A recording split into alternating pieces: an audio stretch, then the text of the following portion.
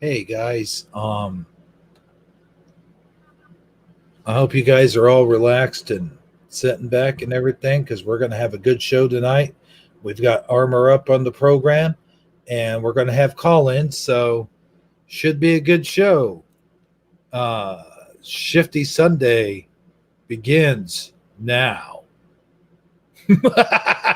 Oh, why did I laugh about that?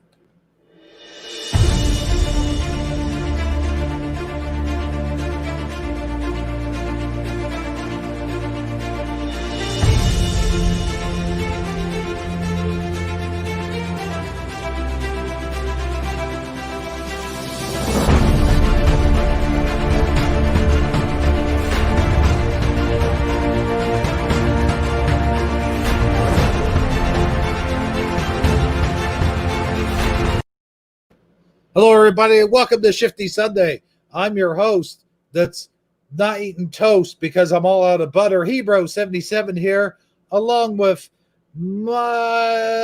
Sagiterically speaking, and welcome back, Armor Up. Armor Up, how you doing tonight, brother? Good, brother. Good to be back. Yeah, it's good to have you there, sir. Glad we're all. It's like we got the band back together again. You know, I always like when that happens. Thank you, Sage. So it's definitely another Sunday, and it's about as shifty as a Sunday, shifty Sunday can be, I guess. So we're all here to talk about it, and hopefully we'll entertain and inform all at the same time. I like Fizzy's comment. She says, "Ooh, look who's getting all professional." I'm telling you, that intro, that's professional, man. It's very Dan-like. Well, thank you, sir. And Fizzy Pop, thanks for that comment. Hey, look, we got Fizzy Pop, we got Teresa Lynch, we got Fogarty Phillip. I could have swore his name used to be Philip Fogarty. I think it was. I would have to agree with that. Yeah, it's definitely been flipping and flopping.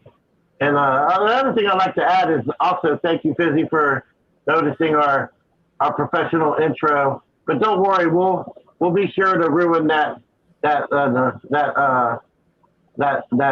mistake of thinking we got too professional. Once we actually start talking, that won't last too long, right, guys? I think it's already passed. Yeah, I proved my point. The minute my toast ran out of butter, that's the minute it got unprofessional. You know what? Mac and cheese isn't good. They forgot the butter. I heard it has something to do with the butter, but I'm not sure. There is no butter. No, that's not right.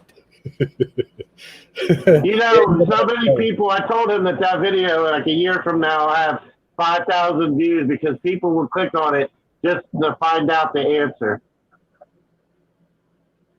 And butter stocks. Put your money in butter stocks because it's going to go up. Everybody's going to be putting butter in their mac and cheese. Yes, that's definitely. Those who never tried it before will suddenly realize what they've been missing all this time. Yep. Well, hey, you know what, Armor? I got to tell you, it's good to have you back on the show. And, you know, as always, you got the best voice of all of us. And I wouldn't go that far.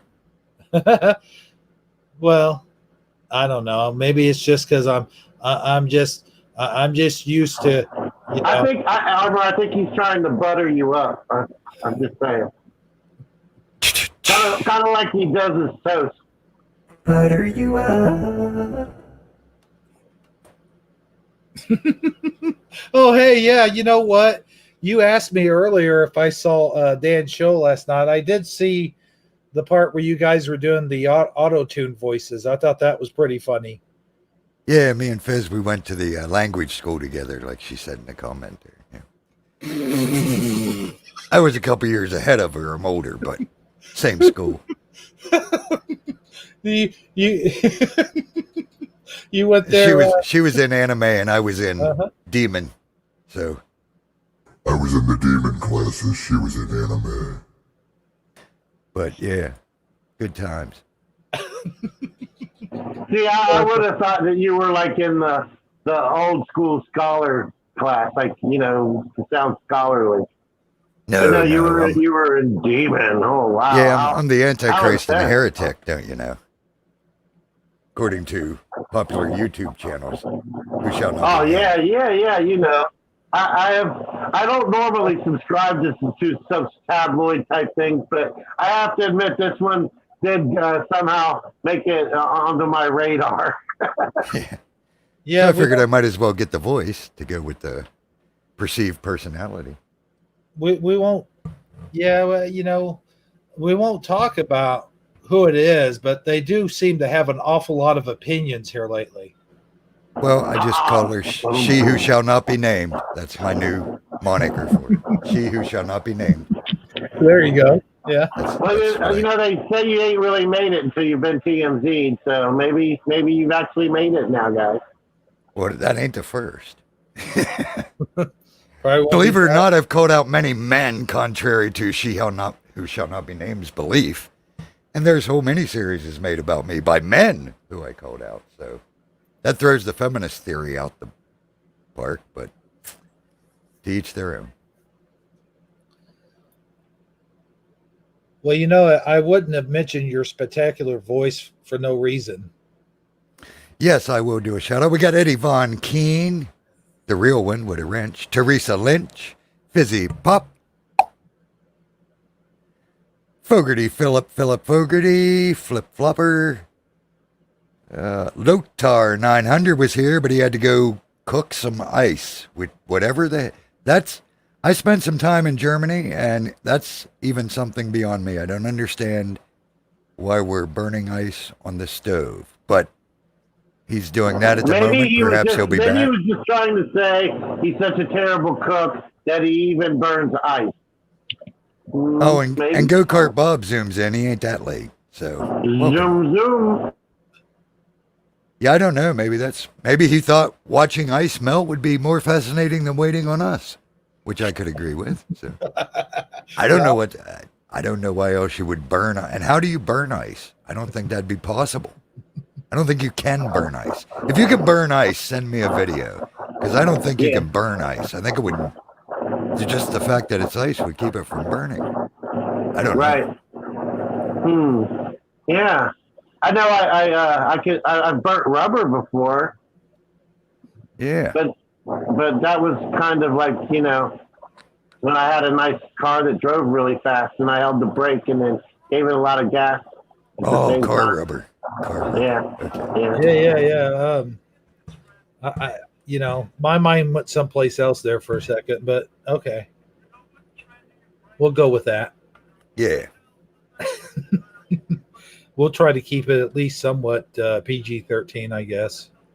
Yeah. Okay, well, I have no idea what you guys were talking about, but that's how I burnt rubber.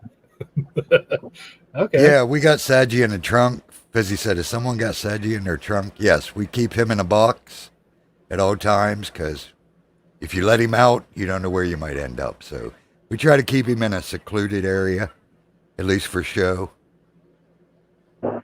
Yeah, they stuff me under the staircase quite often. But the thing they don't understand is the more they put me in the box, the more I think outside the box. So exactly. The joke's really on them. Well, if you were in a Jack in the Box, you would scare me, because as soon as I start whining those things, it's like it was my little girl's birthday yesterday, and she just turned 10. So we took her. Happy late birthday, Hebrews, little girl.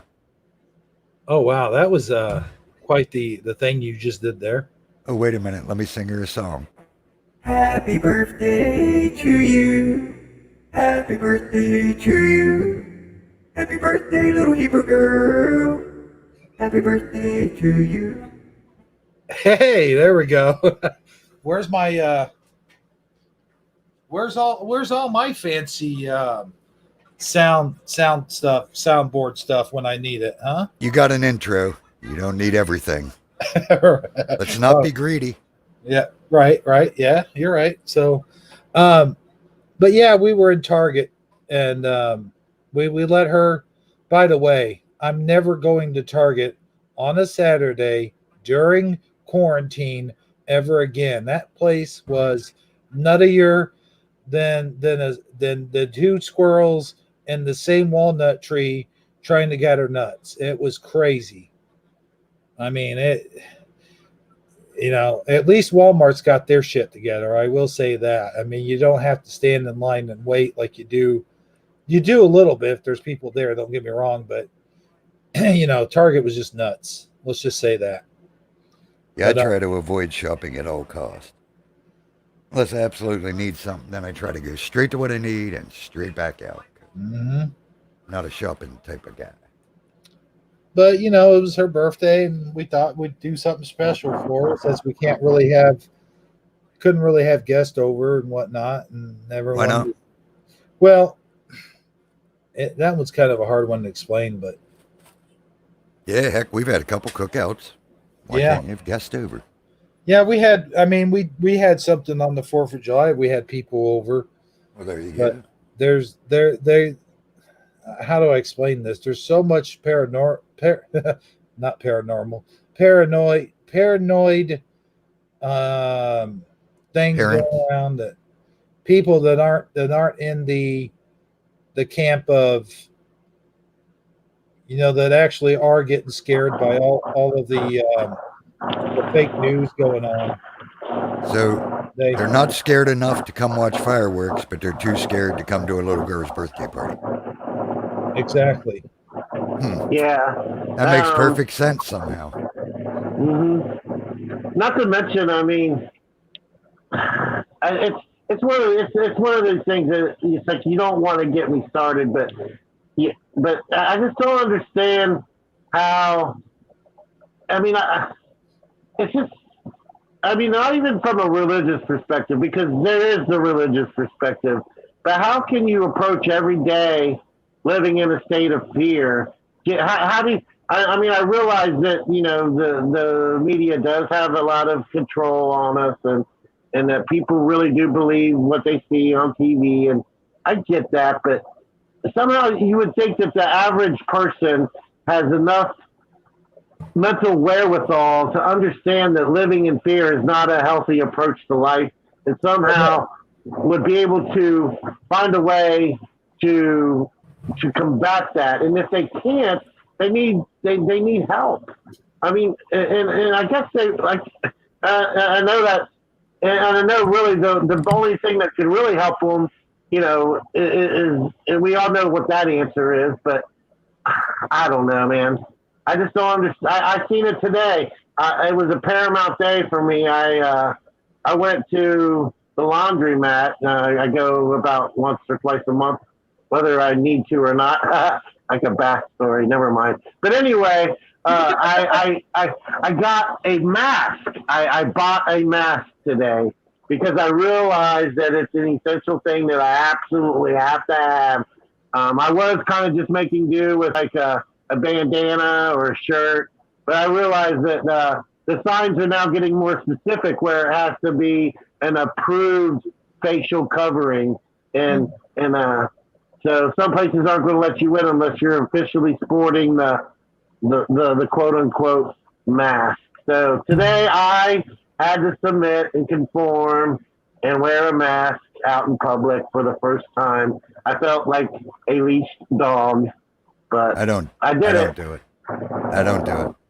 All the signs on the stores around here have in big print, mask are mandatory, and then in real fine print on the bottom, if you ain't wearing one, we'll assume you have a medical condition. So assume away.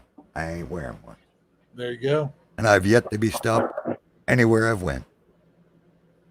Yeah, I'm not proud of the fact that that's what I did, and I hate to even admit it on the air. I really do feel like I'm being I really wrestled with it hard, but I knew I didn't want to have any type of altercation with a Karen, and I just wanted to be able to go about handle my business. So I just had it on standby. I didn't officially wear it more than say 10 seconds here, 10 seconds there, just to get through the door or whatever. But I felt like it's a good idea just to avoid the possible altercation, because the last thing you really need right now is to have the police called on you because you're not wearing a mask, and it's because you see all these horror stories of what happens to how small little thing sometimes ends up you're the next video going viral, and things escalate faster than you can manage the situation sometimes. And I just didn't want I didn't want to become victim to that versus, so I was weighing I guess I'm rationalizing, trying to make excuses for my bad behavior, but yeah, I did don a mask today, unfortunately. Well, I don't see how anyone can go more than 10 minutes without having to pull it down over your nose and try to breathe through those damn things. Hey, Lotar's back. I guess his ice burnt. But no, you got to call in and tell me how you burn ice. I'm so interested. Yeah. But carry on, brother. Sorry. But no, you know what? I agree. I agree to disagree with Sagi. I don't know where it says you have to wear a certain type of mask, but I guess they're doing that in some places now, and that's a sad shame, really. I mean, yeah, well, Florida's like the hottest state right now. We're having like triple-digit deaths every day. We're breaking previous days' records for new cases and people dying from it. So, I mean, I guess that it's the middle of it's the beginning of August in Florida, so people are dying for more reasons now. Heat. All all the different reasons you can die in Florida. They get stamped on their way out to more COVID-19, no matter what the reason was. Oh yeah, I mean, a person could walk up and stab you in the eye, and then you could die from an eye stabbing, and they'll mark it COVID-19, of course. Yep. That's an extreme example, but I'm saying that's what can happen. But getting back to the whole strike and fear to the hearts of the enemy, Jack in the Boxes scare me. That's one of my deepest fears, a Jack in the Box. And really, of all the things on this earth, a little puppet jumping out of a box that you turn the handle to instigate the action. That's the thing that scares you. Yeah, I mean, okay. And you know what? I don't mind a judge. I mean, yeah, whatever. I'll have to keep that in mind for future. I mean, how about snake in a can? Does that get a good rouse out of you too? No, see, that's the thing. That's the thing is I can walk through a pile of snakes. No, the snake in the can, like a Jack in the Box. Don't you remember the old snake in the can? Oh yeah. It pops out at you. You think you're getting peanut brittle, exactly, and then by your surprise, you're not getting the tasty, yummy treat that is known as peanut brittle. No. You're getting a snake to the eye. Yeah. Did that scare you like a Jack in the Box? But no, that actually doesn't. So it isn't a spring stuffed animal type thing. Maybe it's the clownish figure of the Jack, because he does kind of have a clowny. Are you scared of clowns? Yeah, I totally hate and fear clowns more than anything in this lifetime. There you go. There. And so what made it so like bad, every time when you look in the mirror, I think you freak yourself out. Very funny, Sagi. You know what? Moving forward here in the conversation, by the way, because I'm going to ignore you just said that. So, he's like a vampire. He has no mirrors. Carry on. No, the whole point of my Target story was that me and the daughter was in there. I'm like, a Jack in the Box. And I do like them. I do like playing with them. But I just hate the part where they spring out. So I'm sitting there twirling the thing around. And my daughter's like, no, don't do it. Because she's afraid of them too. I'm like, no, this one has the Joker in it. I said, that's probably going to be less scary. So then, sure enough, as soon as it went, and when it got to the end, it went, I'm like, oh, here it comes. And then, sure enough, No matter how many times I see that thing pop out of there, it never fails. I jumped when I saw it come out. My daughter did too, and we both screamed, and then we threw it down. We ran out of the aisle. You know what would have scared me is if the Jack in the Box had a mask on. What? Yeah, Luther said he used to have one that had a knife when it popped out. Oh wow. Yeah, that would be an actual concern right there, my friend. So you just need, like I had, an old Snoopy in the box or something. Then you wouldn't be scared, probably. A fizzy pop. Fizzy pop. She's funny. She said, making a mental note of that of Hebrew from eternity. Talking about, I guess she's talking about the Jack in the Box. Yeah, clown that was serial killer. That was Gacy. Philip Fogarty. Hey, Philip Fogarty's back. Oh yeah, cool. You know, me and Philip Fogarty go way back. I mean, I'm sure I mentioned that before, but No, you've never mentioned it. It's the first time. Really? You and Philip? yeah. You guys are funny. By the way, but no, we go way back, man. Back to the good old days of the 90s. Like back before the war, right? Back before the war, right? The which war? the war on the killer clowns. That one. Yeah, the war on Jack in the Boxes. Yeah. You know, I wouldn't even eat at a Jack in the Box. Not because I'm afraid of Jack in the Boxes, but because we never had a Jack in the Box in my area growing up. Yeah, we never had them around here either. But when I was in the service, I seen them around, and they're not bad. Best kangaroo meat you can get. Wait, kangaroo meat? Oh, you guys probably don't know that story. That was from the 80s. They got accused of selling kangaroo meat at Jack in the Box. Oh no, not a long time ago. Not rude. I mean, isn't that kind of a nickname for Kangaroo Jack? Isn't that like Kangaroo Jack? I mean, that's kind of, they go like kind of like what you call a kangaroo, a Jack? I don't know. I remember us doing Joey. A I know a Joey's a young kangaroo. I don't know about Jack. I remember us doing a story on Roosevelt fighting a kangaroo. That's now a Mandela effect, that he never actually fought one. Yeah, we were going to ask you, Armor. Do you have any recollection of Theodore Roosevelt boxing a kangaroo? Yeah, because you know what? He was around back then. Go ahead and tell us, Armor. Well, I don't want to brag, but I trained the kangaroo. I mean, it's one of my highlights. Oh, wow. No, apparently there used to be an image, like an iconic image, like in Life magazine or something along those lines, of Theodore Roosevelt in a black and white photo, out on the White House lawn, having a boxing match with a kangaroo while he was president.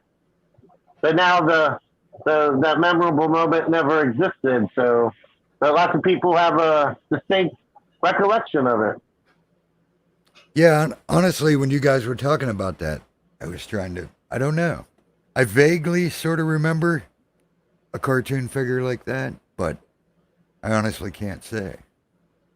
But yeah, if someone was to ask me, had I ever seen that and not made of the Mandela effect, I'd probably answer yes, because I do sort of remember that. But I don't know. My memory ain't what it used to be. Yeah, and that's where I am at too. Like, it seems like I do remember hearing something about it at some point, but it's not something I would have ever thought of on my own to look up and say, well, oh my God, it never happened, you know? But then once it was brought to my attention, I thought we should mention it. Yeah, history and geography were my least favorite subjects, so I tended to daydream a lot in them classes. But I think it was possibly mentioned.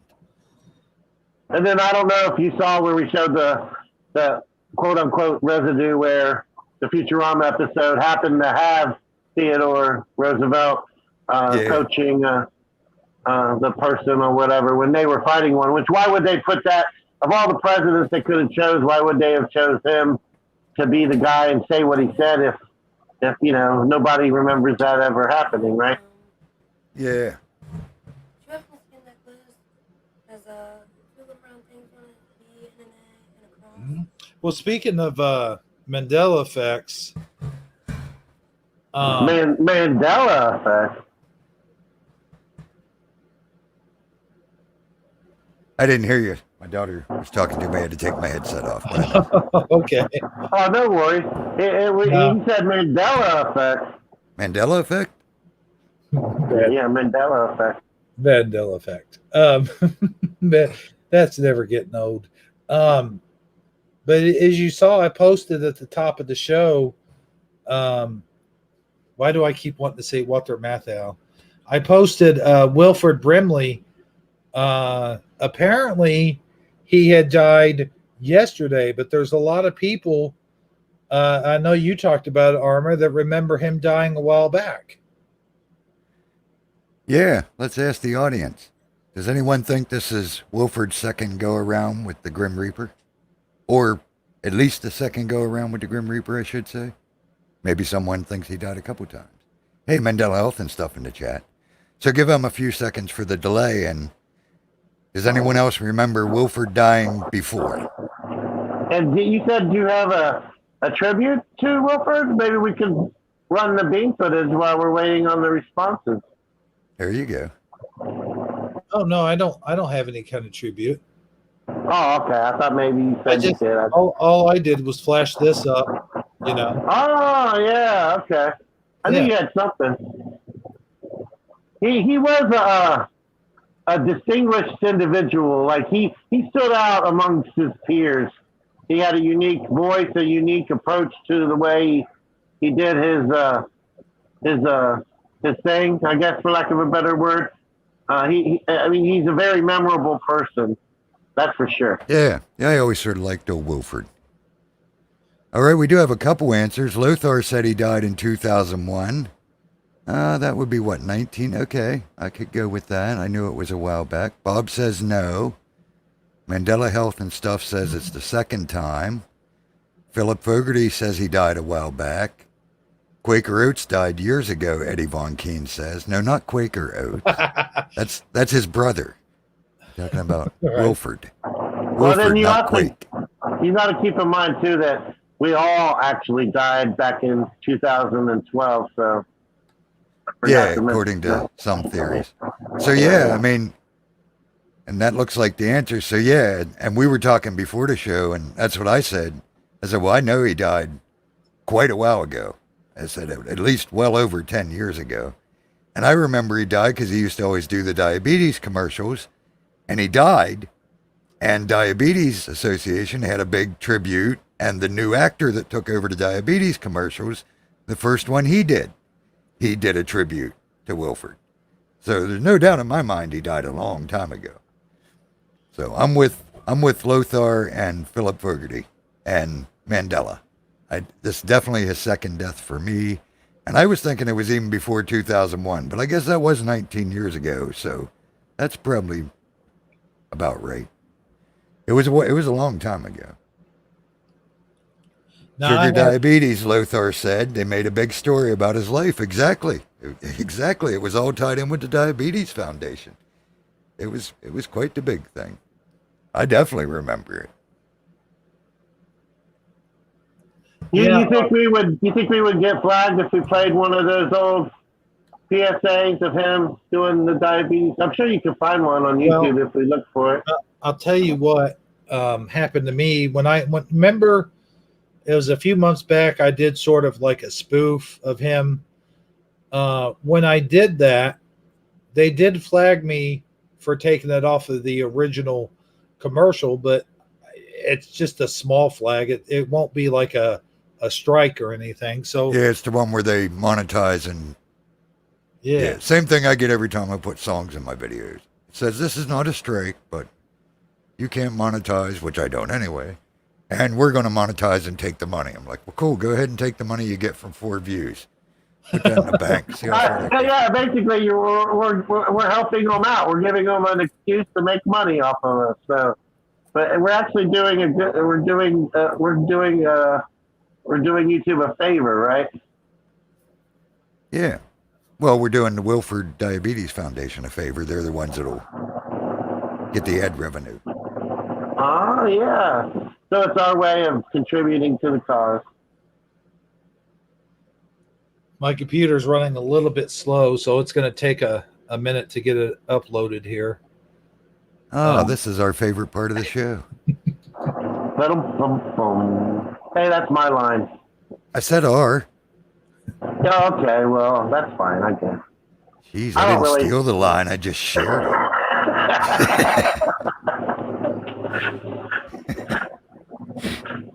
Let's see here. That's hilarious. Okay, here's the original video. There's quite a bit of spoofs out there, but here's the You original think? of him doing the diabetes commercials. Helping you to manage your diabetes and get the supplies and support you need so you can live a better life. Whoops. Good morning. You're not sharing. You know we can't see it, right? I'm getting there. I'm sorry. Diabetes and how it's affected me in my life. I'll start when I was first diagnosed. I was scared to death. I was experiencing symptoms that were strange and unfamiliar to me. For instance, I had an unquenchable And we thirst. should say that we're using this under fair use as a tribute to a great man named Wilford Brimley. So I was please losing don't strike, energy. my friend. I was getting up every 15 or 20 minutes all through the night, so I wasn't getting any rest. And as a result of all these things, I lost all my energy. And I was scared. Man doesn't like to admit he was scared, but I truly was. I wasn't afraid to die. I knew that was coming to all of us. But what I was afraid of was that I might have to live a long time feeling like I felt. And I really wasn't interested in that. So finally, at the urging of my family, the ones who loved me the most, I went to see a doctor. Let me see what And he year this explained was. things to me in a language that I understood. And I think the most important thing he said to me was, Wilford, if you want to get better, I'm going to give you a few things to do. And the more attention you pay to these things and the more diligent you are. It says the video was uploaded in 2010, but that's probably not when this aired. I don't know. The Yeah, it faster definitely ain't from 2010. better you'll feel. And ladies and gentlemen, that's exactly the way it's been. Through the years, That's what the it was. closer I paid Liberty. attention to the instructions of my doctor, Yeah, Liberty. the better I feel. Now, I'm not perfect. And I've slipped up, and I've eaten ice cream and apple pie, and I've done things I shouldn't do. But I want to tell you, when I don't eat apple pie, and I don't eat ice cream, and I eat the foods that I'm supposed to eat, and I do my exercises, and I take my medicine, and I do the procedures that I was instructed to do, I do feel better. I would encourage all of you to find a doctor that you trust and understand. I'm not Good doing luck. it without help. Now, here's what they're all talking about when they're talking about. Hold on. I know he used to do the Quaker Oats. Yeah, there it is. Quaker Oats commercial. Get down.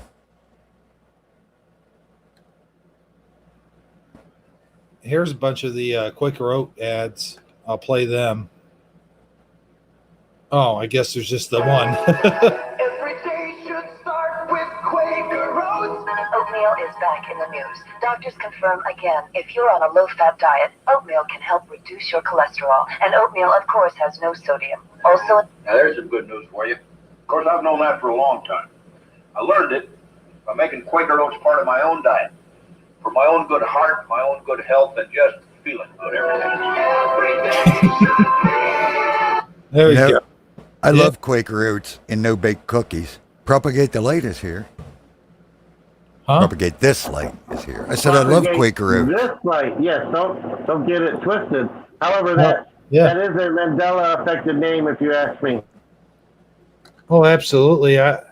And when I called in that one night to Dan's show, we got to talking about him because he was the caller before me, and I said how he did a great call and stuff, and he did. It was a really good call. And holy schmolies, look at this, folks. I don't believe this night. Check it. Look who's in chat. Holy smoke. Ain't seen him in like years. Yeah. I don't even know who it is, but I just thought I'd play along. Well, Jason McFall is in here, and I don't even know if he still has a channel. That's awesome. Yeah. Well, you know, we are going to open the phone lines here in a little bit. Maybe Jason can call in, or Propagate can call in. Propagate always has something interesting to say when he calls in people's shows. So hopefully he sticks around and gives us a call. Philip Fogarty said Yul Brynner ran Stop Smoking commercials after he died from cancer. Oh, interesting. Really? I remember Yul Brynner was always doing the healthy, vegan, vegetarian type, eat nuts and berries stuff. I saw Yul Brynner in the play The King and I when I was like, I don't know, 14 or 15 years old. Our class went on a field trip to go see that play. We went to downtown Cincinnati, down to the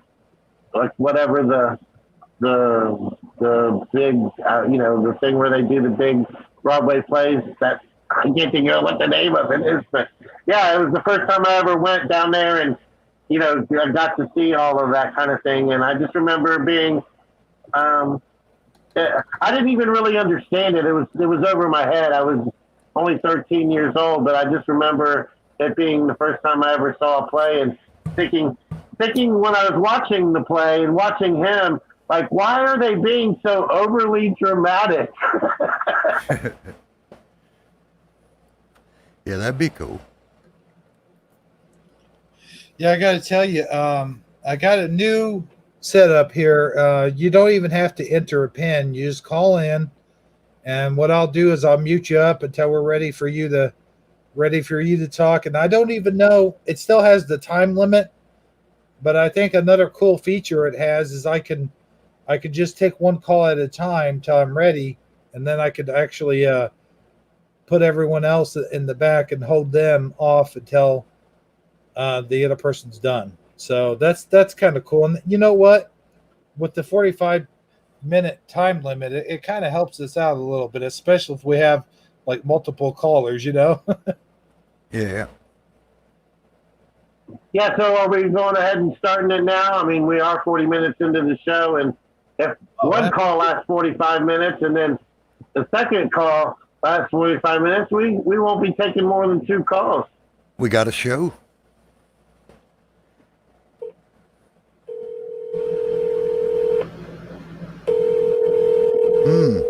Luther said Andrew Dice Clay is still alive, and he remembers him dying also. That's strange. I sort of do have a memory of the Dice Man dying. I remember his career dying, but I do remember something about him dying, I'm pretty sure. What was the other guy that was kind of like him? That was different. He was, oh man, I can't think of his name.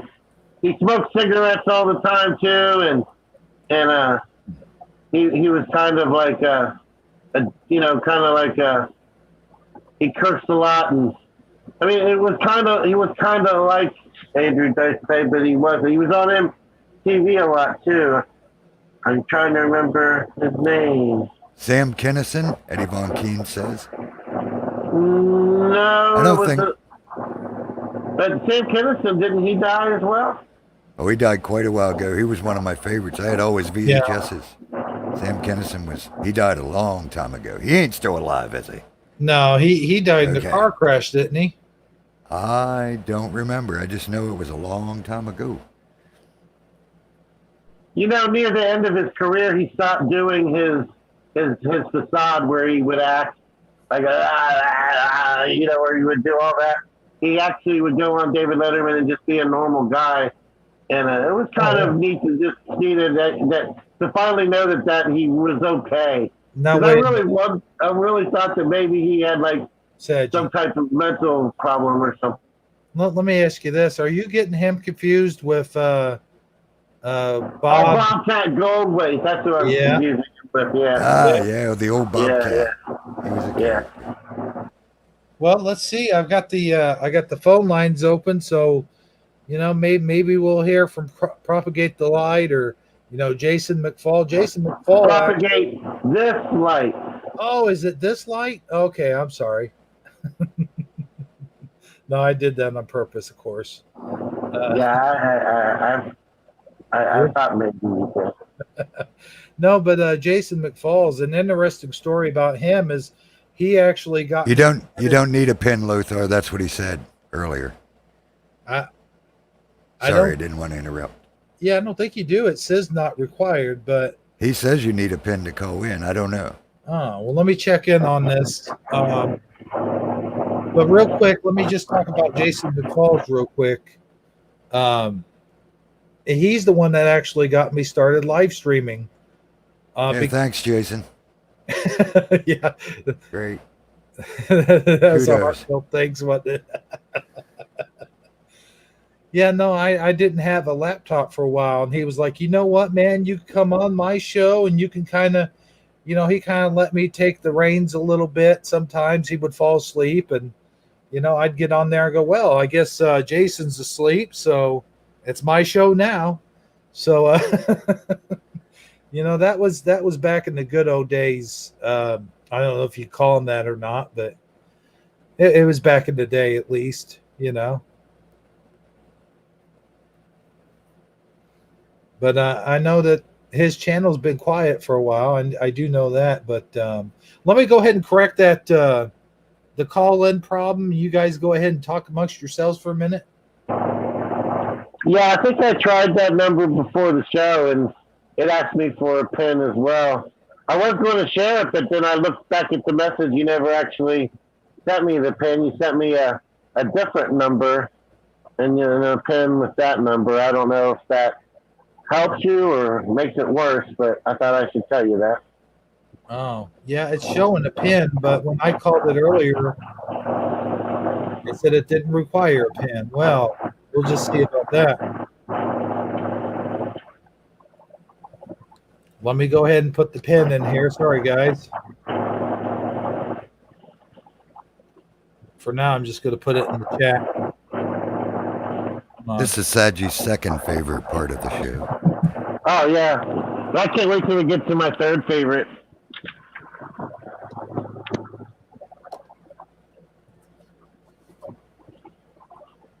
And pin. What did I put the comments there? 8-0. See, we're making Hebrew work tonight. 8. Yeah. Good night, Mandela Health and Stuff. Have a good evening. Yeah. We kind of got off to a late start, too. A little later than usual. I think that actually kind of worked out for us, guys. We have a pretty good amount of watchers here tonight. The chat is... Sagi, are you okay over there? It's just my air conditioning, my friend. Oh. Yeah, I'm not... is it really that bad? Do I need to turn it off? Only when you're talking. Well, then I just quit talking. Propagate said it says the pin is not right. Really? Lothar thinks he's on hold, so the pin is right. I don't know. One thinks they're on hold, the other one said the pin ain't right. So one of them's incorrect. See if you can bring hey, System Failure's in. in the house. Howdy, System Failure. Hello, Mr. Successful. It just shows Hebrew. Let me make sure that's the right number. 720 835-5455. Is that it? Are you asking me? Yeah. Okay, hold on. Oh, wait, I didn't. You don't have a number up, so There we go. Yeah, 835-5455. That's the number that you sent me earlier. All right. Well, let me check and make sure it's. Sagi, would you mind doing us a favor and going off the air and calling in? Well, you give me the pen. Otherwise, I think it's just going to be, okay, 80586. All right. Let's hope this works. no, Lothar. I don't know what number Lothar's dialing, but that is not our number or our pin, brother. Oh, I just heard. So I don't know who you're holding with, but they're probably not there. Why is Sagi? Our number's on the screen. Okay, let me. I've got the caller muted for right now. That's not Sagi. Okay, that's Lothar then, I think. Well, then he called it. I don't know what you got going on. The number he just put in the chat is not the number you got on the screen. No. So if he's on hold on that number, how's he showing up on your hold? Well, I don't know. Now I got two calls. Okay, that one's Sagi. Well, let me go ahead and unmute. Oh, you're on the air. What's he there for? Oh, what's up? Hey. What's up? This is propagation. Oh, hey, hang on just. Wait, we got two. What's going on? 1 second. Let me. Yeah. This is what we get for testing these things on the air. Who else was in here with us? There we go. I got one caller muted. I got one Can you hear me? from San Fran. I can barely hear either one of them. Okay, let me. Okay, so how's it been going, Sagi? It's going okay. Well, just trying to do a live. Okay, that's better. Get the phone lines working and doing my favorite part of the show. How about you? Oh, pretty good, man. Sounds like you're doing a live stream from a tornado. Is it really that bad? Everybody says it's that bad. Air conditioning on. Yeah. I was just joking with you. That's all. So I turned it off now. Is it better? Yeah, I was just joking with you, man. Yeah, go ahead. Yeah, I never really hear it that much on my. Hey, this is a good show. Just let them guys talk and we'll listen. Right. Yeah. No. I'm not near my visual. Well, Sagi was testing the line, so he's. Hebrew and Armor Up. Oh yeah, how y'all doing? Pretty good, man. All right, but see, we're not live. Nobody can. Always, me and you are only hearing each other. Oh no, we all hear you. Carry on. Okay. Yeah. So let me. I'm gonna hang up off the conference and go back and report back to them. That I was able to talk to you, but they're not dialed in where they can hear us. So Sagi. I think Sagi. Obviously, they can't hear us when they're on the phone. Obviously, this could be a problem. Oh yeah, hold on one second. Yeah, they're actually broadcasting right now. I left. Okay, this is. And then dialed the number just to test it, and then I heard you once I put the pin in. This has now become my favorite part of the show.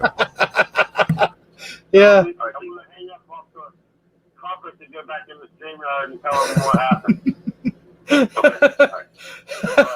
Got to be very careful. If they think they're not live, goodness only knows what might come out of their mouth.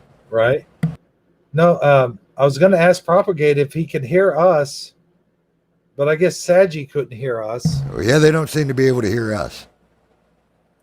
Hold on. Let me try something. My mic might be muted. Well, I can hear you, so. Well, here's the thing. Propagate, go ahead and try and call back in. I think I got it fixed now. Well, he can't hear you, so how's he going to know you said that? Well, I mean, he's probably back in the chat. Let me see. Maybe. We got see another caller. We got another caller. Coming in from California. California, can you hear me? Oh, okay. Propagate says they can hear you.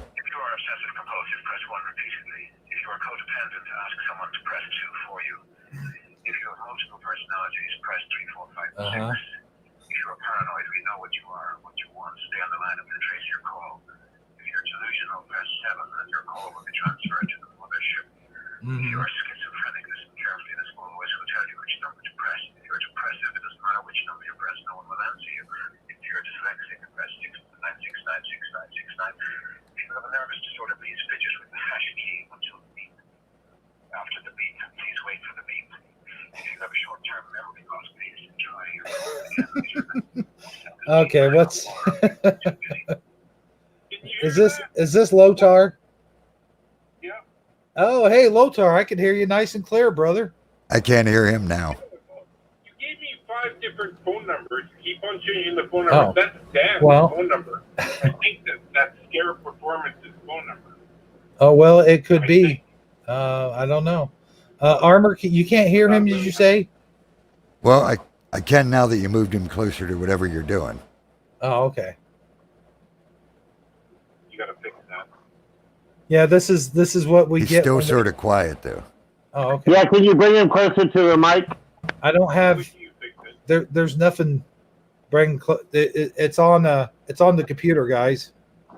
Well, there has to be a volume control. Then you're gonna have to adjust it. Let me. Okay, hang on. Let me. What am I doing here? I'm sharing everything. Hold on. And also, I went in. I called the number. The pen worked. I got in the conference, and I was able to talk to. Yeah, we could hear you couldn't guys talking fine. You couldn't hear us. We was listening to everything you was saying. Oh, really? Oh yeah. Yeah.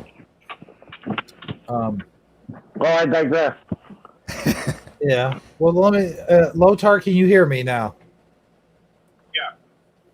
Can you guys hear Lotar? Barely. All right. Let me go into controls.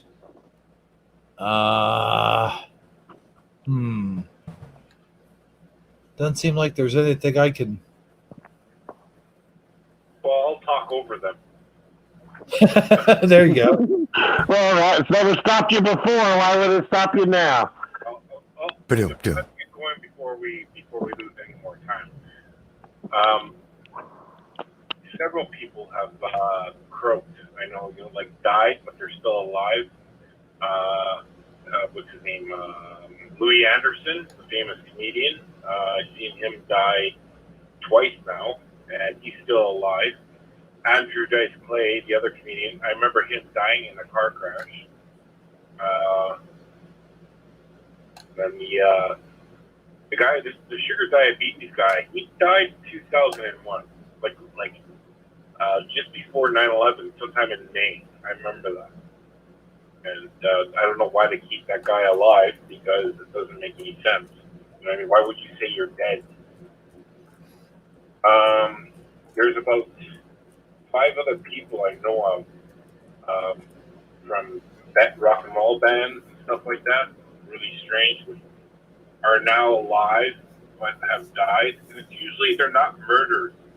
You never the guy from Nirvana. Yeah, Nirvana. Yeah. Okay. Kurt Cobain. Nirvana. Yeah, Kurt Cobain. Yeah. He died in a suicide, right? Well, I don't have anything I know he died of I think he was murdered. Usually murders don't come up and suicides don't come up where they say, where this person died. It's just like a natural causes they died from. Right. Or nothing really serious. Someone had that too with Macho Man Randy Savage. He died of a heart attack in his vehicle. Right. He he died. crashed in the tree after he had his heart attack, supposedly. Yeah. Yeah. Well, there's people saying no, he died 10 years before that. There's people saying, well, no. Why is he still alive? He died a long time ago. You know what I mean? In a match or something like that. He had a heart attack back then. Strange things where, Michael Jackson,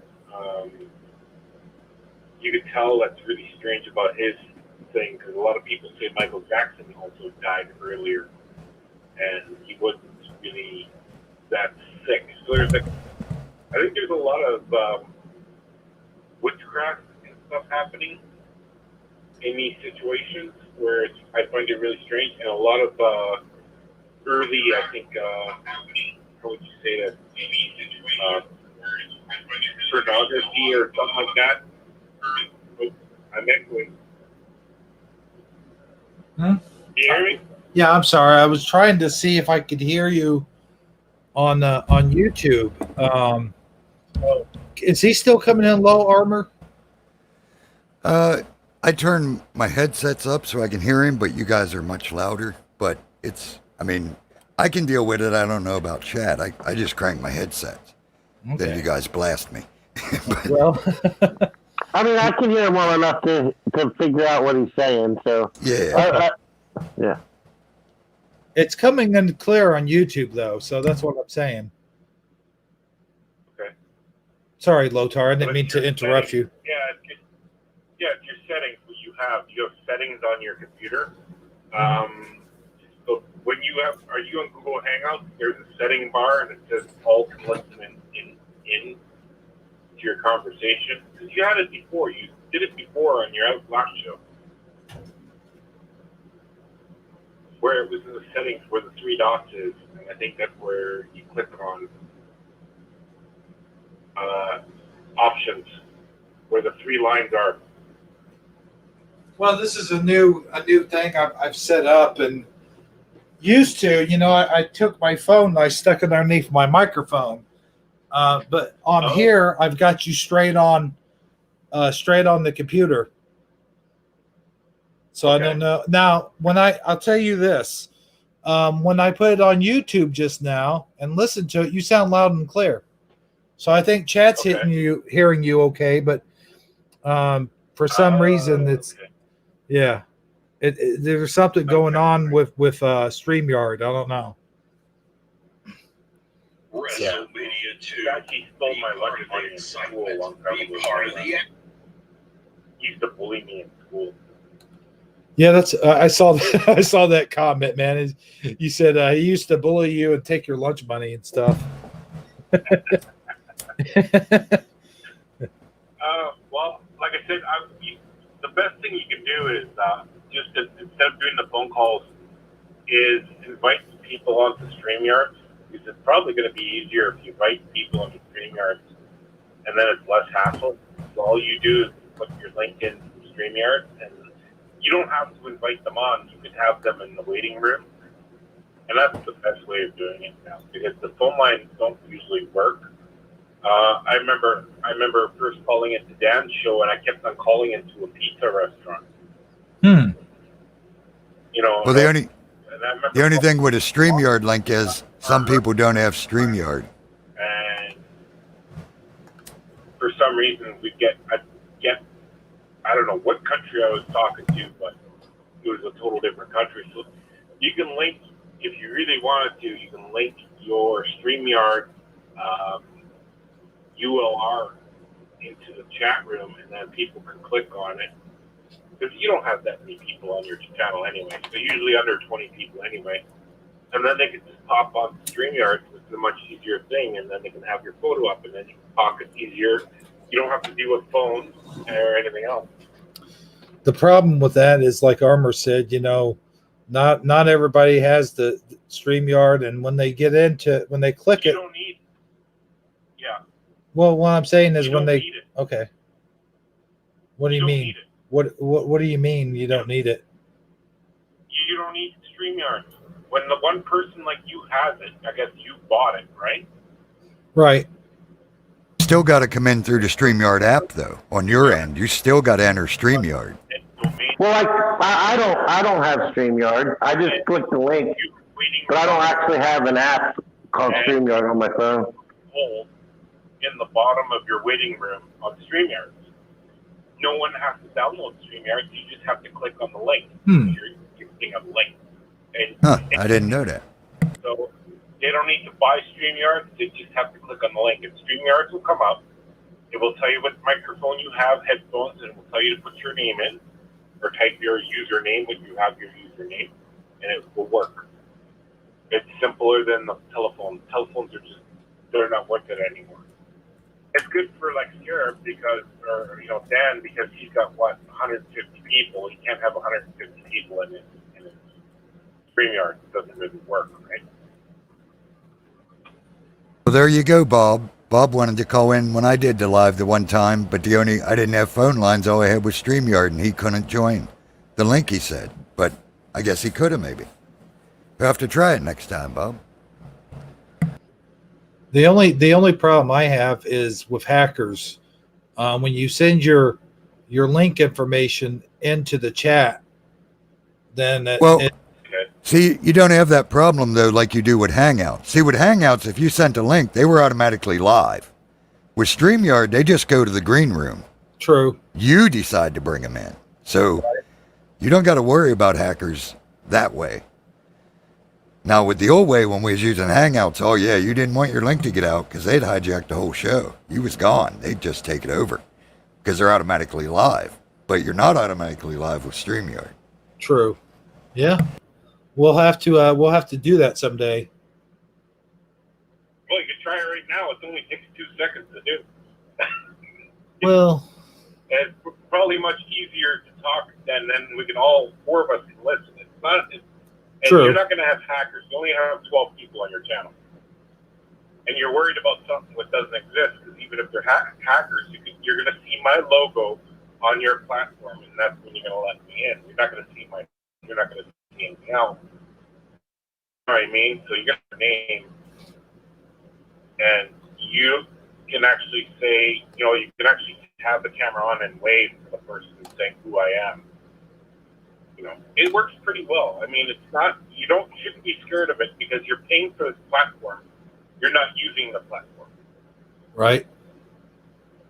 You know what I mean? You're using a separate phone line on StreamYard with the headache, and this is why no one can get through properly. I always say, I know everybody now, like, who has StreamYard, just puts out the link, and the chat person listening who wants to chat with them goes online with them, and that's it. And you could throw that person off. Right. Okay. Well, people, I'll tell you. It works pretty easy. I'll tell you what we'll do.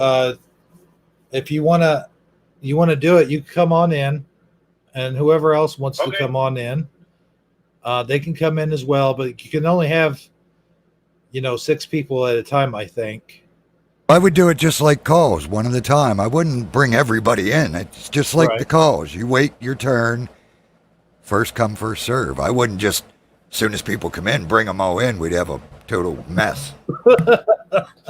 Yeah, that's true. Okay, well, here's what I'm going to do. I'm going to send the link in StreamYard, and anybody that wants to talk can come in and talk. I think it's a great idea. Let's try it. The link in that the box. Did you just said hi to Mike? Where's Mike? I don't even see Mike. I'm going to pop in. Oh, I was saying hi to Mark. Oh, Mark. Oh, Yeah. okay. I need my other glasses. I thought it was M.A. I thought it was Mike. Yeah. You're like, wait a minute. Where's Mike? Okay. Never mind. Mark. No, but there you go. I sent the link. Anybody can click on that link that's in chat. And if they want to talk, we'll just talk in here. Sounds good to me.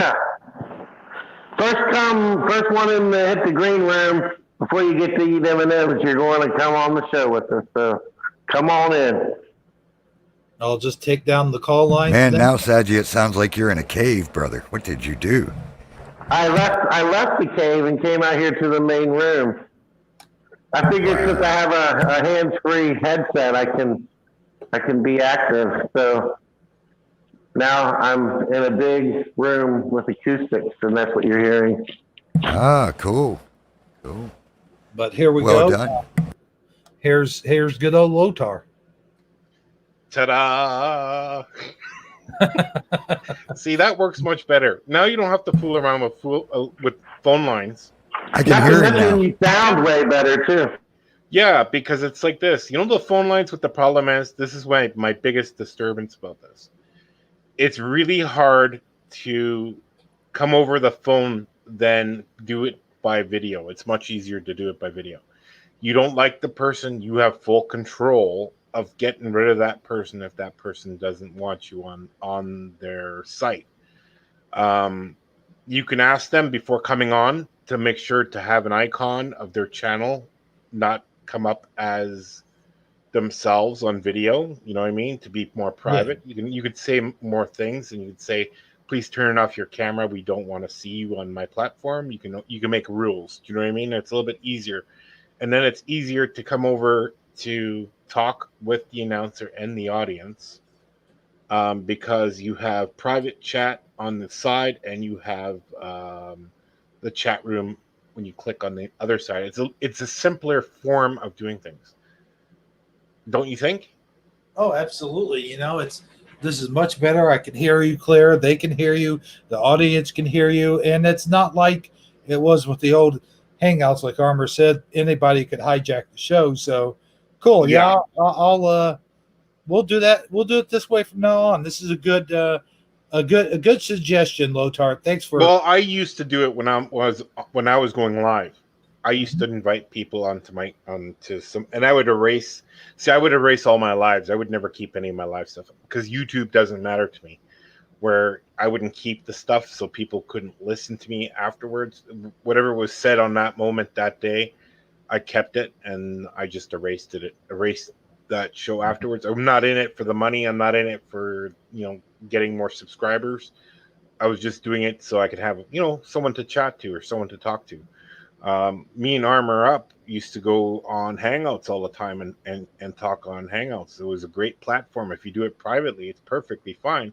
You do it on a YouTube channel, it's not that private anymore. Right. I mean, I don't know. What did you think about that, Armor Up? Did you like Google Hangouts better, or did you like this platform better?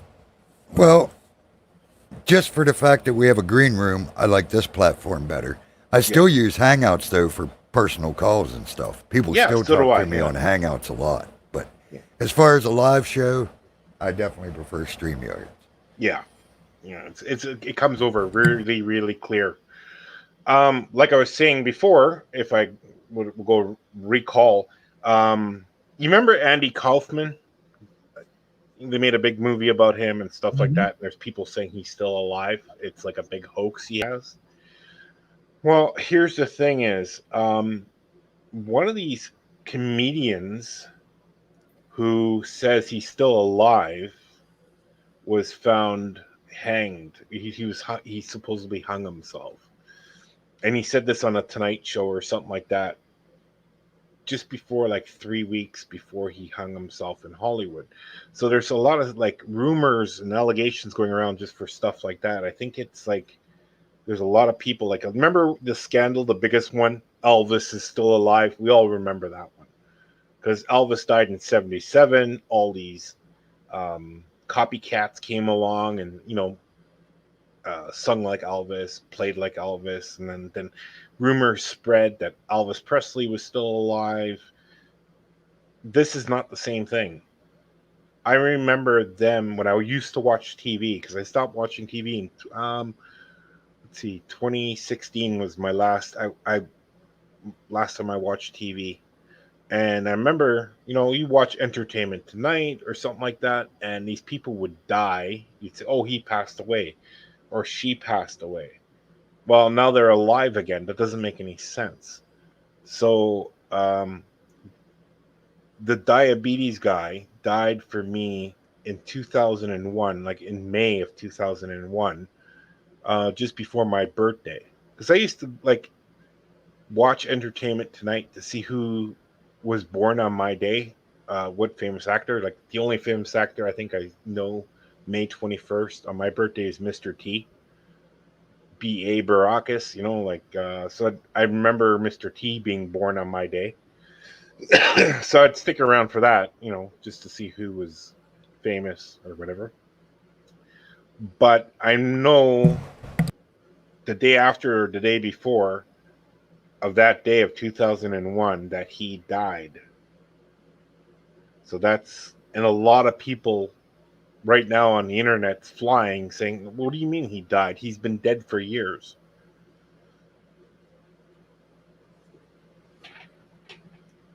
I don't know. What do you think about that, Sagi? Yeah, I mean,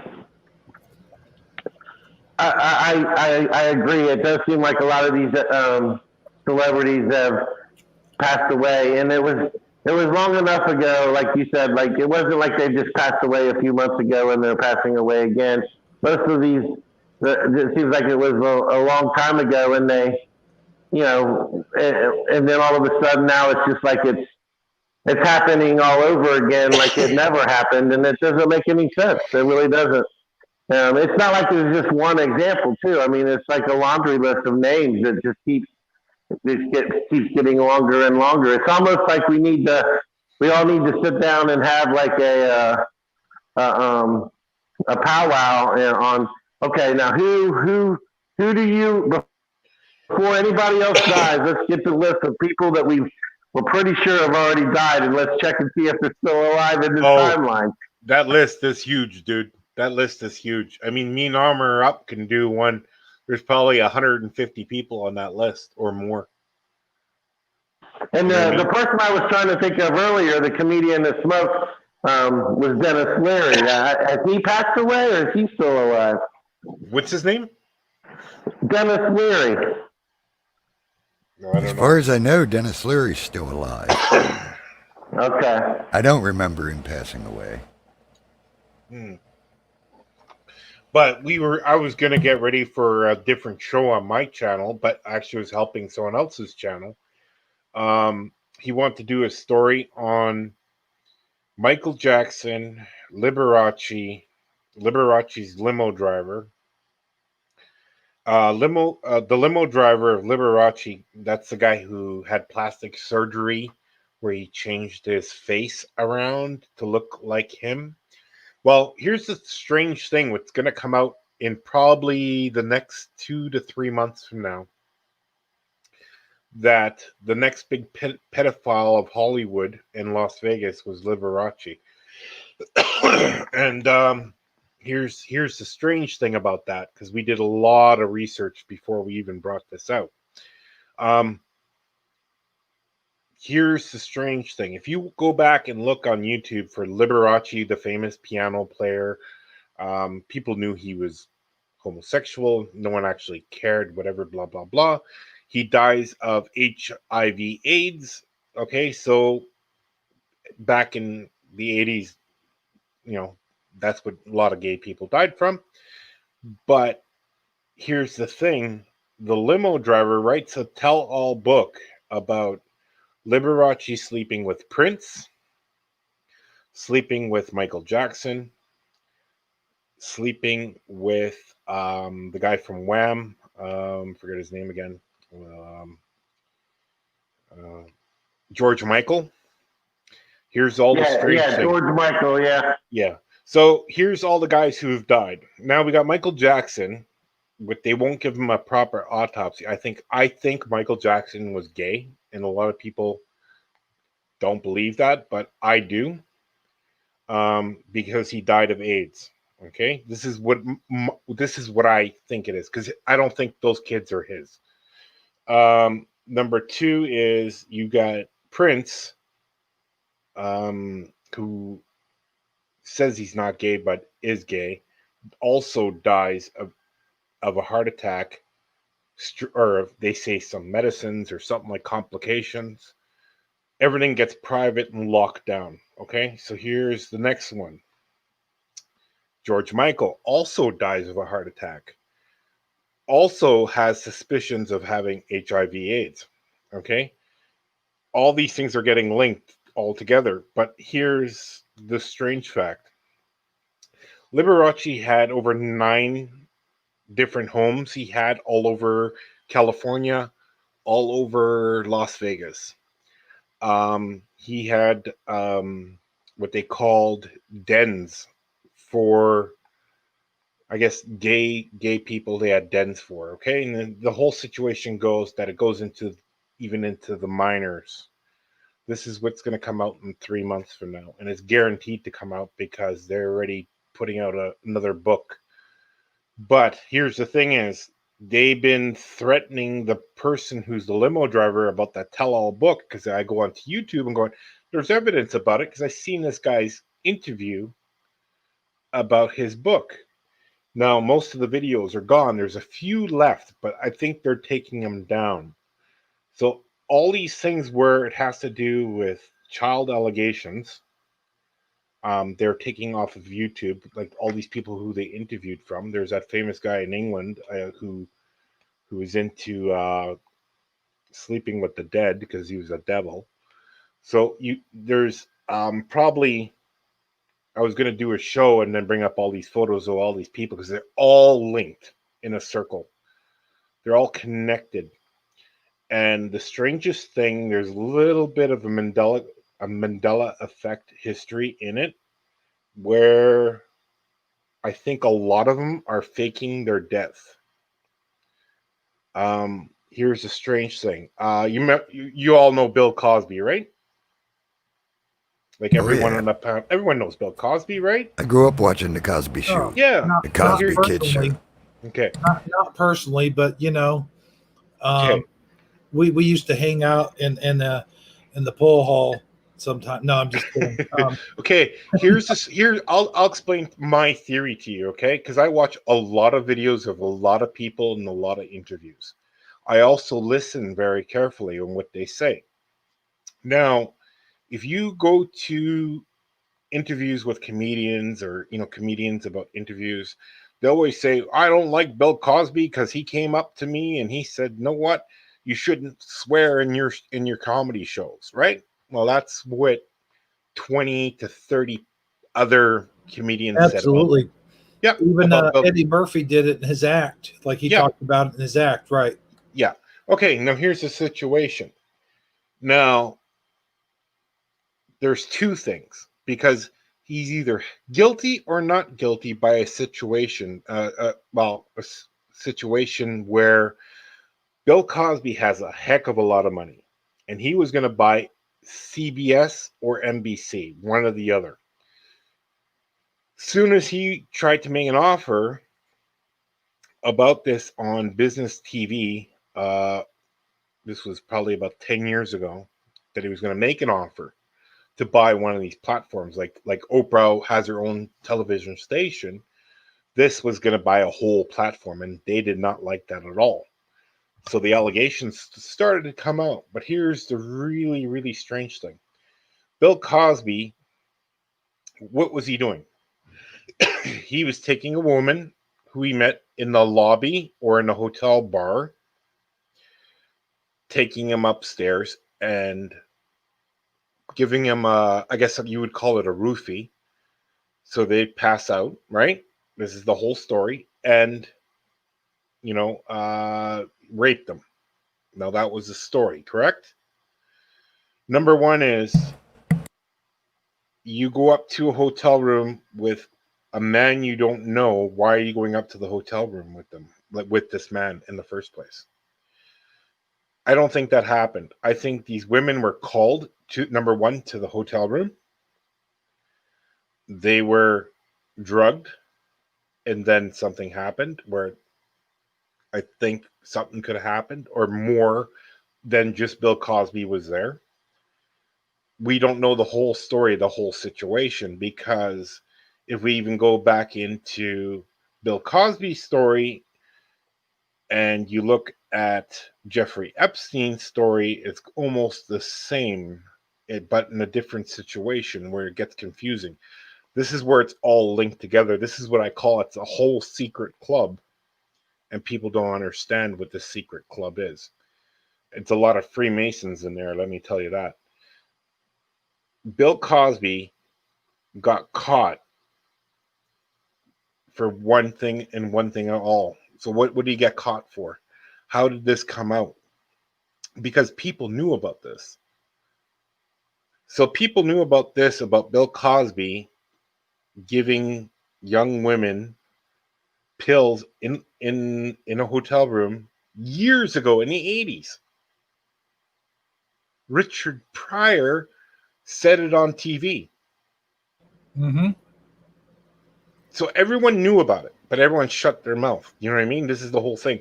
Because people now have nothing else to do but talk about what other people have done in the past. They've been doing this for years. Years.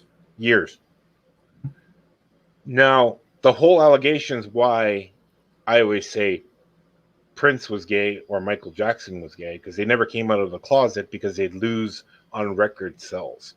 You have to understand is people who buy CDs and records at the time were from middle of the USA.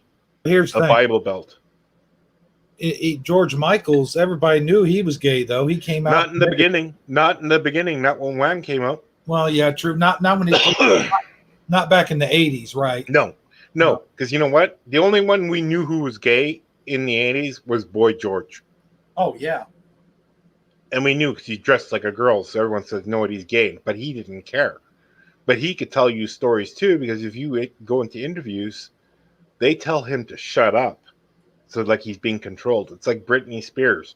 There's videos about Britney Spears. You know first of all, Britney Spears has a mental problem where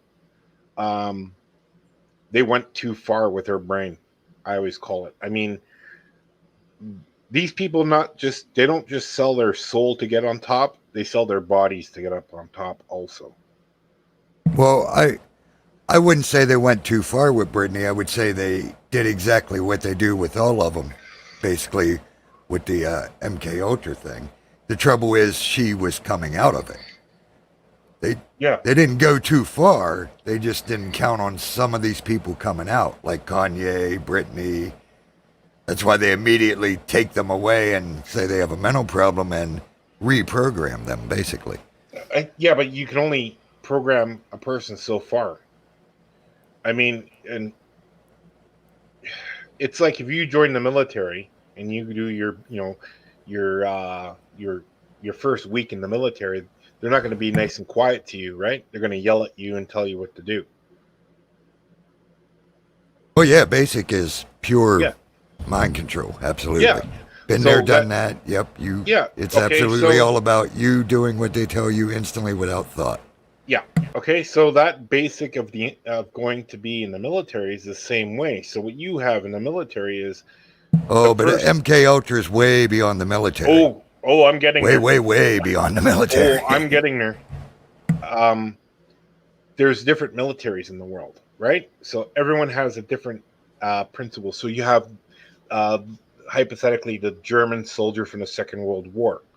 There's always a demigod in the background. What was Hitler? You have the Italians at the time. They were all about Mussolini.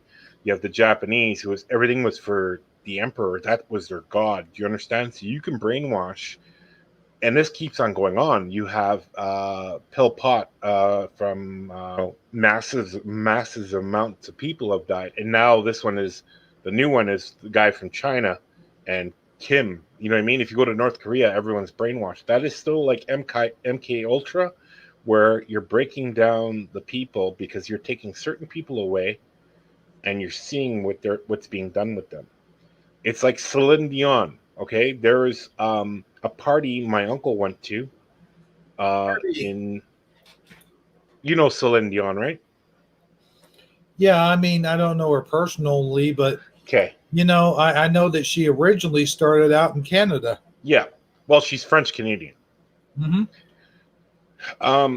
The story, as my uncle, he's big in business, and he has several buildings or condos he built in Vancouver, Seattle, New York, Dubai, Germany, like just everywhere. They built condos, and he builds like beautiful suites on the top of them, like penthouses. One of the penthouses has in Vancouver, he built. Jean-Claude Van Damme owns it. So the one in Vegas, he built a condo in Vegas. Oh wow! Which didn't come to be because he got scared and he got out of there as quick as possible. He went to Vegas saying, "Okay, we're going to build these condos in Las Vegas that they're all one floor and they're for like VIP celebrities only. Like the only people who can get in there is people who own it and who have to be $20 million to buy one condo. So it's a super expensive condo to go in there. Well, he would get customers. and he'd get people who were in show business, to sell, condos and in the weirdest places, Hawaii, stuff like that. But he wanted the biggest money for him. He got invited to a friend who says, you know what, you got to stop going around these people. They're severely dangerous, right? And he starts laughing. They're having a drink, and he says, no, the worst people who are like really brainwashed, they'll do everything here. He goes, and he recorded this on his phone, probably, let's see, about 10 years ago on an old cell phone. It was one of the first cell phones you could record stuff on, about 15 years ago. So he records the guy, and he shows me the tape because they're speaking German, and I understand German, and they're speaking German. He's explaining to me about a party. This guy is explaining about this party. He goes, I was invited to a party, he goes. And he goes, Celine Dion was there. And he goes, it was the strangest party in the world. He goes, there's naked people running around. And he goes, so he says, you know what? I just want to, go for some fresh air. And he goes, I'll look around because it's a mansion they're at in Bel Air. And he goes, they go walking around. He's just sitting. He's smoking a cigarette outside, having a drink, looking at the palm trees and blah, blah, blah. And he says he's seeing a staircase, and he saw a couple of people go down there, and they're laughing. He saw Celine Dion go down there with her husband at the time. They walk down the stairs, and he follows them down the stairs, but doesn't go all the way in. Like when you go down a stairway, you can go halfway, and it goes around a corner. Oh yeah. Okay, so he says maybe they're all smoking, a joint. He says, I think they're all smoking grass, and he laughs about it, right? He thought they're all smoking pot or something like that, not to do anything. He goes, no, it went down. He goes, another 3 stories in Bel Air. He goes, no one in Bel Air has 3-story deep bunkers kind of thing, right? And he kept on going down. He was being investigated, or he was being curious, let me say. This is what the video, he goes into the video in detail when my uncle's giving him an interview kind of thing. And he gets to the bottom floor, and he goes, there is a dead girl there, and she has to be at least 9 years old, and they're eating her flesh. So that's what kind of demons run the show. Like that's where he says, I left that place and I never went back. They didn't notice he was down there, but they were eating flesh. So if you're eating something for it was a girl that looks like 9 years old and you're eating her flesh, it's not cake. So why is that? And I'm like, my uncle says, don't show anyone this. He goes, look at my phone here. He gives me the phone about 15 years ago because he goes, oh, you bought a Celine Dion. How this whole conversation came up. He goes, you bought a Celine Dion CD. And I said, not really. Someone gave it to me. It was like in the office when I was working. And he goes, the whole conversation starts. He goes, that woman eats kids. And I laughed. I'm going, what do you mean he eats? And he showed me the tape, on his phone. And I plugged in the headphones so I could listen to it better. So this guy left. And he says, he left overnight. He left Los Angeles overnight, moved to Las Vegas. He left all his things behind. He got someone else to pack it. He left. That's how freaked out that is. If they are eating human flesh and there's a witness for it, but who believes that, man, right? You know what I mean? They could be laughing at that. There's people who do really bad things on this planet. And it was like the other day. What was it? Friday in Hollywood. Children's Lives Matter protest. Over 1,000 people showed up in Hollywood to save the children in a big protest. It wasn't even announced on the news.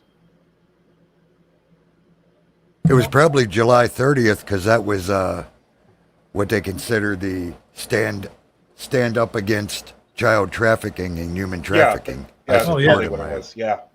However, I will say this real quick, and I'll let you continue. I'm sorry to step on you or anything like that. No. However, this whole Planet Hollywood, it kind of got me thinking of Planet Hollywood and how all of the superstars like Arnold Schwarzenegger and Sylvester Stallone and Jean-Claude Van Damme and all those guys started the Planet Hollywood, and it kind of makes you think, was Planet Hollywood possibly a cover for certain, maybe they somehow it was somewhat of a cover for some kind of human trafficking operation. I think it was even more, and it goes deeper into that, because I think if they're going really bad, they're not only raping the kids and getting adrenochrome or whatever it's called, but I think they're getting they're eating human flesh. Yeah. But it's and I think, you know what the whole thing is too. If you look at photos and you look at photos of Jeffrey Epstein and who he was in contact with, like Bill Gates, and all these other people, like you just put Jeffrey Epstein photos with friends, okay? It's an easy Google search. And you see who everyone he is with. They killed him not because of the allegations of the girls, it's the allegations of what's happening now. Because he knew something was coming up where they want to chip everybody. They want to chip everybody on this planet. Here's the thing. So I look up something really strange. I go on Onion. I look up, actually, I go into this one channel chat room once in a while just to sneak some information. I got some PDF files that I have on another computer, not on this one, right, that explain what they're working on, and the chip, explaining what the chip is. So the chip has 4 fishing hooks in it. Okay, so one has an antibiotic system in it. The other one has genes in it. Now, what I mean by genes is the genes are spliced from either children, what they're saying, it goes into detail where they're explaining that the genomes they're grabbing it from is not from an adult, it's from a dead baby. Okay, this is where they're getting the genomes from.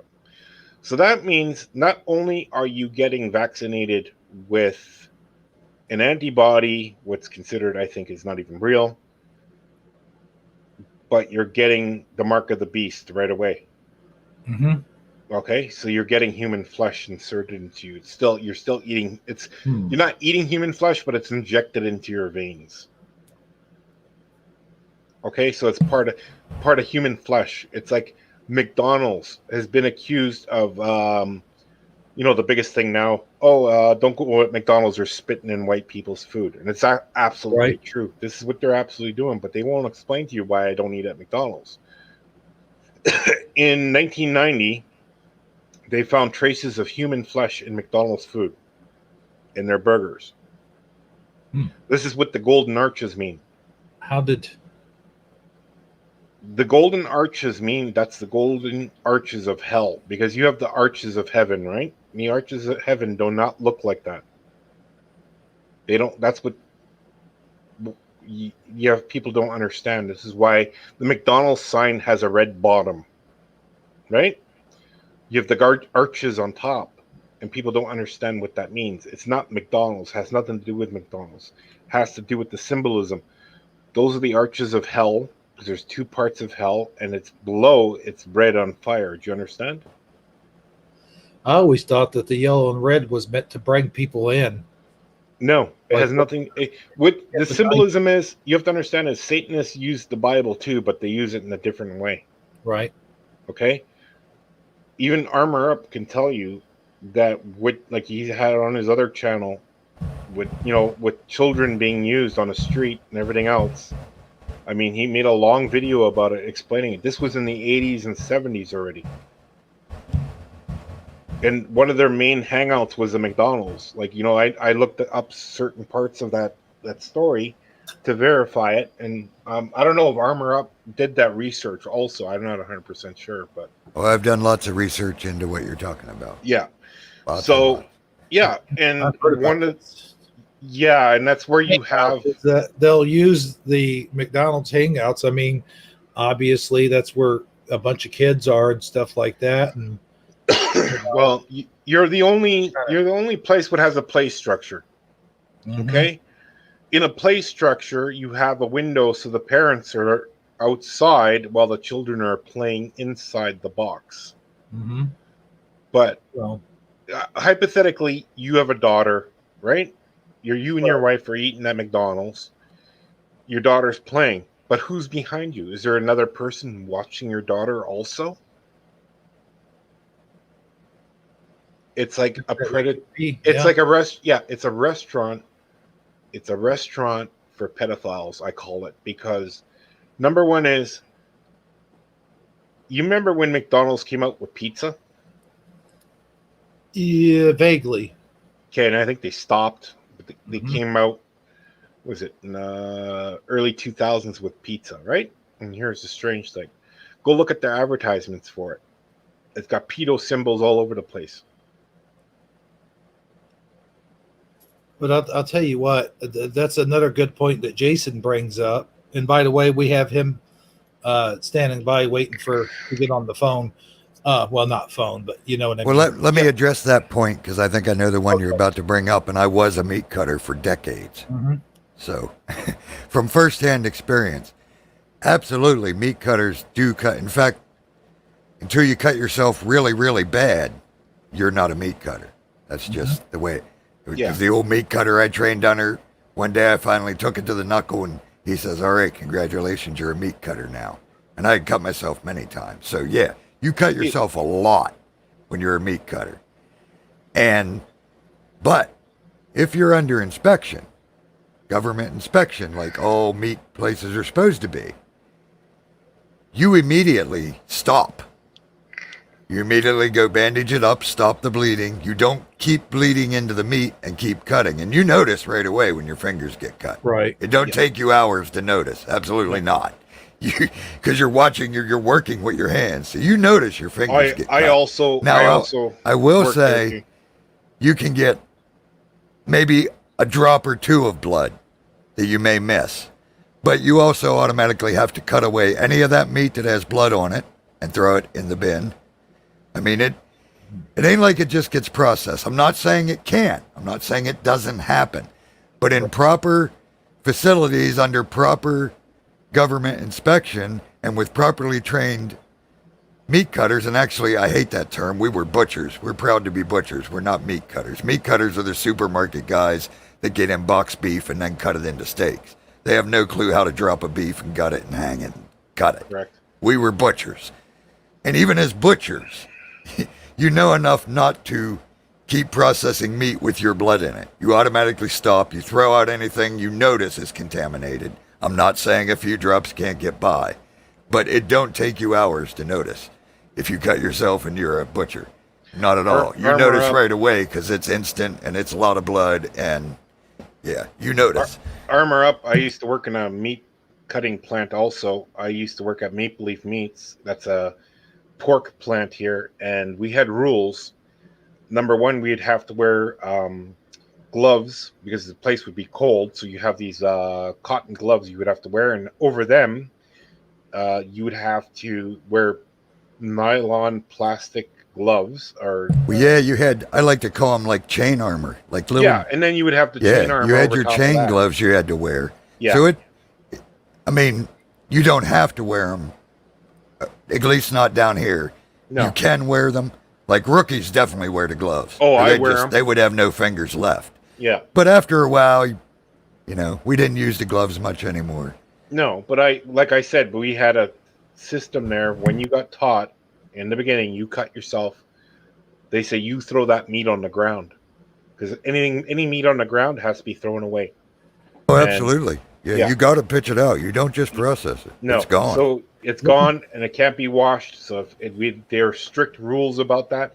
What I'm talking about with like meat being ground up with supposedly human parts is a complete different story. We were talking about Jason's comment, not what you were saying. Right. Yeah. But let me address this real quick, Lochar. you might have remembered, I think it was almost 20 years ago, there was a floating rumor that went around and it sort of became like the joke, like it became like a huge joke about Wendy's. And Wendy's, supposedly they found a severed thumb that was in someone's chili, that someone had actually found it. I know that was probably just a story or whatever. No, but here's the thing: is I worked at Wendy's, was one of my first jobs. Okay, and I was 15, or I was 15 at the time. I told them I was 17 to get the job. Right. Okay, here's the strange thing: I used to put all the stuff in the fridge, in the freezers, like the hamburgers and stuff like that, and we would have to inspect the burgers. And I said, "What are we inspecting the burgers for?" He goes, "Make sure there's no bones in them. That's all." And it creeped me out where I say, "What do you mean they're bones?" When he goes, No, sometimes there's bones in there." He goes, They look like a fingernail." And he goes, "That's how they process it. They process it." And I go, "Why would there be bone in there anyway?" Like, he goes, "You know what? They work so fast. They throw all the bones in sometimes. They throw pieces of bone in, and you'll see the bone from the meat. Like, it will stand out. It will look like a fingernail." So I'm thinking that wasn't a fingernail that lady found, was a bone chunk. That could have been. Right. That also could have been something from the factory where, hey, a piece of my fingernail or thumb landed in there when I cut it and they couldn't find the thumb. That's just laziness on their part because they didn't shut down the machine. You have to understand is this: when you go to those plants, there's no white people working there. They're all Latinos. They're all from Mexico. I'm white, brother. Oh, I know, but there's a lot of people, and I'm just saying there's a lot of people in different states. Like California has a big one. They're 90% Mexican who work there. They're scared to talk out. They're scared to say anything. And Yeah, I think what you're getting at is they're illegal, and the work the place isn't necessarily a safe environment, and people are meeting their fate in unusual ways and ending up as part of the menu, if I'm not mistaken. That's where you're kind of going with this, right? Not really menu. It's more or less of a work. Like, being illegal and working are two different things. So if I hypothetically I go to, say, Ron's state and I go work with Ron driving truck or something like that, okay? So I'm driving truck with him and we get stopped by the police. The police are not going to ask me, "Hey, Lothar, where are you from?" Because I have white skin, and they're not going to say, "Oh, you're Canadian." Well, maybe if I talked, but I could still get away with it. If you're brown skinned or in certain parts of the US, you'll get asked, "Hey, are you here illegally?" They'll have to call immigration for certain things. I'm just saying, as I know from experience, like especially in Germany, they have a lot of illegals because they love to not pay people. And when these people get injured, they're scared to lose their job because that's all they have. Yep, I can agree with that. And that's why I'm saying when I was talking, it's a properly trained facility. Yeah. Properly inspected, properly trained people. That don't happen. I ain't saying it don't happen in some facilities. Absolutely. Yeah, and I seen things here in Canada, even in our plant, because we have a lot of Filipino workers here. We caught a Filipino guy. He was probably in the country for 6 months, and he was stamping the meat with USDA approved stamps on the pork. And go, why the heck are they doing that? We're in Canada. They were shipping that pork down south. To get it across the border, it had to be stamped by somebody, right? But it's supposed to be stamped by an official. There's supposed to be a veterinarian there, and there's supposed to be a meat inspector from the U.S. there. Well, yeah, the USD stamps. I mean, this is the place I worked for. You had government inspectors literally were there while you were processing. Yeah. And they had the stamp. You Yep. didn't dare touch that stamp. No, That's a but here- federal offense. And here's the strangest thing: when I was working at that company, and going, "Why is this Filipino guy stamping the meat? You're not supposed to stamp that meat with." And this meat's from Canada, going down south. I worked in a factory here. It said "Made in the USA." We're making the parts in Canada. It still said "Made in the USA" on them. And the guy goes to me and goes, "Well," he goes, "you have to understand it is this." And I asked him, "Hey, it shouldn't have say "Made in Canada" on it, because we're making the metal is being melted here and it's put in a form in Canada. It should say "Made in Canada," right? You would think that." He goes, "No." He goes, "We put 90% or was it 99% of that part here together." And he goes, "The last 1% is the last screw they assemble them across the border in the USA, and it's still law." Well, I'll tell you this. My son worked for a big warehouse, and his job was literally peeling off the Made in China stickers and putting on Made in America stickers. Made in America. Yeah. 8 hours a day, 5 days a week, 40 hours a week. That's what he did constantly. Yep. And that's what I find. There's a lot of crooked things happening in this world. I mean, I had a video I made. Here's the stupid part. I made it. It took me about 8 weeks to make. Okay, I made sure it was all professionally edited, everything else, and I made sure I had the video, and I made sure I interviewed the witness, and it got taken down from YouTube within 10 minutes. And because this man a friend of mine who works in a hotel,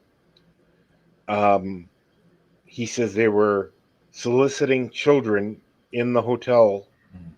As soon as I put that on my channel, I got blocked for 90 days. I got striked really quick. And it wasn't just you can mention it, as long as you don't have the evidence for it. I had all the evidence for it. I had the videotapes. The video. He downloaded it for me, and I could put it in a format. It's not just one man. It's 4 different types of man and 4 different types of hours during the morning, entering the room of 3 young girls in a hotel room here in Winnipeg. I actually have proof of these people going in the room. This video was taken down. I put this video on another platform. It was taken down from there.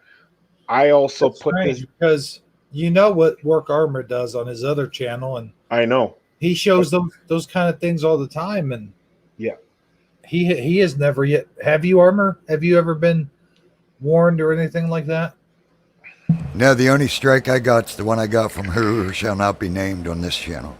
Oh, okay. Yeah. I've never got struck on the other channel, but I'm protected. Yeah, and the whole thing is too. It's like I sort of stopped making videos for a while because I got it's a lot of work, and I have to work in my place here. I just don't have time. I showed this person in our building who liked my videos and liked how I put it out, and I have the video still today on one of my computers. I took the computer, went to his place, played him the tape, and he didn't believe me at first. Okay? He says, "I don't believe you. I don't believe you." He goes, "Stuff like that is just all made up." This guy won't talk to me anymore because I showed him this video. He will not talk to me because he's like that freaked out that I have this video.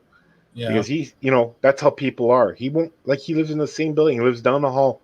He will not talk to me. He goes, "I can't talk to you right now." He goes, "No, I can't. I just can't do it. I watched that video and made me sick. I can't talk to you." Yeah. Because I know certain. Yeah. Well, I know certain things. Some people can't handle that sort of stuff. I know that on like on Armor's videos, for example, he tells people beforehand. Yeah. You got to be a strong warrior.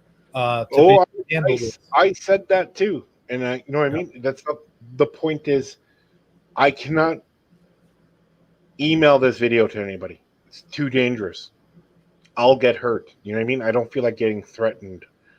I don't want to go to jail for something what they're doing where you got to mind your own business. I don't have enough people to back me up. I don't have enough money for lawyers. I don't have, if I was a millionaire, I'd bring it out every day. I'd keep on posting on different channels. I'd keep on doing it.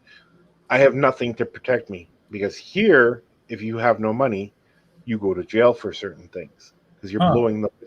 It's the same thing where I tell people, you got our Prime Minister, Justin Trudeau, that his dad was Fidel Castro. No one believes it. And all of a sudden, a couple of years go by, and there's Justin Trudeau with Fidel Castro. They look exactly the same because people took 2 and 2 and put it together. You know what I mean? And when you talk to people, people don't believe certain things. I can understand that. You have every right to go across my opinion, but there are certain things they're hiding from us because this is what they're doing. Don't go that direction. You know what I mean? That's the only thing. And You know what? Also, real quick, a lot of these things are hidden in plain sight. Yep, completely. Okay, I'm gonna let the other guy pop on here. And real quick before you go, I just wanted to tell you. I mean, I was the other day when I was at rallies. They still had the big Buford, and I know that down in Pittsburgh they have the Ben Roethlisberger. So I just hope that sooner or later I don't end up at Burger King and getting the dang Dahmer. I hope they don't come out with that. You could put me in the green room, so I could still listen in. Okay. And then have your next guest come up and chit chat for a bit. Well, I'll tell you what, Wilcard, this has been a great phone call, so to speak, and we will do it like this from now on, guys. What do you think? Yeah, definitely. And thanks for calling in, as always, Luthor. Good talking to you again. No problem. You too. Oh, well, he says, let me hit the restroom first, but I'm still going to pop him in here. Oh, okay. Well, you can pop him in here, and he won't. Yeah. I'll wait till he gets back from the restroom. How's that? Oh, well, yeah. Going back into the past here, I think Armor Up was pretty much the first person I talked to on YouTube. He was like the first friend I actually met on YouTube. Yeah, you was one of my first live interviews too. Yeah. If not the first. I forget who the first was, but you was definitely one of the first. Yeah, I did the Freemason show. Yep.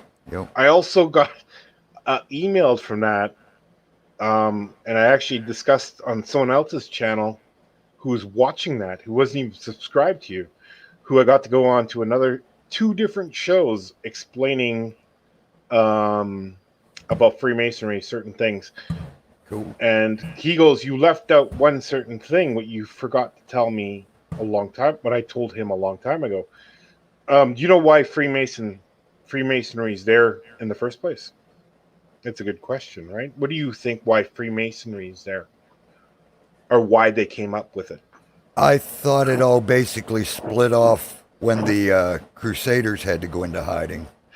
Nope. How Freemasonry started is if you go into certain books of the Torah, well, not just the Torah, but going into Jewish theologism, there is a quote. What they use is everyone who's a non-Jew is going to be a slave to a Jew when God comes back to earth. The Freemasons started with that quote saying, we are free men. We are not slaves to no one. You know what I mean? So that's where how it sort of started in the beginning, where it started really well with all its books and everything else in the late 1600s, moved up to the 1780s, started becoming up. This was their quote in the beginning of Freemason history. This is where it all started, where we are no slave to no Jew. That's what pretty much the quote, how they got members in. Because people back then did not like Jewish people to begin with, and this is part of their proof because they took it from the Talmud is the books where you can look it up, and everyone can look it up online. All you have to put in is Talmud, non-Jews or slaves, and you can look up the quote, and then you can actually look that up, that we are no slaves to the Jews, Freemasonry. There's another book about that because it goes back and forth. Oh my gosh. Cool, yeah. I know you was talking about the Talmud. You said Torah at first, and I was going to correct you. The Talmud and you have the Torah. I didn't know it was connected to Freemasonry, though, but I did know the Talmud thinks we're all dogs to them. And that's where it's the Talmud. They also allow pedophilia and highly suggest it, and all that stuff. Yep. Yeah, and it's the same thing where the Talmud is pretty much like a dictionary for the Torah, and that's all that is. And what it explains, it doesn't explain how to be nice to anybody. It explains, okay, hypothetically, my neighbors are Hasidic Jews. Okay? I cannot break bread with them in their home because I'm a non-Jew. Right. Okay? That's where, circumcision comes from. If you can, they believe that's their code. Every Jew must be circumcised or you're not considered a Jew. It has to do with slavery. Okay, that has to do with the Egyptians, because when slaves used to work, they used to work naked. Sounds dumb, but that's how it is. You could tell a slave from a non-slave because their penis would be different. That's how you tell a slave from a non-slave. This is where they kept the tradition. Now, if you even go where is the Holy Land? You mean according to what they believe, or according to the truth? The truth is not Israel at all. The Holy Land is Mecca. Because Jews to the 1880s used to go around that same symbol as the Muslims used to go around in circles. That's the Kabbalist. Yeah. So they used to go around that black box because it used to be the holiest place on the planet because of that stone in there. There's a stone in that in at Mecca in that round dark box.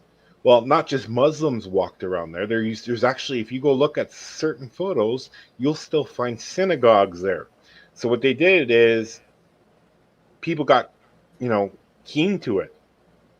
Hey, why is there, the other Muslims had questions, and, you go to Mecca, it's every Muslim's dream to go to Mecca. Okay. So if you go to Mecca and then you say, well, that's strange. I know there's no Jews in Saudi Arabia, but why is there a synagogue here? So what happened in the 90s, Mecca got funding to conk down all its surroundings, and if you look at photos now, it all looks different. There's buildings put around certain things, and it doesn't look how it's supposed to. It's gotten really strange. It's turning into a Las Vegas. Now, all the Muslims who are thinking, okay, well, this is strange, have questions now, saying, my own religion is lying to me. Because now, if you go to Mecca, for some strange thing, when you leave to go to the airport, there's one thing they didn't remove, and it's a quote from the Quran. When you leave, you're supposed to read this quote. It's like a traditional thing that Muslims do. They moved the highway so you could not read the quote. So if you go to the airport takes a different route to the highway. It's funny, you can find it on Google Earth. There's a person explaining this. This quote says, all the Quran in the beginning was hunted down and destroyed. So that means the real Quran, their real Bible, was destroyed. Okay, so everyone, they hunted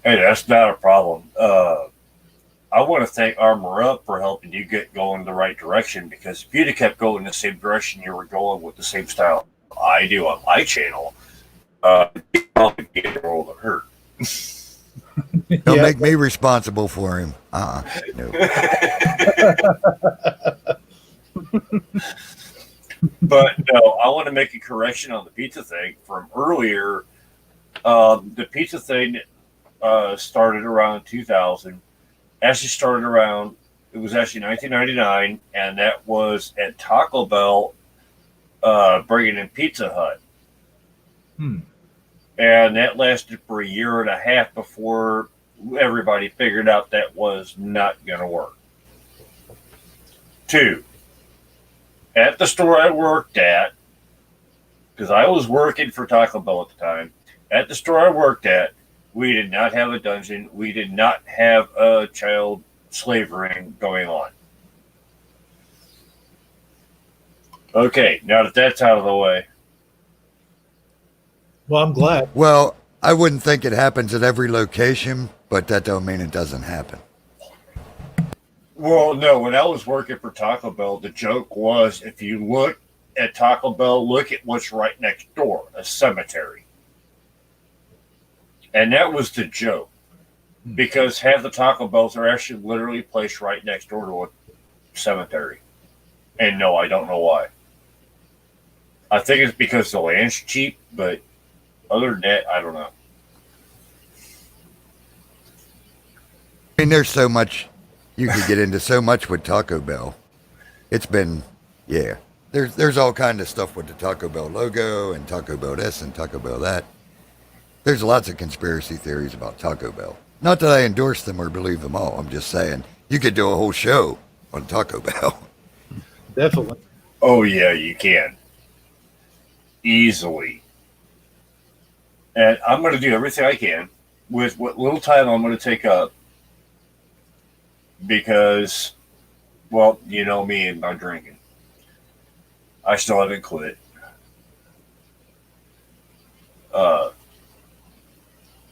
Without causing problems. I just lost my train of thought. We're used to that. Our host does that all the time. I know. I think I'm the one that taught him how to do that. Have a sentence going in mid-sentence, like, where the hell did my brain go? Yeah, I tend to drift off sometimes, and Sagi reminds me of that every once in a while. Don't you, Sag? Sag? Speaking of drifting off. Yeah, I was on mute. Yeah, I was going to say I was looking up the whole the McPizza thing, and apparently they still have the McPizza at the Orlando, Florida location. Go figure they have it at the one that's right next. Yeah, I'll bet they do. That makes right total next to sense. Disney. Yeah, right next to the Disney attractions, you can still get the McPizza. Oh. Yeah. Yeah. And they actually started doing it in the 80s. They discontinued it in the 2000s. And the quote-unquote official narrative reason for why they quit serving it is because it took 11 minutes to cook, and they wanted the customers didn't like having to wait 11 minutes on a pizza. But I also saw that I was looking at the images and that they were using for the advertising, the way they did the Z's for the pizza. They do look like the pedophile symbols. They very much do. It's oh yeah, it was totally full of symbology, no doubt about it. Yeah, for sure. Well, here's the thing. Every once in a while, a picture of a slice of pizza is just a picture of a slice of pizza. Right. Yeah, but it ain't the picture of the pizza. It's the symbols they put around the picture of the pizza. Exactly. It's not the pizza itself. It's the symbology that they use to advertise it. Well, I'll tell you what, I never really thought about the golden arches and the reds that they use, the color red that they use, until Lothar brought that up. But it is interesting that they use golden arches. Now, at the very beginning, it was just the one single arch before Ray Kroc got involved. And then all of a sudden seemed like when he got his hands on it, it all turned into something completely different and a complete different meaning, if you know what I mean. Well, Like what I mean is, like, he took it and he bastardized it. Like it was a pure and I won't say pure, but it was just a hamburger stand. It was just a place where you get food, fastly. And he took it and, like I said, like I like to say in the field, bastardized it. I don't know if I just made up a word or not, but I think you bastardized that word. I think so. Yeah, I don't know what I'm saying. So go ahead, Jason. You speak your mind, brother. If my if my train would keep getting derailed. But no, sometimes a symbol or a logo is just a logo. I mean, granted, the golden arches look like something way different than what y'all are describing to me. You're talking about child pornography and animal sacrifice, eating flesh of a child, and that's not what it looks like to me. I won't say. Well, that's not what it looks like to most people who don't research this kind of stuff. How would you know? You don't know what the symbols are. How are you going to recognize them? I've got a dirty mind. I know what it looks like to me. Okay. Well, now we all know what it looks like to you. But let's just take all of our thoughts, all of our theories, and all of our ideas, and let's take every one of them that's ever been influenced by QAnon and remove all the QAnon influence out of all of it. What do we have? I don't even know nothing about QAnon, so it ain't influenced my thought in any way, shape, or form. Yeah, I do not do the Q. Yeah, I don't do the Q either. I'm anti-Q as you can get. Now look how many theories and everything else is out there. Look and see how many of them were actually born from the Q to begin with. The Pizzagate thing, that was started by the Q. The slice of pizza. Absolutely not. Absolutely not. No, it wasn't started by the Q. They might have took it and ran with it, but they didn't start it. Really? Really? This is my area of research. Who's the one that came up with a slice of pizza means child pornography? Or child slavery, or I'm not going to go past that description. Who came up with that one? That all came out when Podesta's emails and Hillary and all that stuff was going down. Long before there was a Q. Q didn't come along till Trump. No, Q came along a lot before that. Whoa, show me anything from Q before Trump. Anything. Yeah, actually, when Trump was running for president, when Q kind of like came into play when his election started. And when his campaign started, I meant to say. Yeah, it was there before that. If you don't believe me, ask. Ask Michelle, the Nayakist. Well, I mean, she is the Q expert. Yeah, 4chan existed before then, and you had anonymous posters putting out, tidbits of information. But the whole Edward Snowden thing, that big leak that came out with Edward Snowden, was kind of when those Podesta emails came out. That's how the whole Pizzagate thing got started. We learned the terminology they were using, the nicknames they had, like walnut sauce and all that crazy stuff.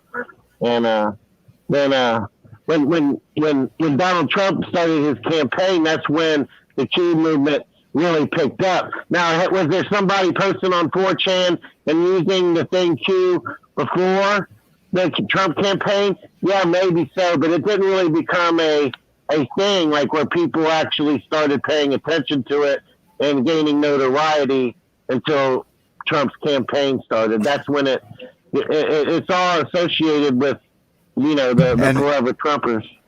And we're not talking about when these symbols hit the mainstream. I'm talking about these symbols have been around in my research for decades. Long before there was ever a Q or anything else that I know of. They formed the word Pizzagate and they started admitting these symbols were what they are in the mainstream, or as close to mainstream as they're going to get, not long ago. But these symbols have been around way longer, way longer than Q was ever a thing. So you're telling me a slice of pizza is not a slice of pizza? If I say I want a piece of pizza, that means I'm ordering up a 5-year-old child? No, I hope not. I hope not. I just had pizza tonight, so I hope not. I know. I ordered some cabinets off Wayfair. I don't expect any children to arrive in them, you know. But I didn't pay $10,000 for them either. Right. I mean, but here's the thing. I know about Pizzagate. I didn't know about the symbology. I didn't know anything about, because I haven't done any research or anything like that, and that's stuff I probably need to investigate and look into further. But as far as all that stuff goes, I have no dog in this fight whatsoever. I don't know anything about it, but I do know Pizzagate's been a thing for a long time. I'll tell you one thing, though. If you think a slice of pizza sometimes doesn't mean a slice of pizza, you're totally fucking lost. And yeah, you're getting me riled up now because you're in my wheelhouse. This is children, and I don't friggin' play with the children. Don't try to deny what's going on just because of the symbols they use, is all I'm saying. Sometimes a slice of pizza don't mean a friggin' slice of pizza. Exactly. Yeah, that's a very good point, Armor. That's the point that we're trying to make. Not that, you know, you can't just order a pizza and you get a pizza. That's 99% of the time what really happens. But the other thing happens too, and that's definitely worth discussing. You know, I done my part, busted up a couple child pornography rings back when the Napster bullshit was going on, and BearShare, all those lawsuits. I was busting child pornography rings because I was finding child pornography. I would be looking for example, the new Megadeth CD, and instead of finding Megadeth, I'd find child porn. So what I would do is I would just forward all the information straight over to the FBI. The FBI go nail the guy. I nailed a lot of them doing that. Using every band you could imagine. Not just one, not just two, not just 3 or 4. There was no rhyme or reason. Sometimes, you know, they use the song title, but they would misspell it. So according to your logic, if I look a Megadeth song up, I'm a child pornographer. Same with what you're saying if I order a slice of pizza. It's not a slice of pizza. It's actually the same thing, believe it or not. I look up a Megadeth song right now on YouTube, I could be accused of child pornography. If I look up Star Trek on the internet, I'm probably going to find child pornography. If I look up, there's a whole lot of stuff you can look up on the internet. It's innocent. It's aimed at kids. Literally, it's aimed at kids. It's stuff parents are supposed to be able to look up on the internet that is kid-friendly for their kids to watch. And I'll be damned if it isn't child porn.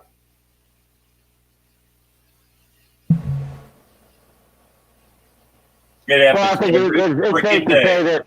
Yeah, I mean, but at the same time, you got for every time you have something like that, you have somebody who stumbles across it, you know, that is willing to report it.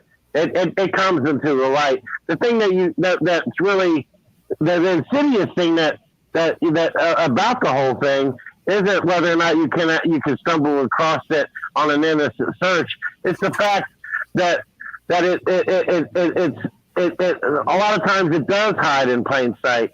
And as much as, you know, it is important to draw attention to the fact this child sex trafficking stuff is happening, because it needs to be brought out. And in the past 3 to 4 years, it seems like more and more people are becoming exposed. And I do think that this whole Jeffrey Epstein thing, him quote unquote killing himself in air quotes. I mean, that was really like Loco was saying earlier, that things are coming to light. The people that have been feeling safe for a long time aren't feeling quite so safe anymore, and the ability to and the people, and it seems like a lot of people that were turning a blind eye are now starting to feel like they can come forward. And I really do believe that as the next in the next few years, we're going to see more and more of this exposing happening, and people are going to be shocked by some of the names that are involved in this. I mean, I really do believe that the people that you would never have imagined are going to be at the head of the table, so to speak. And it really is. It's going to be. I'm really hoping that this is the case, and I think that it's going to be. It's going to really. Hopefully, it'll start waking people up as to what's going on. I think the thing that needs to be more revolutionized than anything else is Hollywood itself. I think it needs to be from the ground up, from the bottom to the top, totally dismantled and redone. Yeah, we might have to suffer through not having, any blockbuster movies for, 5 to 10 years until, we come up with a better way to entertain ourselves. But it will be worth it in the sense that, we will be eliminating Satan from our television. That's just my 2 cents. I gotta say, Sagi, you said it best right there. I think we just need to, in all of this, even the stuff that I don't know about, like the stuff you guys were talking about, for example, we just use our discernment. Let me put it this way. I can look up at the sky and see a beautiful cloud or something, and yeah, it might be exactly that. Sometimes a beautiful cloud is just a beautiful cloud, but that doesn't mean there isn't a tornado wrapped up in it waiting to attack. I'm just saying, that's all I'll say about it. And I'll say one thing. You were saying about bringing down rings, and I never talk about this because it ain't about me, it ain't about ringing my bell, but I brought down some major things in quite a few counties, and just for proof, because I like to show proof of what I'm saying. Let me get my light on.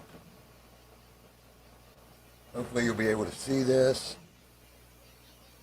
Hopefully it'll focus. There's the card for the FBI agent that I call when I come across stuff.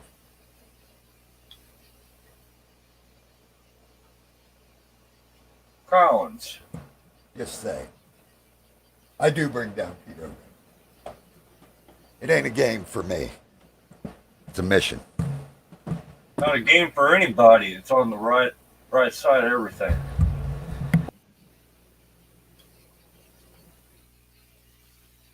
And look up Catholic churches that have been busted in Pennsylvania.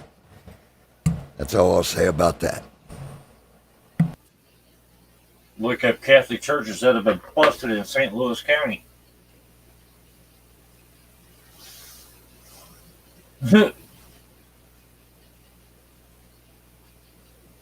Right down the road from where I live, we have literally got a 500-person conclave of Catholic pedophiles that are all housed in one spot,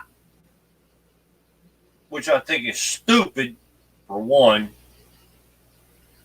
2, how in the hell does this happen? These are all priests. It happens because people think pizza is just a slice of pizza. That's how it happens. And a priest ain't a priest. Not all priests are bad.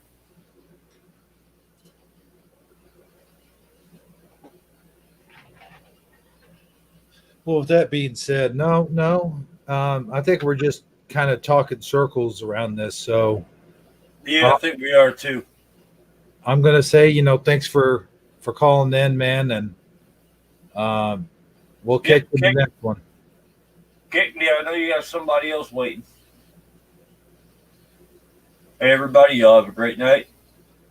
And all right, man. Well, thanks for coming on. Thanks for having me. And maybe I made somebody, maybe I gave somebody a thought in the back of their head going, well, just because they got a triangle in their building doesn't mean this. Maybe just because, I don't know. Not the entire world's not bad. Just some of it. Must read a different Bible, because according to my Bible, this world's nothing but bad. Then you have lost hope, my friend. Oh no, I got lots of hope, but it ain't in this world. Hey, we got all the hope in the world in the next one. Call heaven, bud. All right. Night, y'all. You have a good night, man. Bye-bye. Well, I've never, not saying this is a new one on me, because I knew all about the Pizzagate stuff. I think that's where a lot of this is coming from, but I don't know anything about the Q. I don't know anything about the symbolism in the arches. I really don't. That is a good one. I'll have to look into it more and probably do some research. But with that all being said, it was an interesting conversation nonetheless, I think. And, we all have different views and stuff. I think some people whose eyes are truly closed, they just want to go on about their lives like there's nothing happening. And I know that there definitely is. Well, but one of those things that if you haven't seen under the rug, you don't know what's under the rug. And right. Yeah, and that's and until you do the research for yourself, doing research doesn't mean you watch the YouTube video on it. Doing research means you actually, found some documentation, or you went to the library and looked up, some hard copy articles from from newspapers that originally covered the story when it actually happened, since you can't physically go back in time and be there yourself. Because if you trust what you get off of a Google search or a YouTube video, you're just getting what somebody else has manufactured or copied off of a YouTube video. And it's just one of those things where until you actually see it with your own eyes, or you do the research for yourself, you're just ignorant on the subject. You just don't know. It's not that you're wrong. You just haven't educated yourself yet. There's a big difference. Right. And again, like I said, I'll look into it and do more than just watch a YouTube video, which I'm sure was the first thing that came to my mind. I'm going to check it out on YouTube, but it's probably not even on YouTube, a lot of this stuff, because it's mainstream. No. Well, you won't find anything that's actually factual on YouTube or in a Google search. You'll just find the narrative and the pushback control narrative, and that'll be about the extent of it. Yeah, and with that being said, things do happen behind closed doors. I'm not so closed-minded, and I don't have my eyes closed to the point where I don't know that there are things that happen behind closed doors, and there are things that they're not telling the public. Obviously, you're not going to tell the public all of this stuff, and well, hey, with that being said, we do have Lotar 900 back on the phone lines with us. I thought System Failure was back there too. Did he give up? System Failure gave up hope and floated away. Okay. You know what they say, hope floats. But we got Lotar 900. Maybe he can come on here and dig deeper into the subject and educate me a little bit. Hello, Okay. Lotar. Welcome back. I'm back because I'm like almost okay. This is like, it's not just the pizza. Okay, it's not like I'm ordering a slice of pizza. It's the symbolism that goes with the pizza when it's certain. Ping pong pizza was nothing to do with the pizza being served in the restaurant. It had to be. Right. It's a complete different thing. It's not like, like I order a pizza. I'm not ordering a kid. You know what I mean? From a normal Right. pizza place. I didn't Has- mean to laugh or anything, but No, yeah, no, but it is kind of it's ridiculous. to certain think that, right? places with the emails. Okay, I get that Right. 100%, and it's like I wrote in the chat room. There was a certain item of a train model company who set complaints to Google because there was child images popping up on their when you typed in their name. Child images would pop up, and I'm not going to announce the name because it still hasn't been fixed. I mean, it's still, and they get furious at this. And this company, Neil Young owned it, where he had to change the name of the company because that's how sickening it became. And Neil Young is a strong protector for handicapped children because one of his sons is handicapped, and he does a lot for the handicapped community. But he even made a complaint about this on national TV, and Google will not fix it. There's certain places everywhere, but it has nothing to do with like me going to order a pizza slice. That has nothing to do with it. It's the people in the club ordering children with using key code words. Do you know what I mean? It has nothing to do. I'm ordering a pizza. It has nothing to do with that. That's what he's probably getting confused. I'm just saying is there's people who don't know the real thing, what's happening with children, and you cannot deny that because it's happening 100%. This place is an evil place. And here's the strange thing, and I get people get really angry with me when I mention this. Do you know the German Pope Karl Ratzinger? I call him Colonel Ratzinger. He was a pope before the other pope came on, and he's still alive, and he lives at the Vatican. And his brother is a priest, and his sister. He lived with his sister and his brother his whole life in the same house. They always lived in the same house. They were a family together, okay? And they have family members and everything else like this.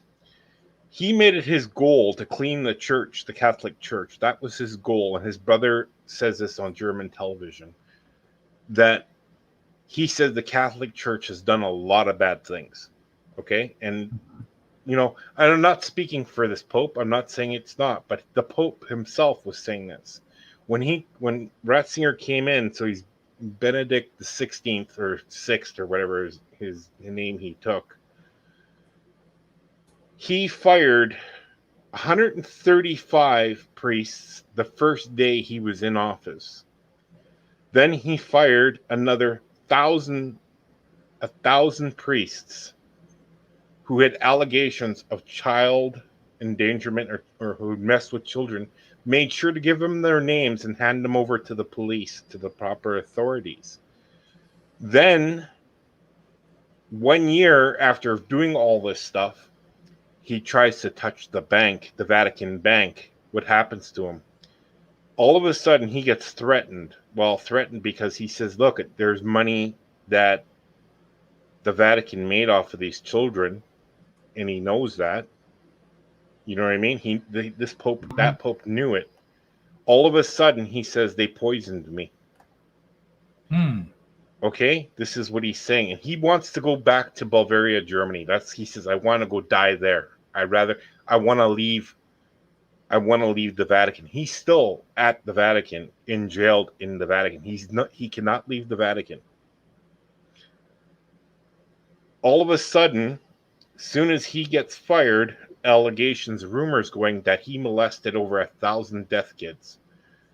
His sister goes on German television. She says, show me these deaf kids. There's no deaf school around. There's no deaf school in his town.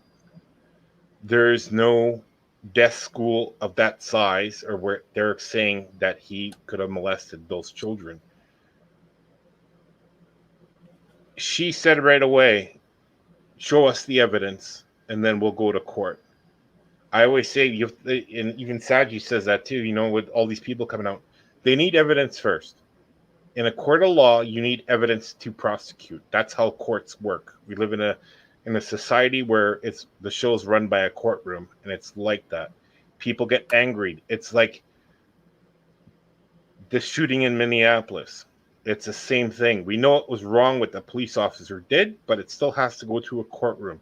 The judge has the final say, and the jury, the jury will have the final say.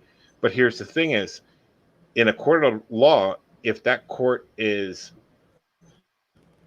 not fit the crime, you'll have a hung jury, or the jury will say not guilty. That officer gets sent free.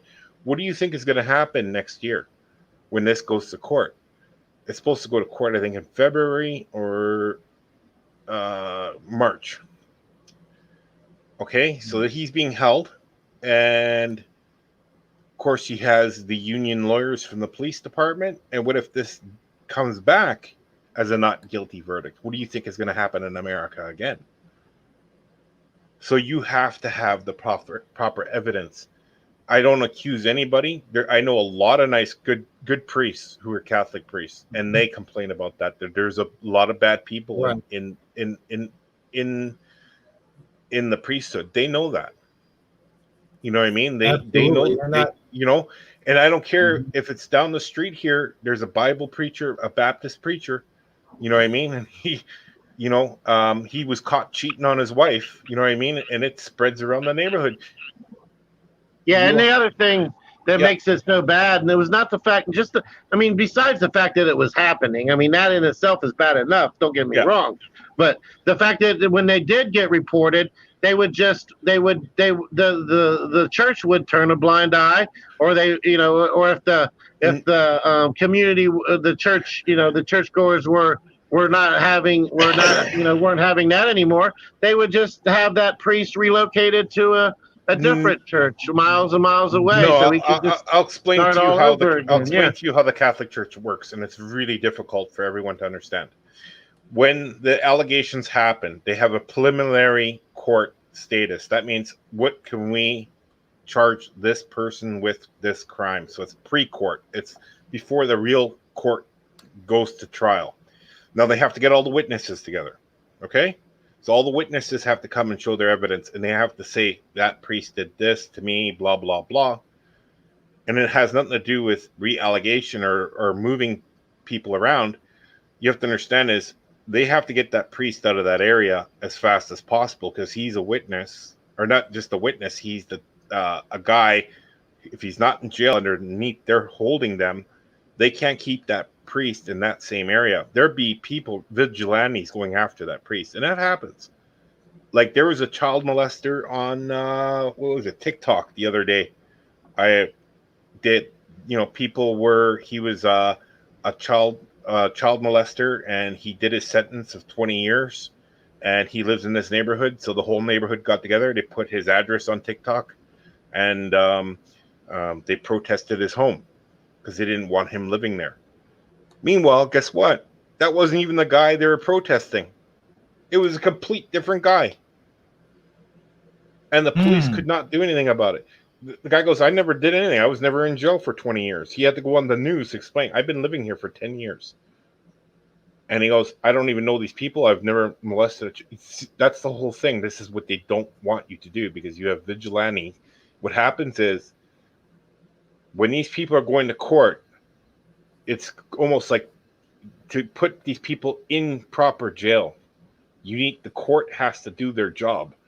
And if you alter the courtroom where the court says, please do not announce this, please don't talk about this, there's a reason for it. Because we have the Crown Attorney here, so you have prosecutors. So the prosecutor has to prosecute the case. Okay? And he has his lawyer. So that lawyer is fighting for that child molester. Even it sounds brutal, but that's how courts work. And a lot of people get angry with it, where they say, you know what?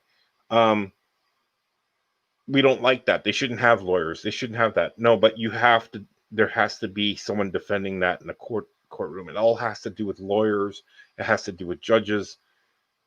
there's a reason why they moved those priests around, because that last priest in what was it? I think in Georgia, or not Georgia, Tennessee, was shot down and killed because of it, because he didn't even face a day in court. He was just allocated for it. He went to the police station. They had a court date set up for the guy.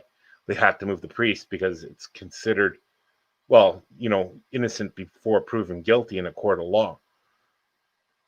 And a lot of people don't like that. They want to take revenge. You can't do that. That's just, I know it's the wrong way to say something like, I don't have, but if you were in a court and you're accused for murder and you didn't do that murder, you have the right to go to court for that, to prove your innocence or prove you're guilty, because there are witnesses.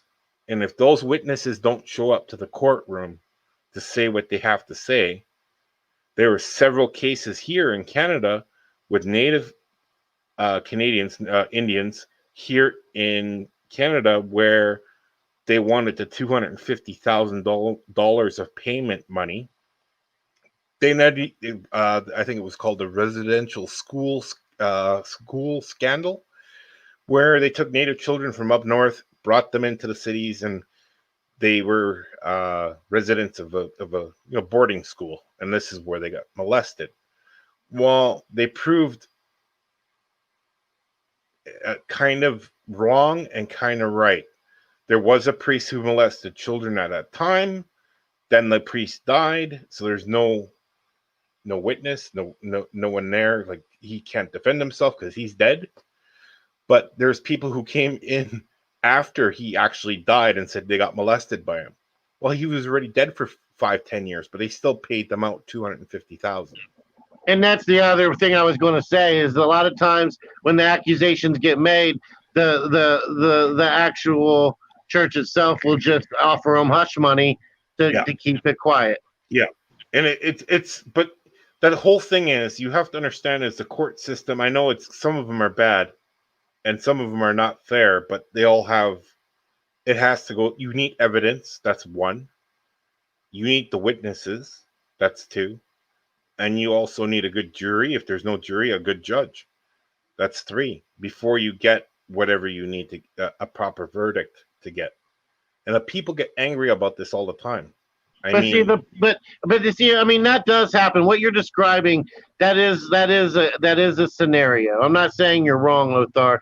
I'm just saying that more often than not, the priests continue to do it over and over and over and over again, because the church allows it to happen instead of actually doing everything that you're actually describing. You're more often than not, they just offer the hush money and let it. And then he keeps on getting to do it. I completely understand that, Sagi. But here's the thing: is I don't know how your home looks like. Okay, we're on this panel. We're 4 guys on this panel. I don't know how Armor's home looks like. I don't know how Hebrew's house looks like. You know what I mean? I don't even know half the towns you guys are living in. That's the church. The church doesn't have a proper system to know what every single person is doing in the church. This is why churches are, I call them dirty, because you cannot see into that church from Rome, from the Vatican. You can't see what they're doing in that church.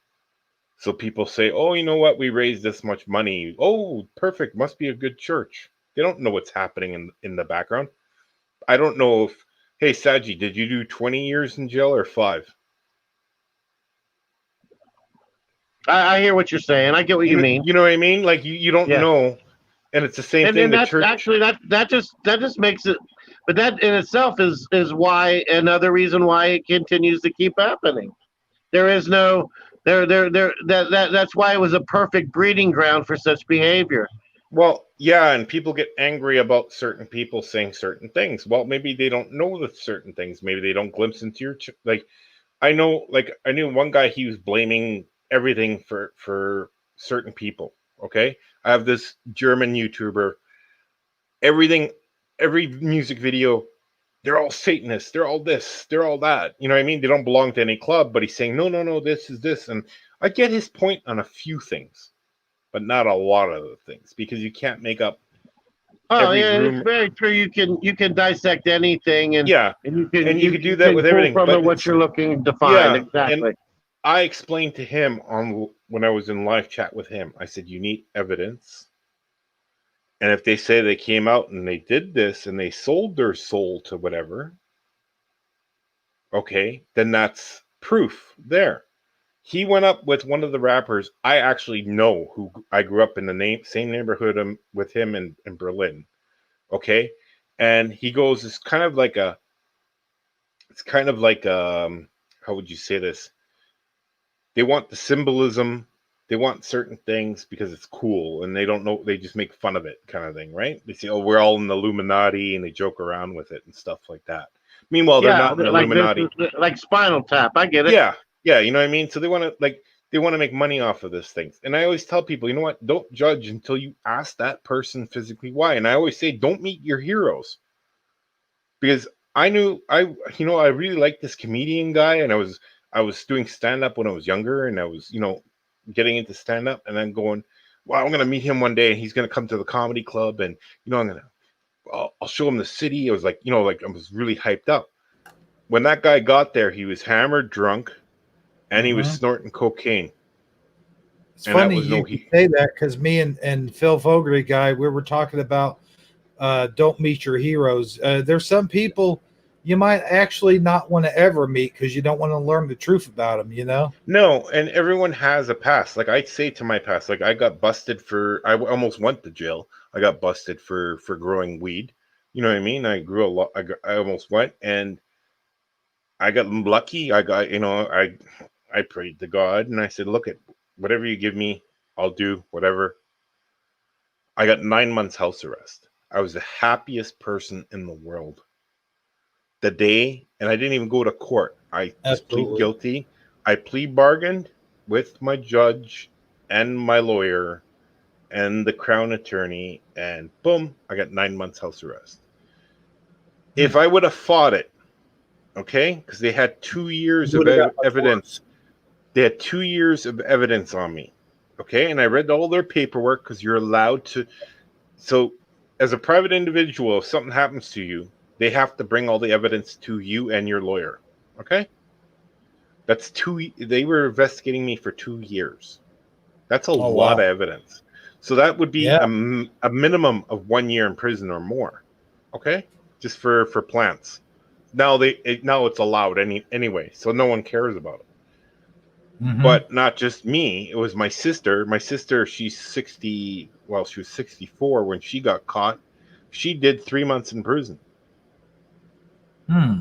She didn't plea bargain because she had a dumb lawyer. I had a really good lawyer. And I said to him, you're going to plea bargain for a house arrest. I told him, because God told me, you know what? Tell your lawyer what you want.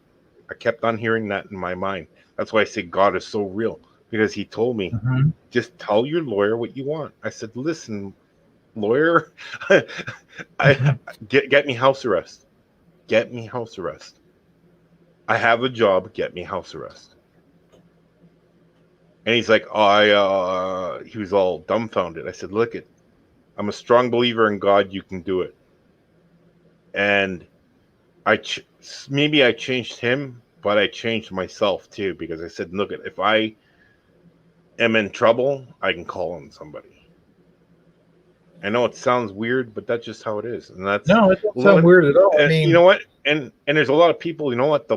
You can do everything to protect something, or everything to protect anything. If their prayer is not there and you don't pray every day for it, you're not going to get it. Right. And a lot of people, and it's like pushing belief. I'm not pushing. There's a lot of bad stuff on this planet, and a lot of people don't get it. That this is not our home. You know what I mean? It's we live in filth. We see filth. Every movie, someone dies. Have you ever seen a movie where no one dies? Not too many, no, but I mean, yeah, they are out there. Did you know 95% of every movie, someone dies in it? Oh, really? Oh, my grandmother died. Oh, my grandfather. Every movie that comes out there, it's always death. True. And this is what it gets pushed in your mind. I'll tell you, you talk about the belief of prayer. I totally believe in prayer, man. I know that, a lot of things that God wants you to go through. Sometimes we go through the trials and tribulations and stuff because we were meant to. And when Yeah, it's your time to go, it's your time to go. There's no praying out of but that, but you you can it's pray for stuff that you need. And I truly, I'm a high believer that God does provide for those who really truly oh, for need sure, for stuff. sure. I'm not a drinker. I've never been a big drinker. Okay, and my whole family except my mom and my grandfather were the only people who didn't drink. I used to watch people when they drank and see how they came out, how they look like afterwards. Like um, Mm-hmm. what kind of trouble they would get themselves in. It will stop you drinking in a matter of minutes. This is why cops don't drink as much as everyone else does. There's police officers rarely drink because they have to deal with drunks every day. Right. I don't know. They're, I don't know so much about that. Well, well, you can seems ask a like police officer. they would drink Yeah. more because of the stress No, in their. no, it's actually because they deal with. It depends what city you're in. Mm-hmm. But here's the thing: is I know alcoholism, that is an illness. If you drink Oh alcohol yeah, every day, it's an illness. But for you have sure. to deal with it. You have to tell yourself, "I'm not going to drink today." That's what you have to tell yourself. It's like everything. I don't want to smoke a cigarette today. You have to force yourself. I don't want to do this anymore. I'm doing this for me, not for anyone else. You have to. And it's the same thing of when we do research and we read all these things. I mean, I remember I was reading every night for at least 6 to 8 hours every night, just on Oh certain wow, things, that's a lot just of on reading certain. for it. Yeah, but doing a lot of research on stuff. Ask the people on your site, hey, do you guys do that much reading? And I have a reading disability. It takes me a long time to read stuff. I mean, you know what I mean? Like, and Yeah. What? Let me I ask you force, this. yeah. Let me ask you this real quick. When you read, like, do you keep going over the same paragraph like over and over Oh, again? yeah. Oh, yeah. I'll start in the Yeah. middle. I'll start from the back. I Yep. mean, I'll get my letters confused. Like, I'm dyslexic, so it takes me longer. I read with a ruler. Like, if I'm reading on the computer, I'll highlight what I'm reading. Yeah, I have to do that too. Yeah. Yeah, so you know what I mean. You get some of the words wrong, and then you have to look it up in the dictionary because you don't know what the word means. So Right. there's different things. But people, like I said, people get mad over it. Don't get mad over stupid things, because I'm telling you right now, it's not even worth it. If people don't want to realize that children are getting hurt in this planet, you know what I mean, and there's not there's Oh, more even I bad than know. good. Even That's though I'm not in the dark the dark corners of the internet or the dark corners of the earth. Even I know even I know that goes on. I know that it goes on, and I am no denier of that whatsoever. And you know what? Uh, I get angry. This is what I get angry on, really angry on, because people don't realize that something is being pulled over your head like a mm-hmm. noose, and people don't realize that because if you hear someone say that one person gets killed in America by a police officer, the whole world goes nuts. They're protesting in Germany. They're protesting here. All over the world, they're protesting for a man that they don't a porn star. He was he was in a porno, okay, with a woman who came out later saying she was raped by him. He was caught selling cocaine, but that's just the beginning of it. I'm not judging anybody, okay? So that's Right. the one. But if a woman gets raped, they won't protest. If children get raped, they won't protest for that. That's where you should be protesting. If children are getting raped and killed, that's what we should be protesting on. Absolutely. Yeah. That's the biggest racism in the world, that children are getting hurt in this society and no one does a damn thing about it. Then go out and protest. You protested for a black man who was strangled by a white police officer, but you will not go out in the street for a child who's been killed and raped by an individual. It doesn't make any sense. And not only that, but most likely it was somebody that she looked up to and saw as an authoritative figure that she could trust, Well, or he or she could trust. no, that's the whole thing. These people know how to get children, and I don't care if it's say if it's a girl or a boy. It don't matter. They know how to go after these people. Like they know how to tell them what they want. You know what I mean? There's something wrong, and you'll see that where on the internet they'll try to boost that up, and people going, it's what you call the LB, the transgender people and the gay people. Okay, well, this is the whole thing. You want to hear the biggest story now? The biggest story was flipping out. They're getting angry because they're saying, you're not putting in these people in our flag. They have nothing to do with us. And they're getting furious, and they're protesting, I think, next month about this, that you're not putting pedophiles in our ranks on our flag because, they have problems and everything else. And this is the whole thing. And then if you look at Tom Hanks, where's Tom Hanks moving? He's moving to Greece. Why? You know why? Because it's not a crime there. You consider Exactly. He's actually now an official citizen of Greece. He is a citizen of that country. Him and his wife. Yeah. It's so you don't be prosecuted for certain things. These people know what they're doing. You have to understand is, if I was an actor, okay, and I went to Hollywood, I can't act worth a bone in my body. I could talk a lot. That's one good thing, but that's about it. But the ruse is he says he's doing it because he's anti-Trump. Bull. You know who's anti-Trump? The people who are telling you that. Oh yeah, the people that are screaming the loudest against Trump right now are the ones that were on the island. Yes, Sagi, can I ask you a question as an American, because you are an American?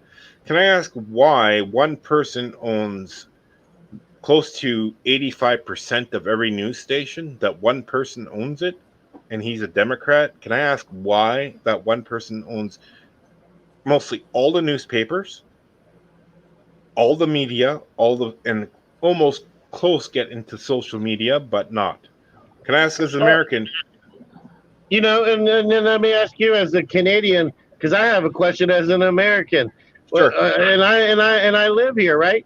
How come you mentioned the Democrat owning all of those things? How come all of these cities that are having that are the most poverty stricken and are having the most riots and have the most homeless camps and the biggest drug problem and the highest murder rate have all had Democratic mayors or city councils or some type of governor or senator or leader that's been a Democrat for the past 10 years. But for some reason, right now, it's Donald Trump's fault.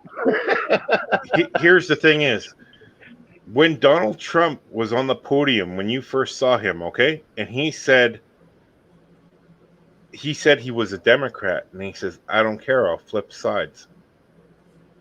Did you hear him? I'll flip sides?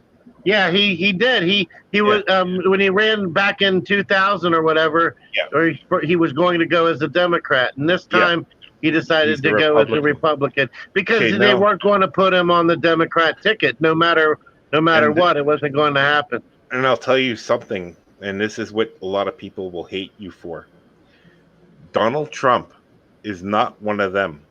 And what I mean by that is he's got enough money and power not to be with them. He can pay them off. He's the guy who's paying them. Do you understand? When you have cash flow, you could pay them.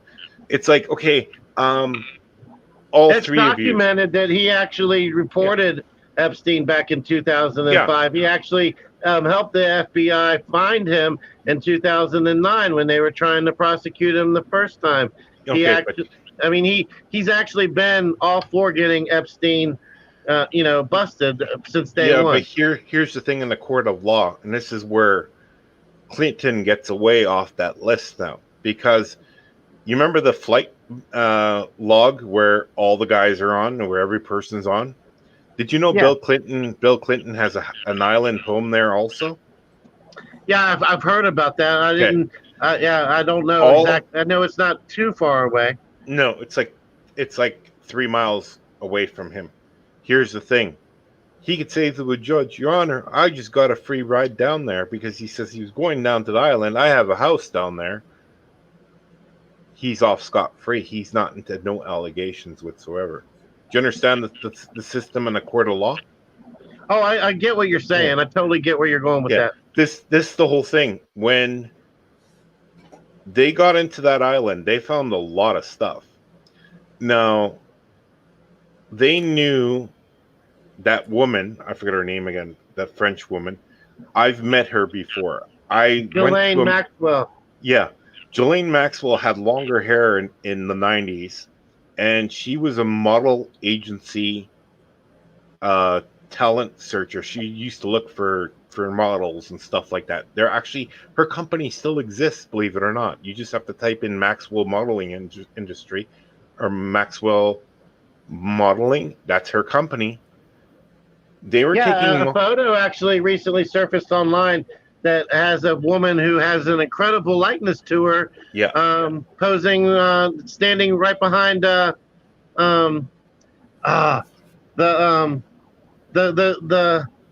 girl, the one that Yeah. What was her name? Oh, I know what you're talking about. Yeah, I forgot her name too, but I understand. Yeah.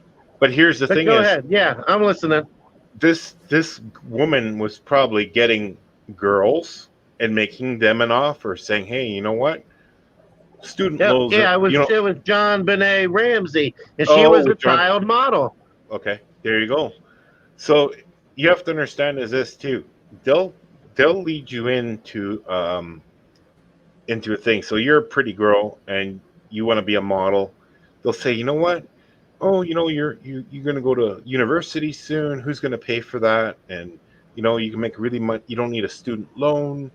All you have to do is go out with these older guys, and they don't care if they'll talk to a 15-year-old like it's a 20-year-old. They don't care. And that's how the system works, because they say, you know what, we can make all these girls, they're sleeping with billionaires. Who cares? Because I'll tell you what rich people are scared of the most. What are rich people scared of the most, Sagi? The truth? No, losing their money. How do you lose your money? That's right. I'm sorry. How do you? I mean the regular people. Okay, Sagi, if I give you $10 billion, right? And then you find out this big beautiful Russian model loves you, right? And you marry this Russian model, and you're together with her for 1 year, and she divorces you. Half your billions are gone. That's why they don't go after. That's why a lot of billionaires are single. I see what you're saying. I get what you're saying.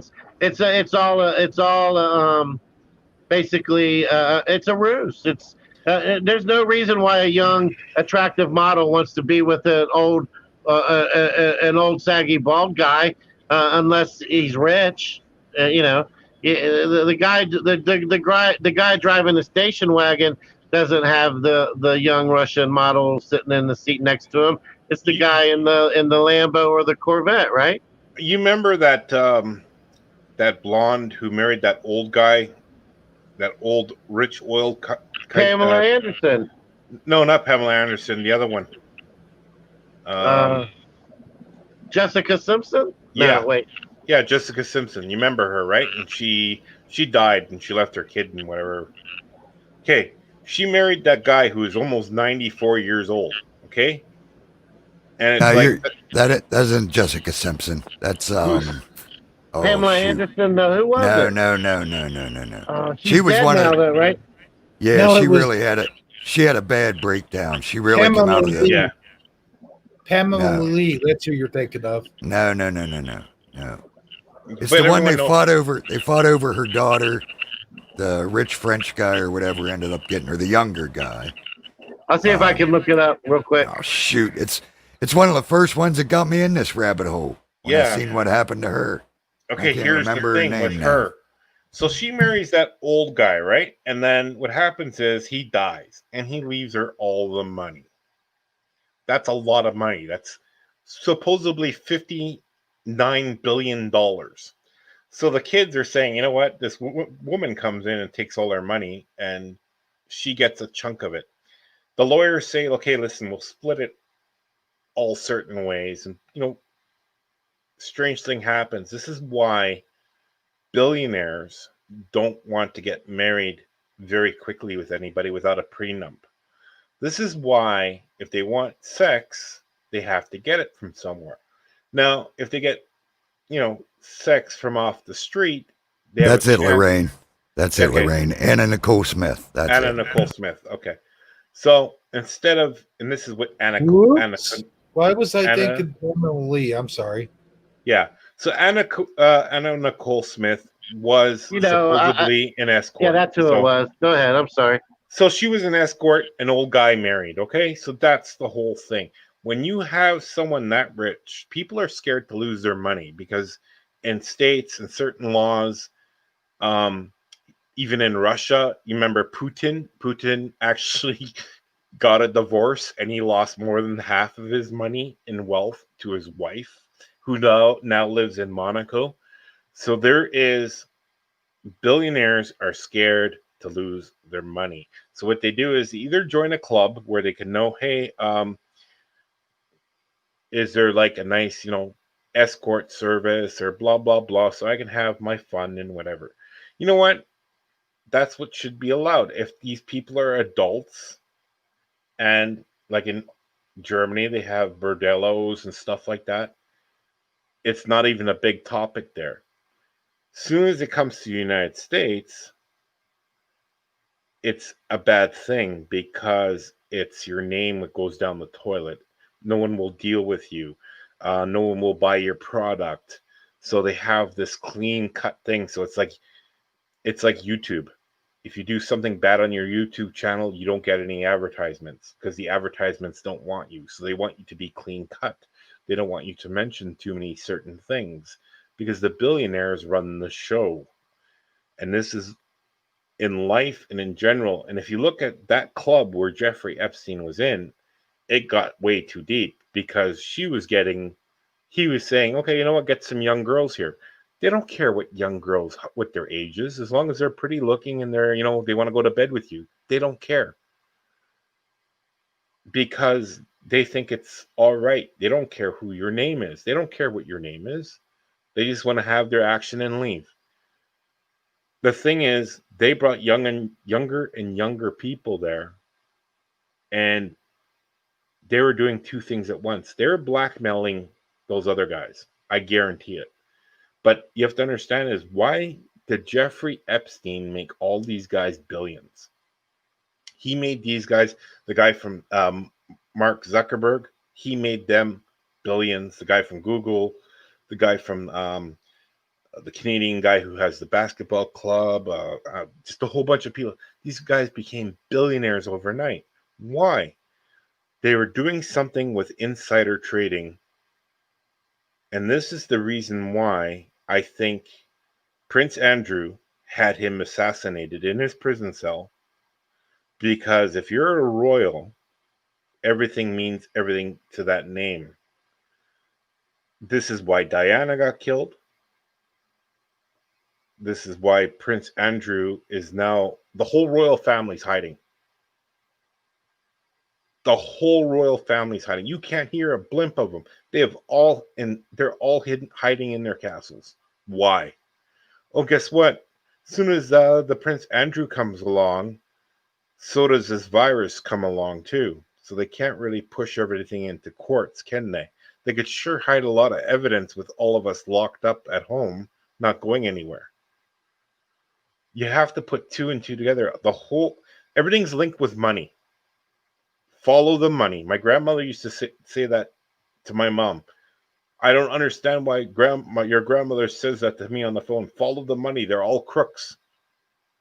And it's true. If you follow the money, you will get your lead. I don't care where it goes. People, here's the thing. Who just died in a helicopter crash? Kobe Bryant. Okay. Why did Kobe die? Why did Kobe and his daughter crash in a helicopter crash for some reason? because it was all set up by the authority. No, because I want you to look up. I want you to look up his contract because it has to do with money. I thought it was because he knew something about Hillary and he was going to expose it it. has nothing to do with Hillary. It has to do with him. Okay. Okay. Okay. What kind of shoes did Kobe Bryant wear? Nikes, right? Right. Okay. Kobe Bryant had a whole bunch of contracts with top sporting goods. You always have to follow the money first. His contract was coming up, and they were going to cancel, not really put him back in, but he wasn't really going to play any. He was supposed to go back and play, and then he's not playing. He's retiring. Well, I mean, he was already not playing in any games that didn't matter. He was saving himself for playoff games and things like that. So this is the whole thing. If you want more money as a basketball player and you got people waiting for you, and it's called jumping ship, going to a different team, can I ask you why Chicago was going to give him $100 million deal for 1 year? Okay. I don't know. I thought it was because he was awesome. No, it's just put on the table. Basketball player. Now, I mean, he had a fight with one of the shoe companies that he wanted $450 million to promote the shoes.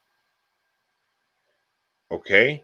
When the shoes came out, they were nothing like he picked because the basketball player picks the shoes. They promote the shoes. They design most of the shoes. The basketball player says, I want this color. I want this color. It's got to look like this. It's all getting drawn on pieces of paper. If the shoes are different, you cancel the contract, right? What's funny is, go ask, here's the thing is, they'll get rid of you and your family. They don't care. If they don't have to pay out, you have to understand is, that shoe company now does not have to pay the family any money. So they pretty much got Kobe Bryant with pictures in these shoes for free. I never thought of it at that angle. You got to follow the money. That was because he had something on Hillary. Well, maybe that was just something to. And I'll explain to you something about. No, and I'll explain something to you why I find it really strange. And this is why I will go to the helicopter investigation, okay? In LA, a helicopter cannot wait. That means a helicopter cannot wait in the air or circle a neighborhood of Bel Air or Hollywood or North Hollywood over the mountain ranges. They cannot circle. That means what they have to do is they have to get to A and B as fast as possible, okay? Not even, and I'll tell you one thing, that helicopter can go through clouds, it can go through weather. It's one of the best helicopters ever made. The helicopter is worth $42 million. That helicopter can do everything. That helicopter was told to wait there due to air traffic. Now, there's a guy on YouTube who actually shows the air traffic that there wasn't any. So why the hell was he circling there? Doesn't make any sense. You're not supposed to. It's not a holding area. Even if the clouds are low, that helicopter has the best computer system that it can go through the clouds.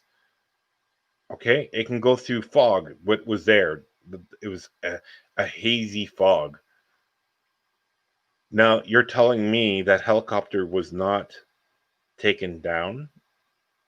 That helicopter was taken down, and it was taken down in that area where it wasn't even supposed to fly. That helicopter pilot radioed in, why are you putting me on hold? It's not even allowed. Why do you hear that over the radios? You can pay anyone, man. Like, that's what I'm saying. He wrote, if I paid you $1,000 a day, you'd go on YouTube every day and promote my channel. If I gave Armor Up a brand new house, brand new car, he would promote me on his channel. Okay, because you know what? You don't even know my background. You still do it. It's advertising. Negative. Okay. Like I said, there's money means nothing to me. Okay, so money means nothing to him. That's fine. Now I know what type of person he is. Okay, so I know in the future, not even to ask Armor, because Armor wouldn't even take a bribe, okay? But there are people who would do it. There's people on a game show saying, I would sell my soul for a dishwasher. Because people are poor. You Well, understand? you didn't even ask me. I mean, I just in case you were going to. I mean, well, like I wouldn't said, I wouldn't take the low ball offer. I would hold out for more money. I'm just letting you Right? know. Yeah. well, I I'm was trying to going make to my say something, but I was waiting for Armor's answer. okay, but I'm just trying to make a point. Is people always have you have to understand is people need that certain kick. They need that money sometimes, right? Everyone has a dream in life. There's a lot of people who do. Like me, I don't care if I live poor my whole life, but I have my dreams. One day I would like to have a house. You know, it'd be nice. You know, enough to, I'd start painting again, and start doing my oil paintings again. Sure, like I have dreams like that. That's not a problem. But I'm not gonna sell anyone out. I'm not gonna. I can't be bought. Okay, and that's how you should live. But you have to understand there's people who have. Maybe, just maybe, and I'm just saying this. Maybe if you offered to send a plumber over here to fix my drain pipe so that water didn't drain to my kitchen floor every day, then I might think about it. Just saying. But Sagi and Hebrew, this is the whole thing. You can do a lot of things by yourself. You just have to think and watch a bunch of videos how to do plumbing, and you could fix it yourself, but with not even half the cost. You know what I mean? Everyone thinks they want this free ride. Yeah. It's like you can't. There's no free ride in life. You know what I mean? If you can hear someone telling you about the Bible, and if you ignore it, you're not taking it in. You're not learning anything unless you have that Bible and you're reading with them. You're getting that knowledge. It's not a free ride. And you have to do that, and that's a lot of people. They get lost in that system, and it's like I was just joking around, by the way. no, but like I have a nephew, okay, and I'll explain my nephew. My nephew lost his daughter. She committed suicide. Was it almost 2 years now, or a year ago? I can't remember now, but it broke the whole family apart. It no one discusses anything anymore, and it destroyed the whole family. I tried to bring the whole family together, and it doesn't work because no one has. I said to them, and this I think it hit them even harder. That I said, you have no faith in nothing anymore. I said, is there no faith in this family? Is it only me who has this faith to keep everyone together? And it's like they haven't called me in 6 months, and it's like I want to write them a letter. You know who's really good at writing letters? Armor Up helped me with a eulogy, and it was like I thank him for that. But you have to understand is you have to put some of your own work into it too. I need examples. I need to do this. I didn't know what to say. But there's certain things where you can't help everybody. You have to help yourself first. And I explained to every individual, can we have like a wake? Can we, like, my nephew has the ashes in his house still. I go, do you not want to give her a proper burial? Like I'm trying to say, let's have a proper funeral, just the family, and let's give her a plot with a tombstone. It's like they ignore me. It's just they're so dark. There's something in our family that is so dark, and I don't understand what it is. And I tried to, and it's the whole thing. You have to pray every day. The first thing that comes out of my mouth is you have to pray for your family. You have to pray for everyone in your family first. And that's the whole thing. People give up too quickly. And we do, Armor Up does a lot of work. Dan does a lot of work he does work on his platform. I do a lot of work, but I also have a full-time job. It's hard to get where you're going. Do you know what I mean? And people come up with conspiracy after conspiracy. I don't know. Do you guys stand on the flat Earth thing? Like, I'm not a flat earther. I'm sorry. But there's a lot of people who do. A lot of discernment, for sure, on a lot of that stuff. And yeah, but people get angry with you. People get really angry with you. Oh yeah, no, it's got to be like I've this. learned. Yeah, I'm sorry. Go ahead, man. Well, no, I got this one guy, and I try to show him that the Earth is round, and to prove it, it is round. Okay, and to him, he's been so brainwashed by other people online that it's almost like he's been possessed, just like my family's being possessed somehow. It's very, very strange. And it's, see, if you knew my family 10 years ago, we were together maybe every 2 weeks, having dinner, going to barbecues, and then something happened with my ex brother-in-law who left. He was cheating on my sister. It broke the family apart. Something was going on there. There's secrets being held. I know some of the secrets. So it's kind of, it sort of broke the family apart where there's no trust anymore, where we don't trust each other. But here's in the beginning, I've never been, because they're all I have 5 half sisters. They're from a different father. I'm from a different father. But I sort of know some of the truths and lies, and it's kind of strange, and it breaks the family apart. The more you lie in a family, the further it spreads apart. Yeah, and not only that, but then when something bad does happen, a lot of times people won't, because they don't want to shame the family. They won't just bring it to light. They cover it up, or they keep it a secret. Where the best thing to do is just to acknowledge what happened and bring it out. Yeah, it's going to be some shame on the family, but the family will be stronger for withstanding the storm than pretending that it never happened. I had a situation where, like, remember what I brought up where my nephew won't bury his daughter.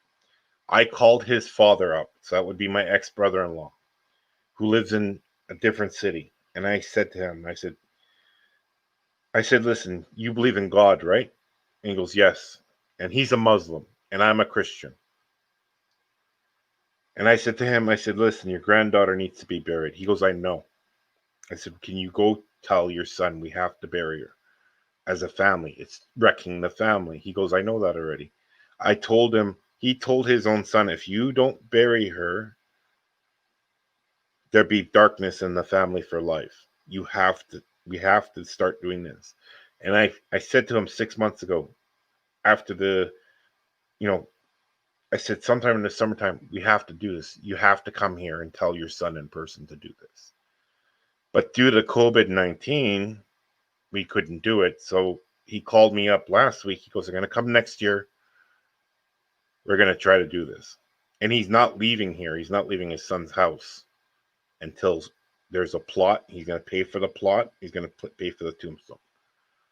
Because he says even that makes darkness. You can't have that, because he knows his sons. He's got 2 sons, and he knows that, he knows his sons are not Muslim. Okay, he knows that right away. First of all, they drink and they eat pork because they grew up we went to 7-day Adventist school, so you know what I mean. He doesn't act like a Muslim should act. He knows that already. He's given up that fight. But he says, my son, he goes, Mike, there's one problem with my son. He goes, he doesn't believe in God. And he goes, that's why he's trying to say, do something. Go see somebody. Go see a psychologist. He said to his son, he goes, he said to his son, he goes, I know you're not a Muslim, but please go to a church and go pray for your daughter. So, I mean, for a father to say that, and I think that's why I won't stop the fight to push this. You have to start fighting what you need. That's everyone in this whole world. If you want something, you have to fight for it. You have to work for it to get it where you're going. Or otherwise, you're not going to go anywhere. I don't know what you think about that, because there's someone on this panel who has a really, really good voice who can do book readings, and he'd get paid for it. I don't know if Armor Up wants to do it. Well, I thought about doing. Oh, you're not talking about me. Never mind. No. Armor Up has a good voice. I'm sorry. I have thought of that, but I don't know how to get into it. But yeah, I love reading. It would be awesome to get paid to read. Yeah, you can actually do it from home. It's called Books on Tape, and there's a help menu. And if they like your voice, and if you love to read voice, and if you really pronounce your voice in a raspy voice, you get paid from it from home. So you read out chapters on tape. You actually you do a whole recording when a whole book on tape, I think, or what they call book on audio, what people listen to now. Yeah, audio book. Yeah. Yeah. So most announcers get paid $3,000 per book they read out in the beginning. So, and if you do it from other countries, I think there's a tax deduction. So if you read someone else's book from another country, you get a tax deduction. And you can pick up the books you think you can read better. And if the book doesn't get picked, you don't get paid. But if the book gets picked with your voice on audio, you get paid for that. So the better you are on audio, the more languages you speak, you get paid more. Because I know a woman in Frankfurt, she gets paid $12,000 per book, but she does it in 3 languages. So she does it in German, English, and French. So yeah, that's definitely interesting. You have to send me a link or something. I'll try to it out. send you an email maybe next week or something like that, where Cool. how to get into that. You have a good voice for reading. Actually, well, he reads us the Bible, right? So he has a good voice to listen to. You can actually close your eyes and listen to Armor Up teach us about the Bible, and you actually learn more from a good voice than a bad voice. Because I don't know, Armor Up, do you think there's preachers who don't really put it over too well because of their voice? Well, I got to admit, I go to, what's it called? Sermon and audio books or something like that. It's a website I got. But they do a lot of the old, like when I have a Charles Spurgeon sermon on my Wednesday Words or something like that. An old sermon that obviously isn't Charles Spurgeon because they didn't have recording back then. But there's 2 different narrators. And yeah, the one narrator, when I realize it's him that's doing this sermon, I can't even listen to it. But the other narrator, oh yeah, I love his reading of the Charles Spurgeon sermons. So yeah, voices definitely make a difference. Everything's in a voice. And like a lot of people. I totally agree. I had a book series I was listening to on audiobook, and the first 5 books of the series, there's 13 books altogether. The first 5 books was one narrator, and he did such a great job. I was so enjoying it. And then I got to the 6th book, and it was a totally different narrator, and I was done. I couldn't, as much as I was enthralled by the story and wanted to hear, the rest of the books and the series, I just couldn't stand to listen to the new narrator. Yeah, and that goes on to people even on YouTube. You have you have a lot of different dialects all over the world, especially in Germany and Austria have different dialects. So you got like a southern. Oh, yeah. Someone from Tennessee will speak a different. I just can't do it. I can't stand when I go and look up a tutorial on how to do something or a video voice. game fix or something like that. And it's in not so much the voice. Well, it's the voice too, but plus it'll be like in a different accent or something like that you can barely understand. And you're just like, you can't get into it. You can't learn. And that's the same thing in Canada. We have, Newfoundland and Labrador, which on our East Coast, they joined Confederation in 1946, but they also speak a different English. And it's like they use terms that are completely different. No one else uses except them. And they'll say things really quickly and like, where are you at, boy? And they'll say that to a girl, like, where are you at, boy? And that means, like, what you doing? And that's all that means. Yeah, and they'll say, where's your mother, father? Where's your mother, father? And that's not where is your mother and father? How is your mother and father? Oh, you understand? So it's a different dialect. It's like your mom's in them. Yeah. Yeah. And then you have the same thing happening in Germany where there's a different dialect. So everything, like in Austria, Vienna has a different dialect. They have different words for different things. Like tomatoes in Austria are called something else. In Germany, they call them tomatoes. So it's like a little bit different. Every city, every town Let you me go guess, to. they call them tomatoes, don't they? No, in Germany, the right word translation for tomatoes are Tomaten. In Austria, they're called paradises. Oh, okay. I learned something new. Yeah, and then strawberries are called pineapples in Austria. But Oh, there that was would really mess you up. Yeah. yeah, because the reason why they call them pineapples, because in the description they said a green top. So does a pineapple have a green top? So they said, okay, well, strawberries are called pineapples.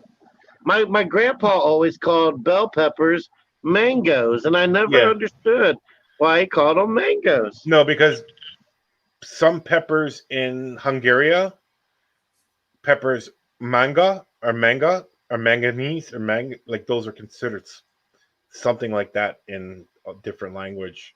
They have a different name. It sounds different, but even if you're reading a book, who has the best voice to read a book? Like, there's a lot of people with really good voices, right? And a British voice always sounds Sean Connery, but that's not an English voice; it's Scottish. Oh no, I was just saying Sean Connery. I would listen to him if he was reading book on tape or whatever. Yeah, Audiobook. and you would, because his voice is very low and easy to understand. Like, almost, he talks where everyone can actually hear him in the room. That's his voice carries. What they like to call it in the industry is the pear-shaped tones. Yeah. I like the way you say in the industry as though you're part of it. Yeah. Do you know Michael Caine? Oh, Michael Caine. Yeah. Michael Caine speaks Cockney English, and Cockney English is called poor man's English. That's what that means. That means you come from a part of London which is really poor. But there's 3 different Cockney languages in England. And then there's posh language. A posh language is you're talking like a rich, super rich, educated person who goes to university. So it's called Queen's English. But the Queen doesn't even talk that way, because the Queen has 2 languages she speaks. She speaks English, and she speaks French, and she speaks German. I remember the old saying of them going, "For good God, man, speak the King's English," you know? Well, yeah, because you have to understand is why your dialects grow in the States. You have to understand is, you know why Tennessee has, and was it South Carolina has that accent? I believe it spurs from the Appalachian community. No, comes from the British. Oh, okay. You have to understand put a feather in my hat and call it macaroni. You know what I mean? You have to understand, before you got your independence, a lot of those people were from England, Ireland, Scotland, and the higher ups still spoke a British language till like 1850s, until the South, before the revolution started. But you have a lot of influences. So it's like this. If you immigrate to a country, you take some of yourself and your traditions with you to every country you go to. Okay? So a person from India, he can move to South Africa. He's going to meet another Indian person there. They're going to bring their traditions there. And they're going to keep them there for 10 generations. It's the same thing with the German culture. We have Germans here. They've been here for 300 or 200 years. They still keep their culture. But you keep your culture in your accent and in your dialect. Okay, so Texas. Now, did you know that close to 65% of Texas is actually from German descent?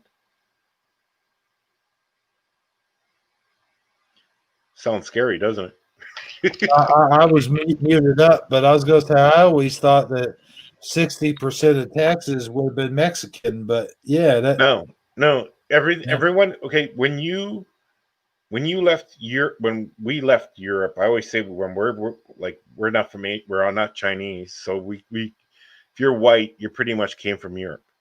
So if you do a 23andMe test, it will tell you the truth. DNA doesn't lie. It will tell you who your descendants come from or where they come from. You know, they'll say, "Huh, you're from this part of the world, and you're from this," because everyone's mixed now. You know, you came to America, you came to Canada. You know, your mom met. You know, she could have been German, but your dad could have been Irish descent. So those bloodlines mixed together. Do you understand? DNA doesn't lie; it tells you the truth. Like I knew someone in the family on my sister's side of the family that he was a neo-Nazi. Like he was the biggest.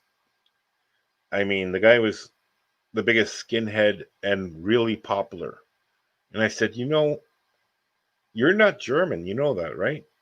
And he starts laughing. Goes, I'm German 100%. I said, you're not. I said, your great grandfather's Polish. And I said, he married an expat Jew. This guy almost hit the floor. You don't know what your DNA is until you know where your family comes from. That's why I say don't be racist, because that part of that race is probably in your blood. You don't know.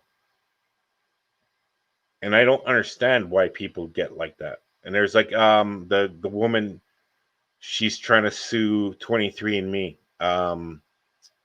because she's black, and she says I should be 100% African. There should be no European blood in me whatsoever. You don't think your forefathers were raped by white men in the South? They can't realize that. So you'll have a lot of people saying, that's not me. There's no Jewish in me. There's no nothing in this. You don't know until you do it. And you figure it out. Hey, there's something in my bloodline I don't even know. That's just history. That's too bad. If you do try it, see where it goes. Try to guess what race you are. Because I know people, they say, I'm German. And it comes up, you're Italian. Yeah, I'm almost afraid to go and find it out. I've known about this. I was going to say I would definitely not suggest sending your DNA to any of those companies. But no. Do as you will. Yeah. But here's the thing is you can do it with the family name also. Okay? And I've done that with my father's last name, where it comes from. I've done it with my mother's last name and and going back through all the women, because the women's last names always change, right? Because they get married. And my mom used to say, oh, we're German, we're German, we're German. I go, Mom, you're a redhead. Grandpa was a redhead. Grandpa has a Scottish last name. You're not that German. And I proved, and she goes, no, that's not true. I proved it right. And I proved it right because everything is archived in Germany. So you could check who by name, you could check where your great-great-grandfather came from. My great-great-grandfather on my mother's side immigrated to Germany from Scotland. So there's your Scottish background. There's your red hair. So people get offended over the littlest things where you shouldn't get offended. Here's one. You want to hear a funny story, Hebrew? Well, I don't know about him, but I know I do. I'm sorry, I was muted up there for a second. I was typing to Sagi something. But and I'm gonna let you guys go because it's pretty late at night. But my sister, okay, I have 5 sisters. 4 of the sisters came here from Berlin, Germany by boat. Took a boat from Germany to Canada. My sister comes to me the other day and she goes, I can't stand these immigrants coming here. I can't stand this. They always get a free ride. And I'm going, listen, lady, you fell off the boat with them. You came here the same way. You understand the principle? People will complain about anything they want to, just to hear, just to complain about something. Yeah. But they don't realize, hey, those people who come in here came here for the same reason you came here for. Right. You know, and people get mad about that. They go, it's okay, listen, you should be proud the country you're in. I guarantee that. You should be proud to be American, but you at least stand up for it. You know what I mean? The worst thing you can do is sometimes Canada can get on my nerves. Like, it can be really bothersome sometimes. I'll complain. I'm Canadian. I can complain about it. I can complain about Germany also because I'm a German citizen. I can complain about that. I can also complain about Europe. I'm also a European citizen. I can complain about those two countries. But I'm not complaining about the immigrants who are coming there, because people complain about all these immigrants coming into Germany, okay, these refugees coming into Germany. But none of those Germans will clean the toilets in a restaurant. None of them would clean it. No one's going to clean and mop that restaurant afterwards. An immigrant refugee will, because they'll work for pretty much peanuts, but they'll do it. They'll complain about everything who's coming in, but they don't do the work. They rather get the welfare check to sit at home. You know what I mean? There's sure, yeah. So if I hear you correctly, not only will they complain about having to clean the toilet and mop the floor, but they'll complain about somebody else coming in to do it as well. So I guess their answer is just, how about nobody do it? That makes a lot more sense. Sagi, it's like this, okay? If I go to Los Angeles and if I go to a building site and it's 110 degrees outside in Los Angeles or Texas, wherever it might be, a Mexican's on that roof, and he won't complain. He'll just do that work. He could be illegal. He'll do that work. Soon as you put someone who's a citizen on that thing, I can't take the heat. We have to take breaks.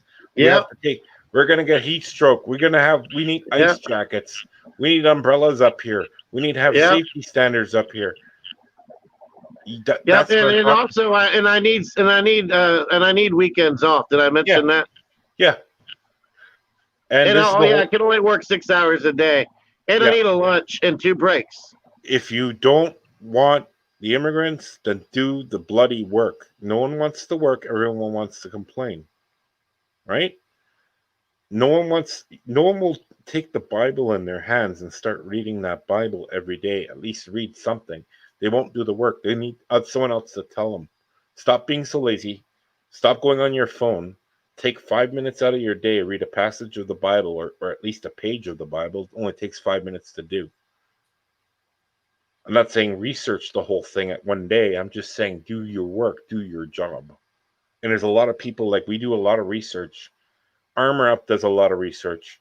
I do a lot of research. I don't know about you guys, but you have to do the work to keep yourself going. There's any, like, Hebrew, what is the main goal of your life? That's a good question. Ooh, wow, that's a heavy question for coming towards the end of the show.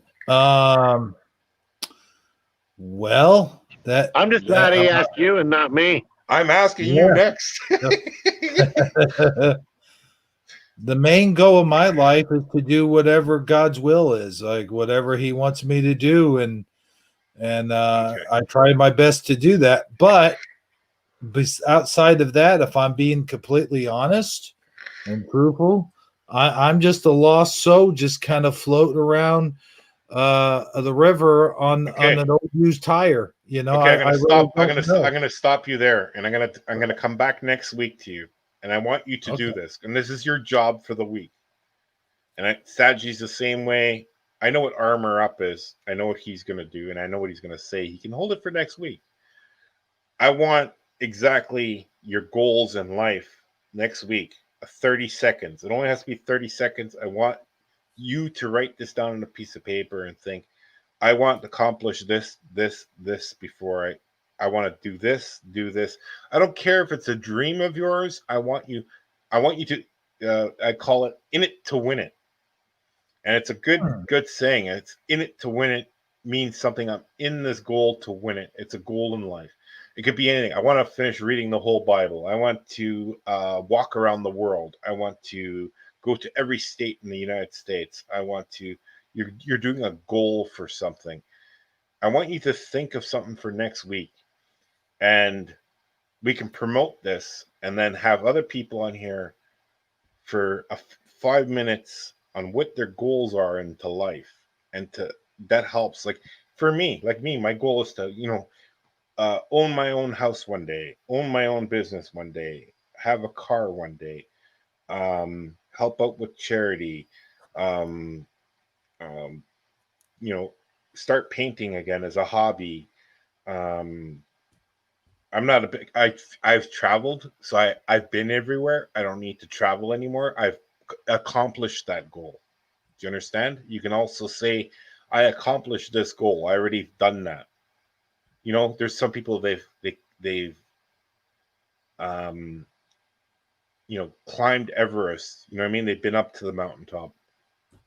So I want your dreams and goals for next week.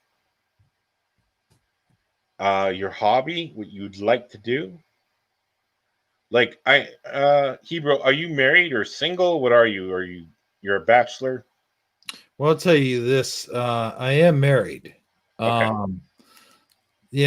And my hobbies is right out here on YouTube. YouTube, is yeah. my hobby. It's not Yeah. something that I like you said earlier when you first came on. It's not important whether or not if I make money or don't Yeah. make money or have an Just audience. a hobby of yours. Right. So next week we'll make it next Sunday. We'll make it the goals of your life, like something in it to win it. You're in it to win it for something of your goals in life. We'll try that and see what everyone comes up with, and we'll see. Hey, can we have one goal we can accomplish in 1 year? I know a good one. Hero's going to learn how to fix drains that don't drain. Right. Yeah, I definitely need to do that. And if you need help, you can call me and I could tell you what to do. Okay. I fix drains all the time, buddy. And it's pretty simple to do. It's not hard. So it's simple to do. Okay, guys, I'm going to call it a night. Yeah. It's a long weekend here, so I'm going to sleep in. And I'd like to thank Armor Up for talking to us. Hopefully, he will be on next week. Hey, Lothar, I want to tell you real quick. I really appreciate you coming on today. You were definitely full of knowledge. You brought a lot to the table, and you've been great. It's been great having you on here. I really do feel like you've enlightened not only the show but me personally, and I just want to thank you for coming on. Oh, for sure, thank you. And like I said, I don't want to talk about the gloom all the time. I want to talk about other people to motivate you guys to do something better in your lives. You're in it to win it for something. You know what I mean? If it's it could be the smallest thing or even the biggest thing. If it's a dream of yours, let's put it on the show next week. Everyone who's in the chat room still, come up. You don't have to show your face on this platform, and just 5-10 minutes of what your goals are in life, or what your dream set is to put something further in life, or you want to go somewhere, or you want to meet someone and you want to talk to that person, even if that person no longer exists, and I wish I could have talked to that person. Mm-hmm. I wish, like for me, I wish I could have met my grandmother, but I know my grandmother visits me in spirit. Sounds weird, but I know she comes around once in the blue moon, checks up on me, and then leaves. And she does that to all her grandkids because everyone has seen her. And she's a very religious person in spirit, but that's part of, I wish I could have talked to her more. I remember I talked to her as a child, but as a 6-year-old child, or no, 5-year-old child, you could barely talk to anyone. Oh yeah. I wish I could have talked to her. So that's like another goal, or you could talk about something like that too. It's actually pretty good because a lot of us haven't talked to our grandparents, but just set something for next week that we have a goal. We want to accomplish something. We're in it to win it for something else. And speaking of in it to win it, and Armor Up in the same sentence. I want to thank Armor for coming on here tonight as well. It's really been a pleasure having you back. I mean, I know I kid when I say it's great having the band back together, but I really mean it too. It's always nice when you join us again, sir. Well, yeah, and I'm glad to be back. Work schedule has pretty much allowed it all to happen, and I'm finally adapted to the new times. So, yeah, should be back for good, hopefully, or for a while anyway. I hope so. Yeah. All right. Great. Yeah. And Ebro, you're not so bad yourself, my friend. Oh well, thank you. I try, but no, man. You know what? That you Lothar, you brought up a pretty good contest. Well, not contest. I know it's not a contest. No, it's but yeah, it's a challenge. It's a challenge, and it's a win it challenge. And it to win it about your goals in life. That's all. And it's something positive. That you know what? You'll feel better when you explain, even if it sounds dumb. We're not going to say it's dumb. We're going to say, "Oh, I've already got something in my head." But make a list. Make a list that I talked to a woman. She always wanted to sit down with Jesus and interview her. Have someone like that. And she goes, "Wouldn't that be neat that I could talk to Jesus?" Man, it's funny you would say that. You must be reading my mind because, dude, I was about to say it would be really neat to go back in time and be able not to even go back in time. How about time right now? Yeah. Like, you know what I mean? Yeah, and just say, "Hey, I know, Jesus, what do you think about this? What do you think about the cell phone?" I actually did a video where I had a special guest, Jesus, come on my show and we talked. I have a video out there. Do you? Oh, yeah. Yeah, it's in my breaking news one. I forget exactly which one, but one of the breaking news ones. I'll look for it. Should be the one that says special guest or something, or I forget what it's titled. Oh, wow. Yeah, it's me and Jesus talking, sort of. Oh, cool. So I did think of that in my head, just so you know, I'm not just trying to copy off of you.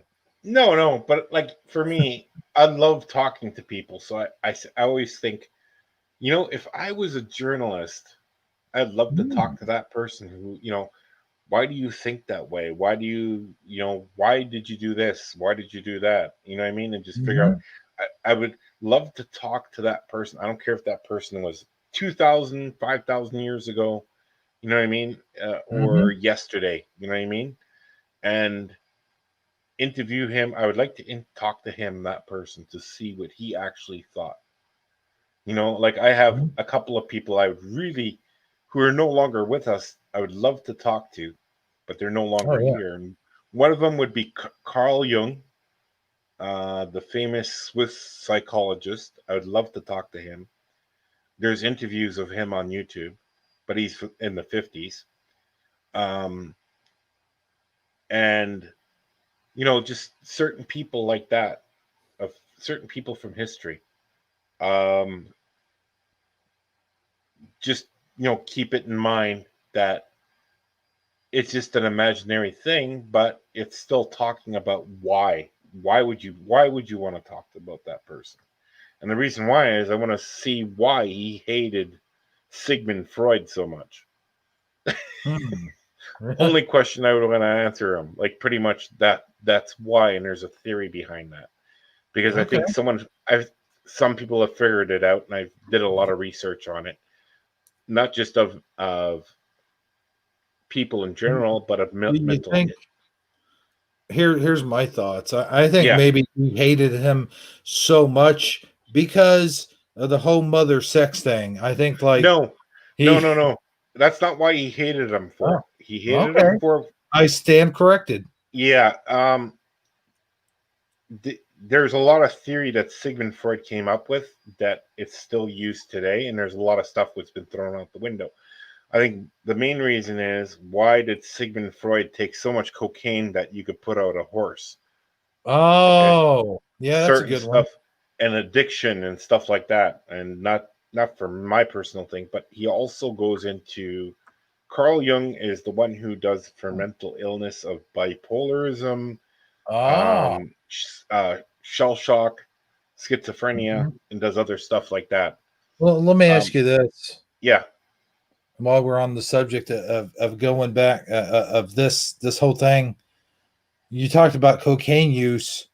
I'd like to see why Dr. Sherlock Holmes, I know he's a fictional character, but maybe like Sir, what's his name? Arthur Doyle.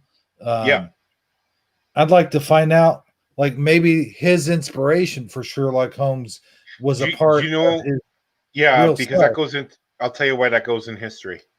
Number one is in the early 1800s to say 1810 to 1890, England and parts of the United States, Canada, Germany had an opium addiction to heroin and stuff like that. Guess what the cure-all was? Cocaine. Cocaine. So Right. that's why cocaine is mentioned as a thing. And sometimes marijuana use also. Didn't he smoke it out of his pipe? I doubt it. I think I don't what it want was to sound is stupid or anything. I know in the that's not how you do cocaine, but I'm saying like, but in the Sherlock Holmes books, okay, the reason why Sherlock Holmes got addicted to opium is the investigation. One of his investigations led him to an opium den, so they wouldn't say anything. He took his opium where he got addicted to opiates. I see. Now, that is kind of strange because now half of America is now on opiates and they don't even know it. Right. You understand? So that book sort of lead, and this is not a theory against mine. It's actually everyone's theory who reads Sherlock Holmes books. A lot of it relates today with the big pharmaceutical companies. So there's a lot of people on certain medications. What are opiates? Opiates are all from opium plants. Pain medications, psycho drugs are usually from opiates. And these lead into two into one. And that's why you hear stories where certain people are addicted to certain things. But there's always a reason for that reason. Otherwise, that reason would not come up and it wouldn't be mathematical possible. Okay, that's why you have hypothetically, Jesus didn't die on the cross. Well, the whole story wouldn't make any sense then, right? It's not a story, it's real life. He was, he died for us on the cross, correct? He didn't die on the box. He didn't die on, he didn't die on a stone. He died on the cross. There's a reason for that. And it's not someone making up the story. This is how they executed people at the time. The Romans did this to punish not just the people, but their families. And the group. Because you know what? If you get punished and nailed to a cross, you're up there for hours, right? And you're in agony and you're in pain, you're screaming, you can't take it anymore. That shows the other slaves, like us, we're considered like the slaves of the world, to keep the law. Do you understand? That's the same thing. So there's always this mathematical thing. Example. Right. So other people would see it and go, shit, I ain't stepping out line. Well, no, because everyone thinks that Jesus was the only one nailed to the cross. And he wasn't. No. The Romans, that was a common practice. Yeah. And and people who turn Christians, where the Vatican sits today, that's where Christians were, pinned to a cross, and lions were, where the Vatican is today. That's where Nero killed the Christians. And people don't know why that. There's always a story on top of a story where, okay, why is the Vatican there in that spot? I never understood that until I looked it up. Why? How do you defeat evil who killed Christians, millions or thousands of Christians? How do you make that spot whole? How do you how would you put this? How would you make that spot holy again for Christians? How would you, if that person was still alive, how would you say, I put this church on top of that mound? That there's always a system behind the system. There's always a story and there's always a reason. There's always going to be a reason to the thought. And that's why I like. Well, I think what you're saying is there's always an underlying reason, underlying motive, something. There's trees inside the forest. Sometimes you don't see the forest for the trees, or you don't see the trees because you're just calling it a forest. You know? And that's why, going back to Carl Jung, that's why I like him, because that's his theory. His theory is, if a son kills his mother, there has to be a reason for that killing. It just doesn't, you just don't go up and kill your mother. That doesn't make any sense. There has to be a reason why. There has to be a reason, a mental illness, why he did that. Or it could be, why did the daughter kill the father? It's the same thing. There has to be a reason for that. Was there sexual abuse? Was there beatings? Was there, you weren't fed? Was there being bullied? There's something there. So that's what Carl Jung explains in his books. There's always a reason for the illness, and there's always a reason for someone doing something. Like most people, when they come to religion, right? And I notice this with a lot of people who are atheists or who don't believe in God. They're not pushed to God. No one tells them, hey, come to our church or nothing like that. It's usually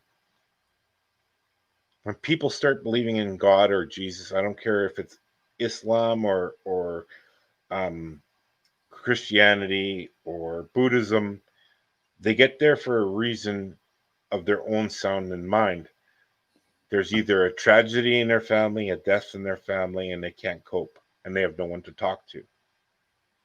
Their friends have left, they got into trouble. When you're in trouble, you'll speak to God. If you're on that battlefield and bullets are whizzing by your head, ask any veteran. When I went in, I didn't believe in God. When I left, I was praying to him every day. And that's true. You only find, and I always say to people too, and a lot of people say, he doesn't believe in God. I don't trust him. I don't do this. Guess what? He hasn't found God yet. So let him find God. And a lot of people have that with Joe Rogan, the biggest YouTuber. Well, he's a pretty big guy. He doesn't believe in God. But you know what? Nothing ever bad happened to him yet. He hasn't found God himself. Let him find God himself. If he wants to find it on his deathbed, let it find him there. If it's on, sorry to say, what if his kid gets sick? I guarantee if his kid gets sick and is in the hospital, he's praying for God. Mm-hmm. You understand? Because that's his own life.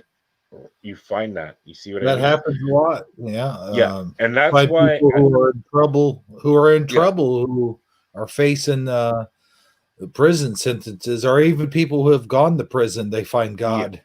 Yeah. And that's why I like Carl Jung. Because Carl Jung is probably the only psychologist who actually believed in God and went. But I will say this.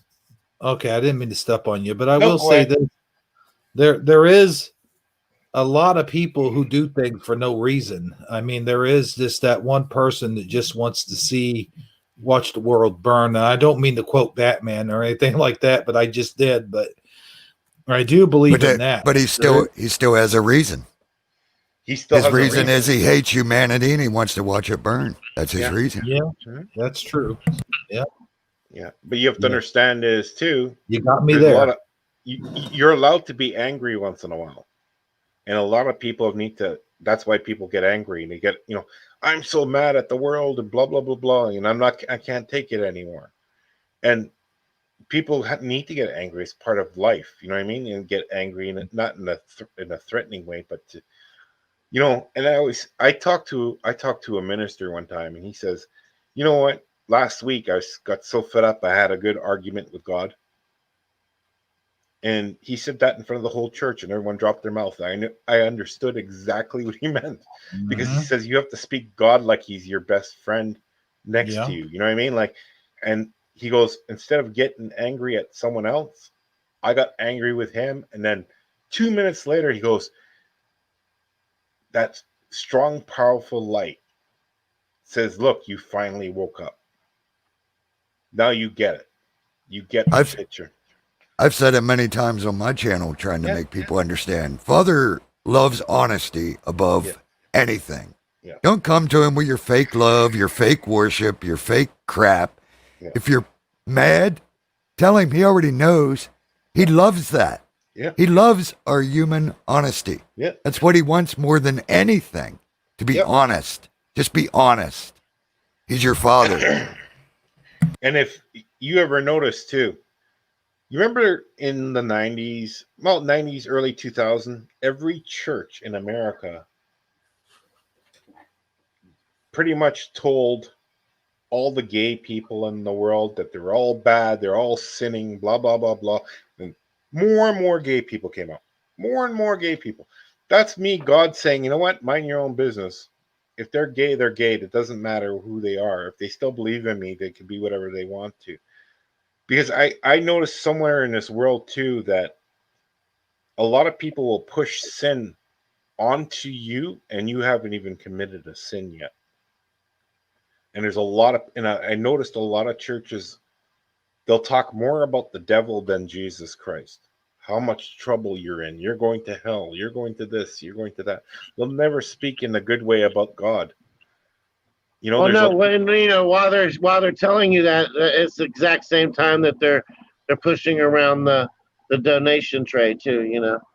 You know what? Donation tray has nothing to do with it, because I tell you what, here we have a donation tray. We can put whatever we like in that donation tray. In Germany, you pay religious tax. So 10% of your money from your paycheck goes to the church if you belong to one. So in Germany, the devil works on its hands, because it makes you become an atheist if you don't have enough money. Oh, I got to give some money to the church out of my paycheck. It gets taken right from your paycheck. It's called religious tax. There is no religious freedom in Europe. Here, you're free to put whatever in that bowl you want to put in. You want to put a quarter. No, but it seems like they use it as a scare tactic sometimes. Is what I was trying to get at. You know what the scare tactic is, and I'll tell you who is, and you could see it. A good speaker is Benny Hinn, right? Benny Hinn's a really good speaker. And he's a really good, you know what? I wish that guy was a true Christian, but he's not. I wish he would actually... Far from it. Because a lot of people pay a lot of money to see him who are handicapped, and he doesn't even go and shake their hand. I mean, there is a woman, her son was in a wheelchair, handicapped, and she believes she had the whole faith of God in her. Her son too. Her son was maybe 10 years old. He could barely move from the day he was born. She paid $20,000 to go to his show, so that man could put a hand on her son. He didn't do it. And the sad part is, and I know that story. I've imparted my research into him. Absolutely, that's absolutely true story. The biggest problem was, though, she didn't have true faith in Jesus. No, she had faith in Benny Hinn. Yeah. Or her son wouldn't be in the wheelchair if she had true faith in Jesus. No, and I understand that. So that's the reason why I have heroes who are no longer with us, because I read what they've written, and what their teachings are to other people. They're trying to explain to other people, and people don't get it. There's certain things in life that Carl Jung, he goes, you know what? I'm not I have a faith, and this is my faith. No one will take this away from me. This is my faith. I believe in God. And he goes, I can't understand is when another psychologist comes to me and goes, why do you believe in hogwash? Or why do you believe in things that are not true? And the whole thing is, he goes, the faith will keep you out of trouble. Your faith will keep your not just yourself clean, but your family clean. It's like a harmony. It's the Holy Spirit. The harmony is like the Holy Spirit to keep your soul clean. And not to interrupt you, but speaking of the Spirit, it just got on me bad because I messed up there. Let me rephrase what I said. Okay. Because I realized that was not right. If she had true faith in Jesus, her son either wouldn't be in the wheelchair or she would realize he's in the wheelchair for a purpose. Yeah. And I get that because they interviewed her here in Canada, I think for about 20 minutes. And actually, she got invited to another church. It was almost going out of what I call going out of business, almost shutting down. The guy gave her $20,000 back and says, "We'll do a faith healing." And believe it or not, her son moved his toes for the first time ever. So if that doesn't do anything, and I'll try to find it on YouTube. I was gonna see if I could find it, but it's more of a news thing where Christians came out of somewhere else to help this person because she knew, like, all these people go there. It's like, there's another person, I think he has a stadium shows, okay? And this is what really bugs me. People paid thousands of dollars for him to sit close to him. And I was wondering how much money a front row seat would cost. And believe it or not, $500,000 was the lowest offer that you could sit in the front row of that church. And it was a stadium. And every single chair in that stadium was sold out. And the cheapest I found in that stadium for someone else who was going to go there was $650 American. To go see one preacher in a stadium. What I find where the front rows are all paying $500,000. Do you think your soul's going to get saved by paying more money? Are you talking about the Ken Copeland thing? I think that's his name. Is that the guy with the funny hair? That's the dude that looks as much like Satan as I could think of, in my opinion. That dude if you can't see the evil in that dude, you ain't even on the right track yet. Is that the guy, the older guy who said COVID-19? Is that the guy? COVID-19. Yeah. Okay, that's a different guy. This guy's the younger guy with the black curly hair. I forgot his name again. Because the Ken Copeland guy got exposed because he had a air thing in his thing, and they were actually doing like a background on the people before they would come up, and so he was like he got exposed for being fraudulent, basically. I don't know the exact story. You want to hear the story? Go ahead, Armor Up. It didn't slow them down any though. They're still paying a fortune, and they're still listening to old Kenny. Yeah, I don't know how. I don't get it. But yeah, he has a true following, that's for sure. Do you remember the Tammy Baker show, whatever? Not the Tammy Faye Baker and yeah. I forget her husband's name. Yeah. Okay. Go on to YouTube and type in the Tammy Baker show, whatever they're called, with the head honcho from KFC, Colonel Sanders. Now you got to listen to this story because there's a different story behind this one where both of those two got caught by the sheriff in that state with two prostitutes in the car. Oh, you got to be kidding me. No. And that guy wrote a book called The Sheriff is Wanted. I think it came out in the 70s. And the guy had to quit. The guy got voted out of office because he wrote that book, and he put those two in because he wrote down every criminal he caught and why the sheriff was supposedly one of the best sheriffs in that state or whatever. He wrote this book. I can't remember the name of the book, but I did hear about when the sequel came out. It was called Finger Looking Good, right? Yeah, probably. Okay, go ahead. But here's the thing: is Sorry. soon I as just- you see a man who's a preacher and has a Lear jet, and if there's no food on that jet going to a poor country where they need help, if there's no if that airplane he has only has him and champagne on it, that's not a preacher. Do you know what I mean? That's not. See, if I was a preacher and I had a jet airplane, I would use it for good. And I'd say, you know what? Oh, yeah. We're flying this young guy. He needs to go to the hospital for heart transplant. He's welcome to use my airplane while I'm not using it, and I pay for the gas. Because you know why? I make a lot of money for my church, and I fly these people who need help to certain places and Absolutely. certain hospitals. They don't do that. They don't do that because you have to understand is there's something hidden with these guys. And if you look at them, they look like they're lizards peoples. Like if you look into their eyes, in those preachers, when he said COVID-19, look at his eyes again. Go find that video. Look at his eyes. Watch how they turn to lizard. They turn to lizard eyes. Oh, that's what I'm saying. If you can't look at Kenneth Copeland and just see the evil oozing out of that man, yeah, you ain't got a bit of spirit in you. I'm sorry to tell you. I mean it. If you can't see the evil of that man, there's something wrong with you. Yeah. And I don't care if it's like even you could see that same spirit in the Bush family as you see in that guy. For some reason, they're like linked together. I don't know if they met each other, but there's something with that family Bushes and that preacher for some reason. Just like it's one spirit with believers, it's Probably boils down to lots of demons, but one spirit with those guys. It's the same spirit.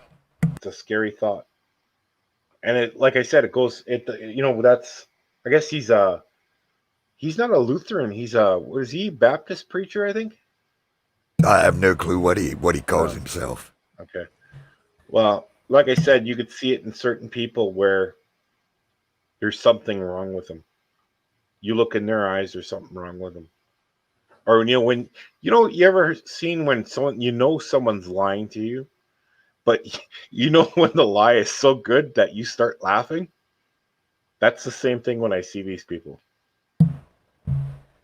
Yep, I agree.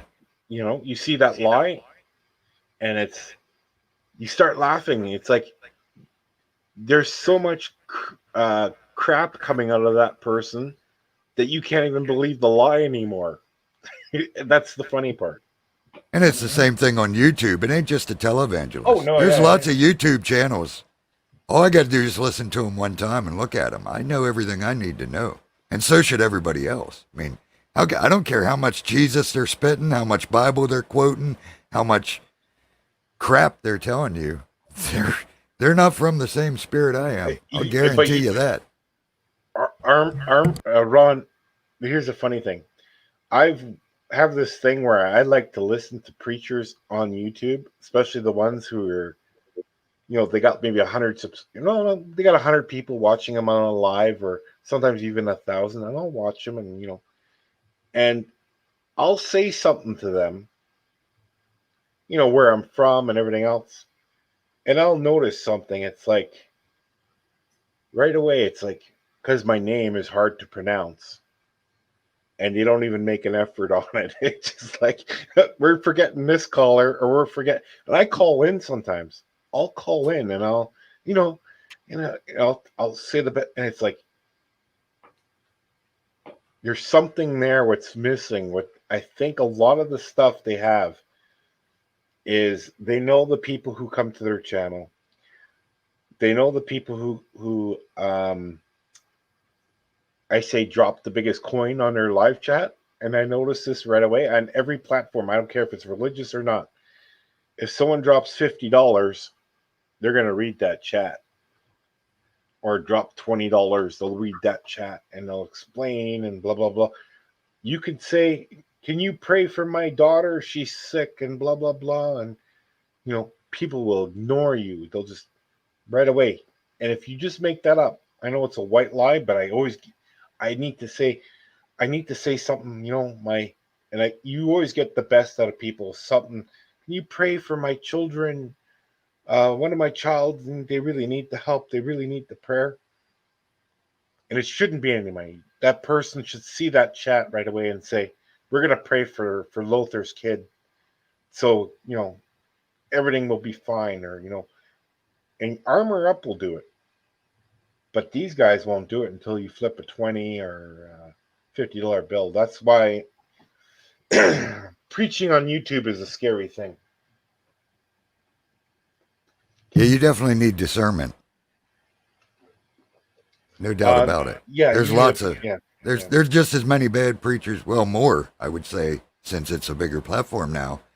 There's way more false gospel and false Jesus being taught on YouTube than real gospel and real Jesus. I'll guarantee you that. I don't care who I offend. I've offended them all before.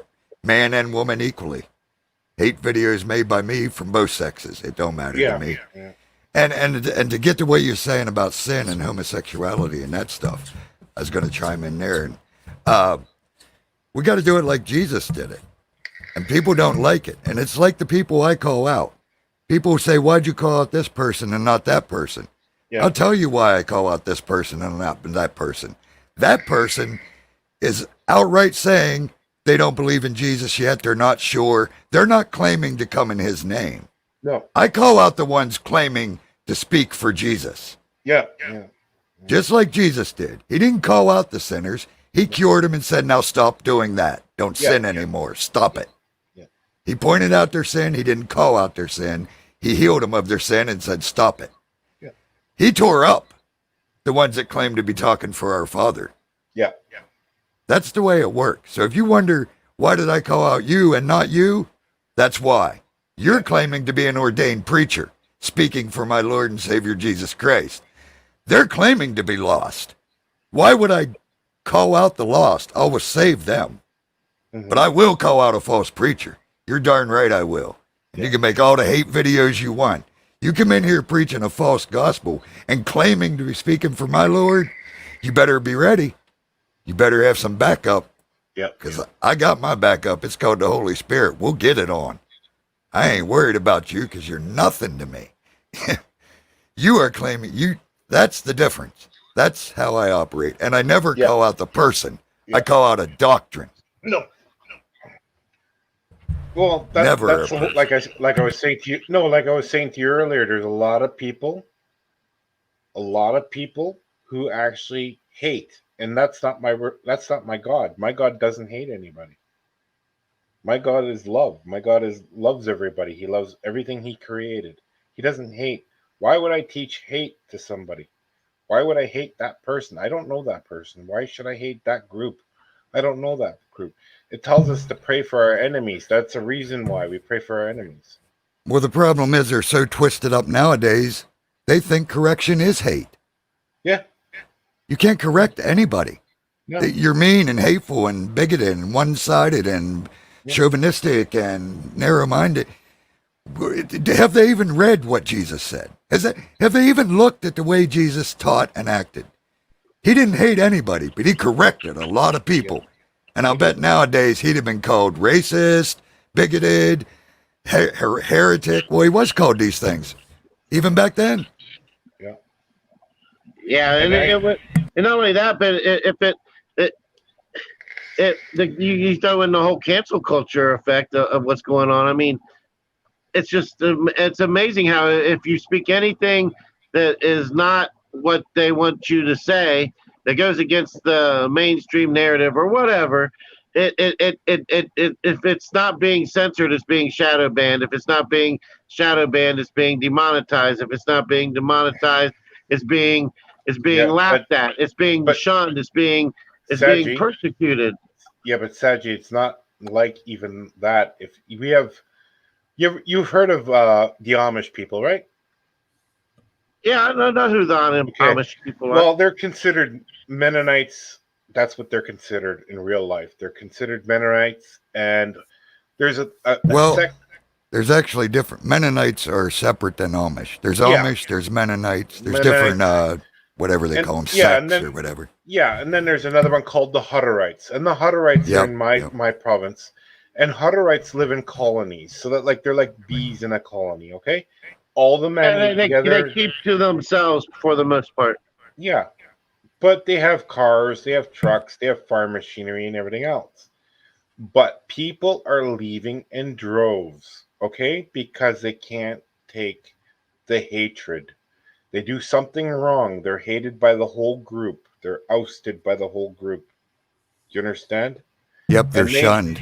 They're shunned, okay? Yeah. And they got the Bible themselves now. So before they weren't allowed to have the Bible, only the bishop of the community could read the Bible because he was the preacher and everything else. But It was now a controlled. It was a controlled narrative again. Yes, but they get taught the Bible in school. And they said, look, we've been taught this. We've been taught to love everybody. We've been taught to, love our neighbor, to do the proper things. And you're telling us the opposite of these things. If we leave the farm for a walk, we can't. We have to tell the bishop that we're leaving. We have to, if we go into town to get the $4 we get every month to maybe buy a cola or buy something with our own money, we get shunned because we did that. This is why people need that religious freedom to do it the right way, but not be shunned while doing it. And that's what I see a lot of now. Yeah, I agree. I see a lot of it too. But I also see the other thing that you just mentioned which is a lot of people are waking up. A lot of people are starting to take notice. A lot of people are starting to look for themselves. And if there is a positive one positive thing that's coming of this, I think it's that.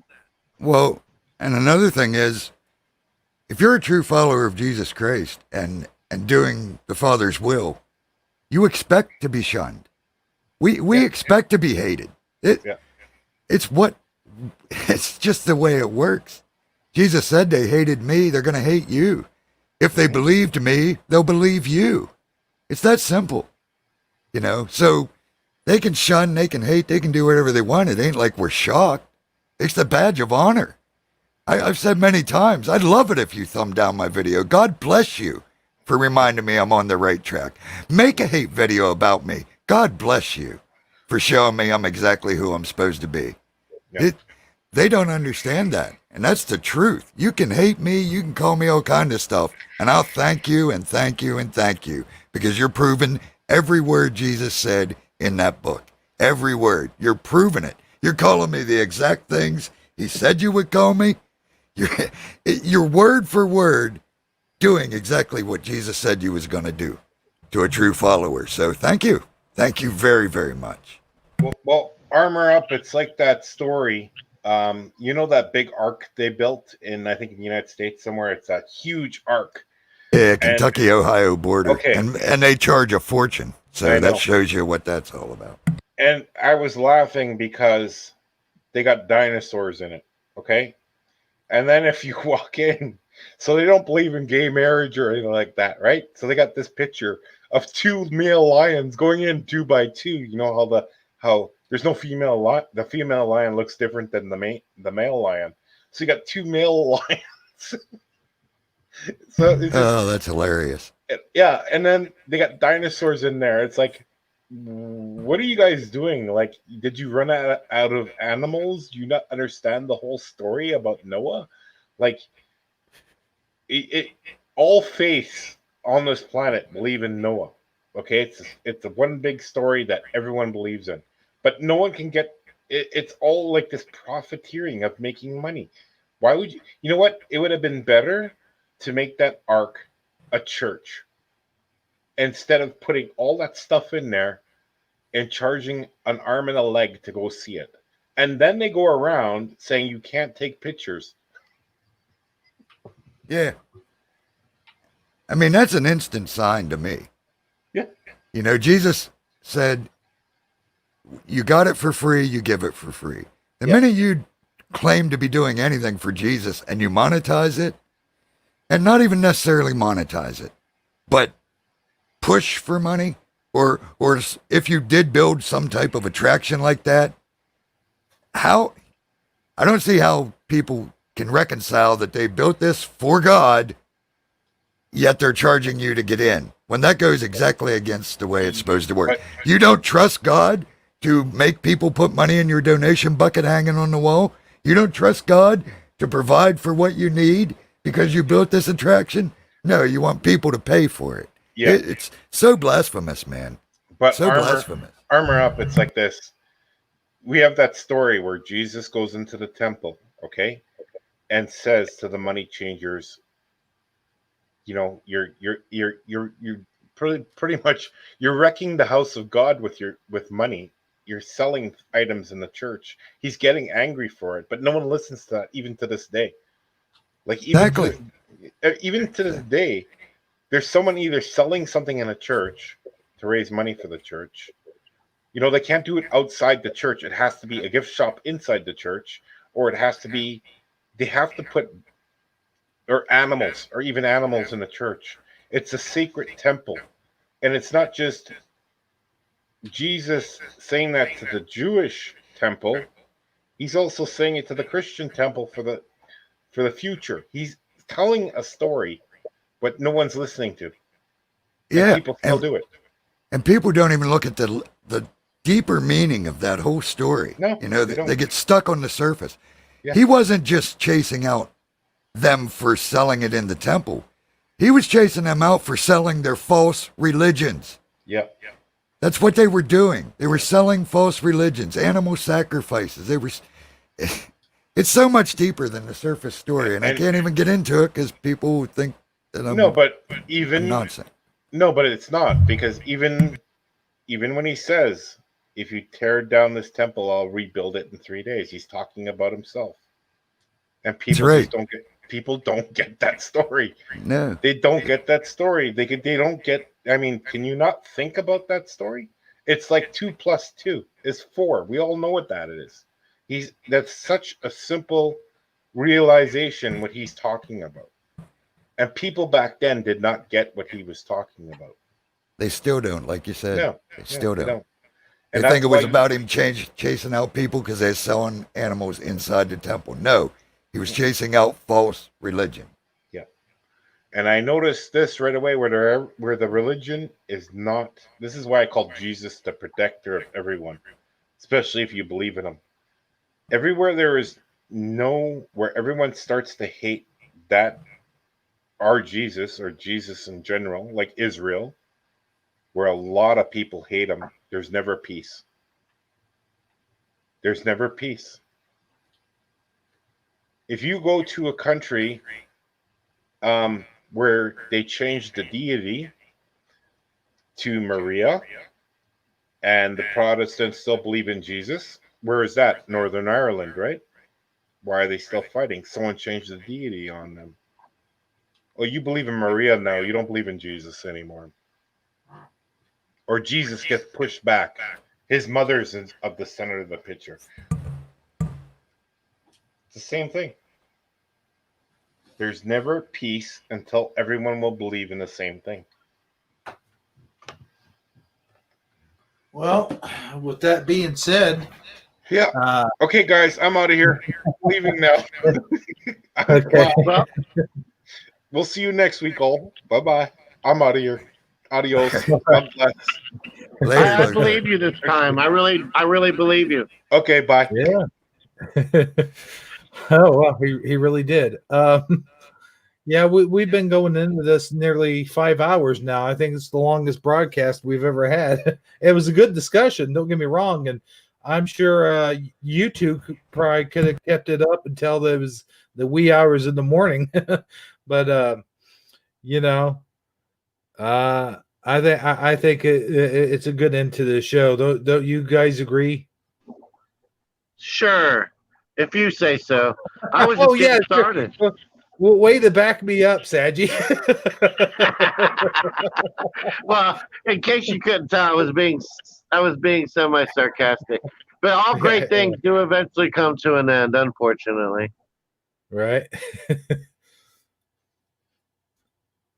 So, with that being said, I would like to do that thing that he talked about next week, where we write down our goals and our ambitions and our what we're going to do. In it to win it challenge, yeah. And it's yeah, that was a really good idea. That good old Lothar. Am I saying it right? Lothar. 900. At this point, why are you going to start correcting yourself? Right, I've done it for so long. So, I will be on vacation next week. However, with that being said, I will be probably able to do Shifty Sunday because we're coming back on Sunday. So there is that possibility. All right. Well, we'll just have to hold our breath. Yeah, just hold your breath until next Sunday, and Sagi's really doing it for real. He meant that literally. I couldn't do it any longer. Yeah.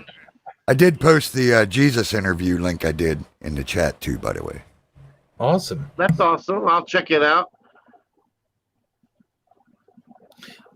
Sagi, Armor. Yeah. Also, I put that when an Inside Edition snuck up on Ken Copeland. Watch that when you get a chance, bro. It's pretty scary video. What is it? In Shifty Sunday, I put when Inside Edition a reporter snuck up on Ken Copeland getting in his fancy automobile, asking him about questioning his sincerity. Yeah, he puts that big old finger in her face and he gives her the evil eye. Oh man, I'm telling you, that evil eye is scarier than a Jack in the Box. In my book. Yeah, it's the evil reptilian eye to boot. Yeah, it is. It really is. When Lothar mentioned that, I was about to say it really is truly a creepy look that he gives. It's the look of evil coming from the skin of evil. One of my Star Trek favorite episodes of Star Trek, I might add. But guys, any final thoughts? Michael Fontaine said next Sunday is his birthday, so heads up. So, oh well, one of us will have to sing him happy birthday. Yeah, I don't have any final thoughts. I think I said enough this show, but yeah, well, what? How can you really finalize any thoughts after a show like this? It's just been very enlightening. I feel like I've learned something. I hope our audience has as well. And I don't know. I really feel blessed and privileged to be part of it. So thank you guys. All right. Armor. Oh yeah, Armor. You already said your thing. Yeah, I said my thing. Okay. Well, on that note, ladies and gentlemen, I guess we're gonna put a cork in the bottle and call it a night. I'd like to thank everybody for watching Shifty Sunday, and I'd like to thank you guys for being here, and we'll see all of you next time. Maybe do a Taco Tuesday with you guys. Who knows? Good night, everybody.